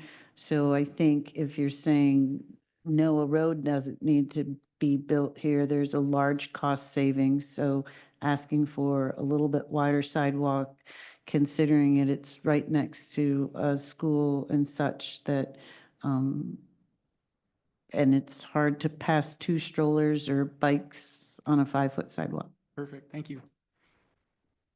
Yeah, and I don't know how much room there is to work with that tree planting. I know we, at some point, but I like the aspiration there of something wider than just a typical sidewalk, I think. Great idea. Any other just general thoughts before we potentially have a motion or deliberation on a motion? Mr. Mayor? Yeah. Councilman Schreiber. So, yeah, I also prefer the central park area, and I originally assumed that there's more unhappiness from the neighborhood with the taller buildings fronting Madison. It doesn't sound like that's the case. In terms of traffic, that connectivity and emergency vehicles is the number one reason for me that I wouldn't even vote in favor of a development here that didn't have that connectivity. So if there's a crash on Division south of Lilly and someone in this neighborhood is having a heart attack, we need to be able to get an ambulance in there to them and not wait until a tow truck arrives. It's not just the unlikely scenario that a plane crashes. There's a lot of reasons. And, I'm a big fan of gridded streets, but I was also pretty swayed by the argument that this grid isn't going to continue on to the west, and that's just adding more maintenance costs for the taxpayers. So I'm amenable to turning Autumn into just a pedestrian path instead. That does focus all of the traffic onto River Rock instead of Autumn. And that's one of the benefits of gridded streets, is that they disperse traffic. It's not necessarily going to add more traffic. It's just going to give people 2 separate routes. And that's why I was asking the questions about moving it further north, so that someone might turn and go down Autumn, they might turn and go down River Rock, and that would give 2 separate ways. It would disperse the traffic through this neighborhood. I live in the neighborhood where the Boyer interruptions are happening right now, and I don't live on the street that's 1 street off from Boyer. You'd imagine all of that traffic would just go 1 block over. But I also have been seeing increased traffic in front of my house, even though I'm not the next block over, which means that the people on the next block over from Boyer are seeing less traffic because some of those cars are diverting to my house. And that's the beauty of a gridded pattern, is that it really disperses. You know, I've always heard that in theory, but I've been seeing it in practice this week and this month. So that's one of my concerns about not including Autumn, is that it focuses all that traffic on River Rock. And that's why actually offsetting it might benefit the residents on River Rock and the residents trying to turn out of Cattail. Plus, you've got River Rock coming out onto Ridley Village right at 2 driveways from multifamily on the west side. That's not ideal. You know, I don't want to micromanage and try and redesign this on the fly, but that would be my concern.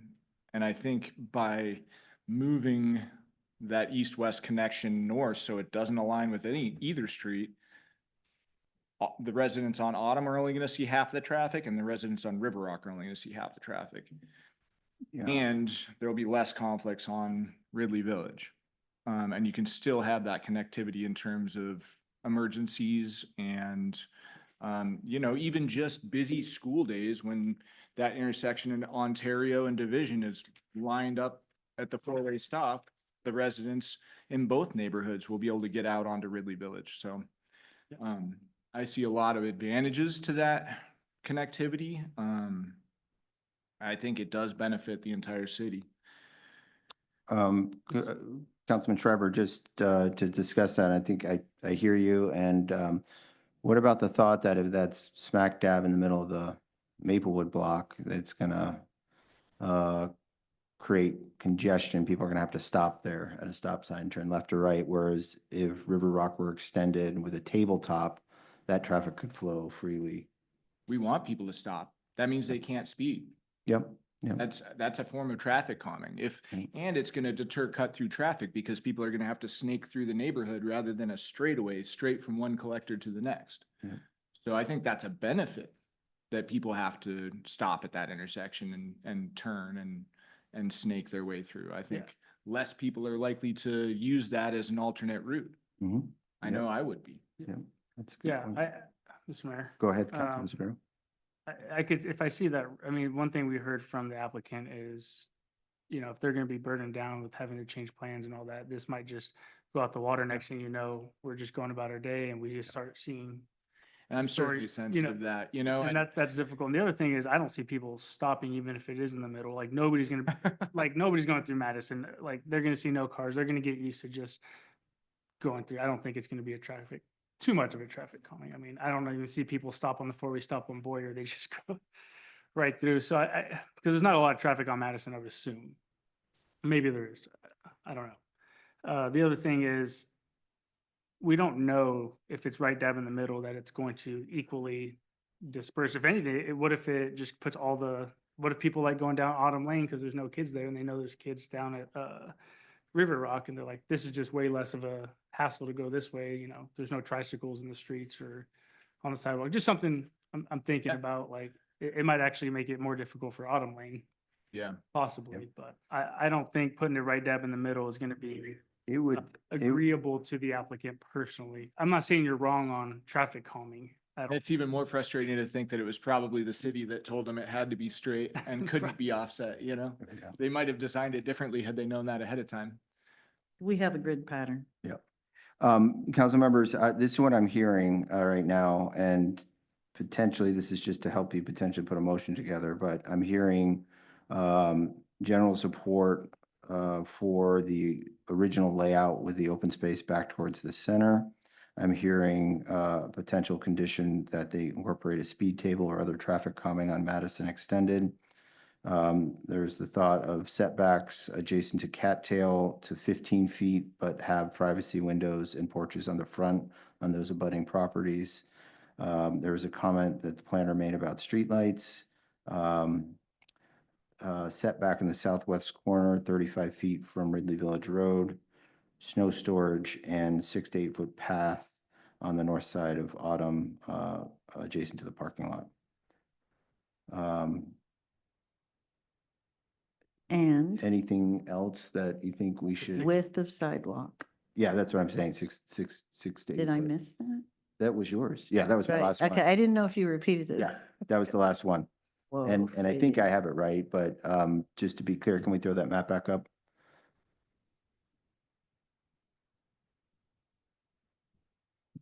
The original. You're talking north of B. Alley B Road, right? Correct. That section. Okay. Mr. Mayor, if Go you don't ahead. mind, I think staff would prefer at least an 8-foot easement through there. With a path or sidewalk. Asphalt or concrete? I think our standards, well, this is gonna come around again, but I think our Right. standards are concrete, but I don't know that we need to worry about that. Okay. So I would make a motion to approve with the conditions that we just spoke to. Do I have to, I don't know. if No, we- Councilwoman Rule on You make it- page, and I can bring it down to you. No, she's fine to just say, motion to approve, identify the number with the conditions as outlined by the mayor in his summary. Efficient. Motion to approve the Ridley Village Court Planned Unit Development file number PPUD 24002 with the conditions that we just spoke to, Summarized by the mayor. summarized by the mayor. One technicality, she only said 2 zeros, it's 3. 0002. Thank you. Is there a second to that for discussion? Second. Motion made by Rule, second by Spiro. Discussion. Yeah, quick discussion, Mr. Mayor, if I may. I think it's important to note that this isn't the final end all be all to our citizens that are here. This is going to go back to planning and eventually back to the city council. There'll be more options for discussion, but I think it's important to realize that the applicant, in my experience, I haven't seen an applicant work this hard to work with the citizens to do what's best for Sandpoint, and I really respect that. And I can also respect and understand that people do not want more traffic, and this is a very difficult position to be in, but I respect both parties very much. They've both been cordial, and it's been a long night, and I appreciate council and staff for all you've done. Thank you, Councilman Spiro. Any other discussion? This is a preliminary approval. Just to clarify, there could be de minimis or minor changes before you see it back. This gives them direction that they can keep going and spend money with some certainty that we have a guideline here. Any other council discussion? So will be a roll call vote. Counselor Rule? Yes. Counselor Espero? Yes. Counselor Schreiber? Yes. Mr. Mayor, motion passes. Thank you, Madam Clerk. Where's my agenda?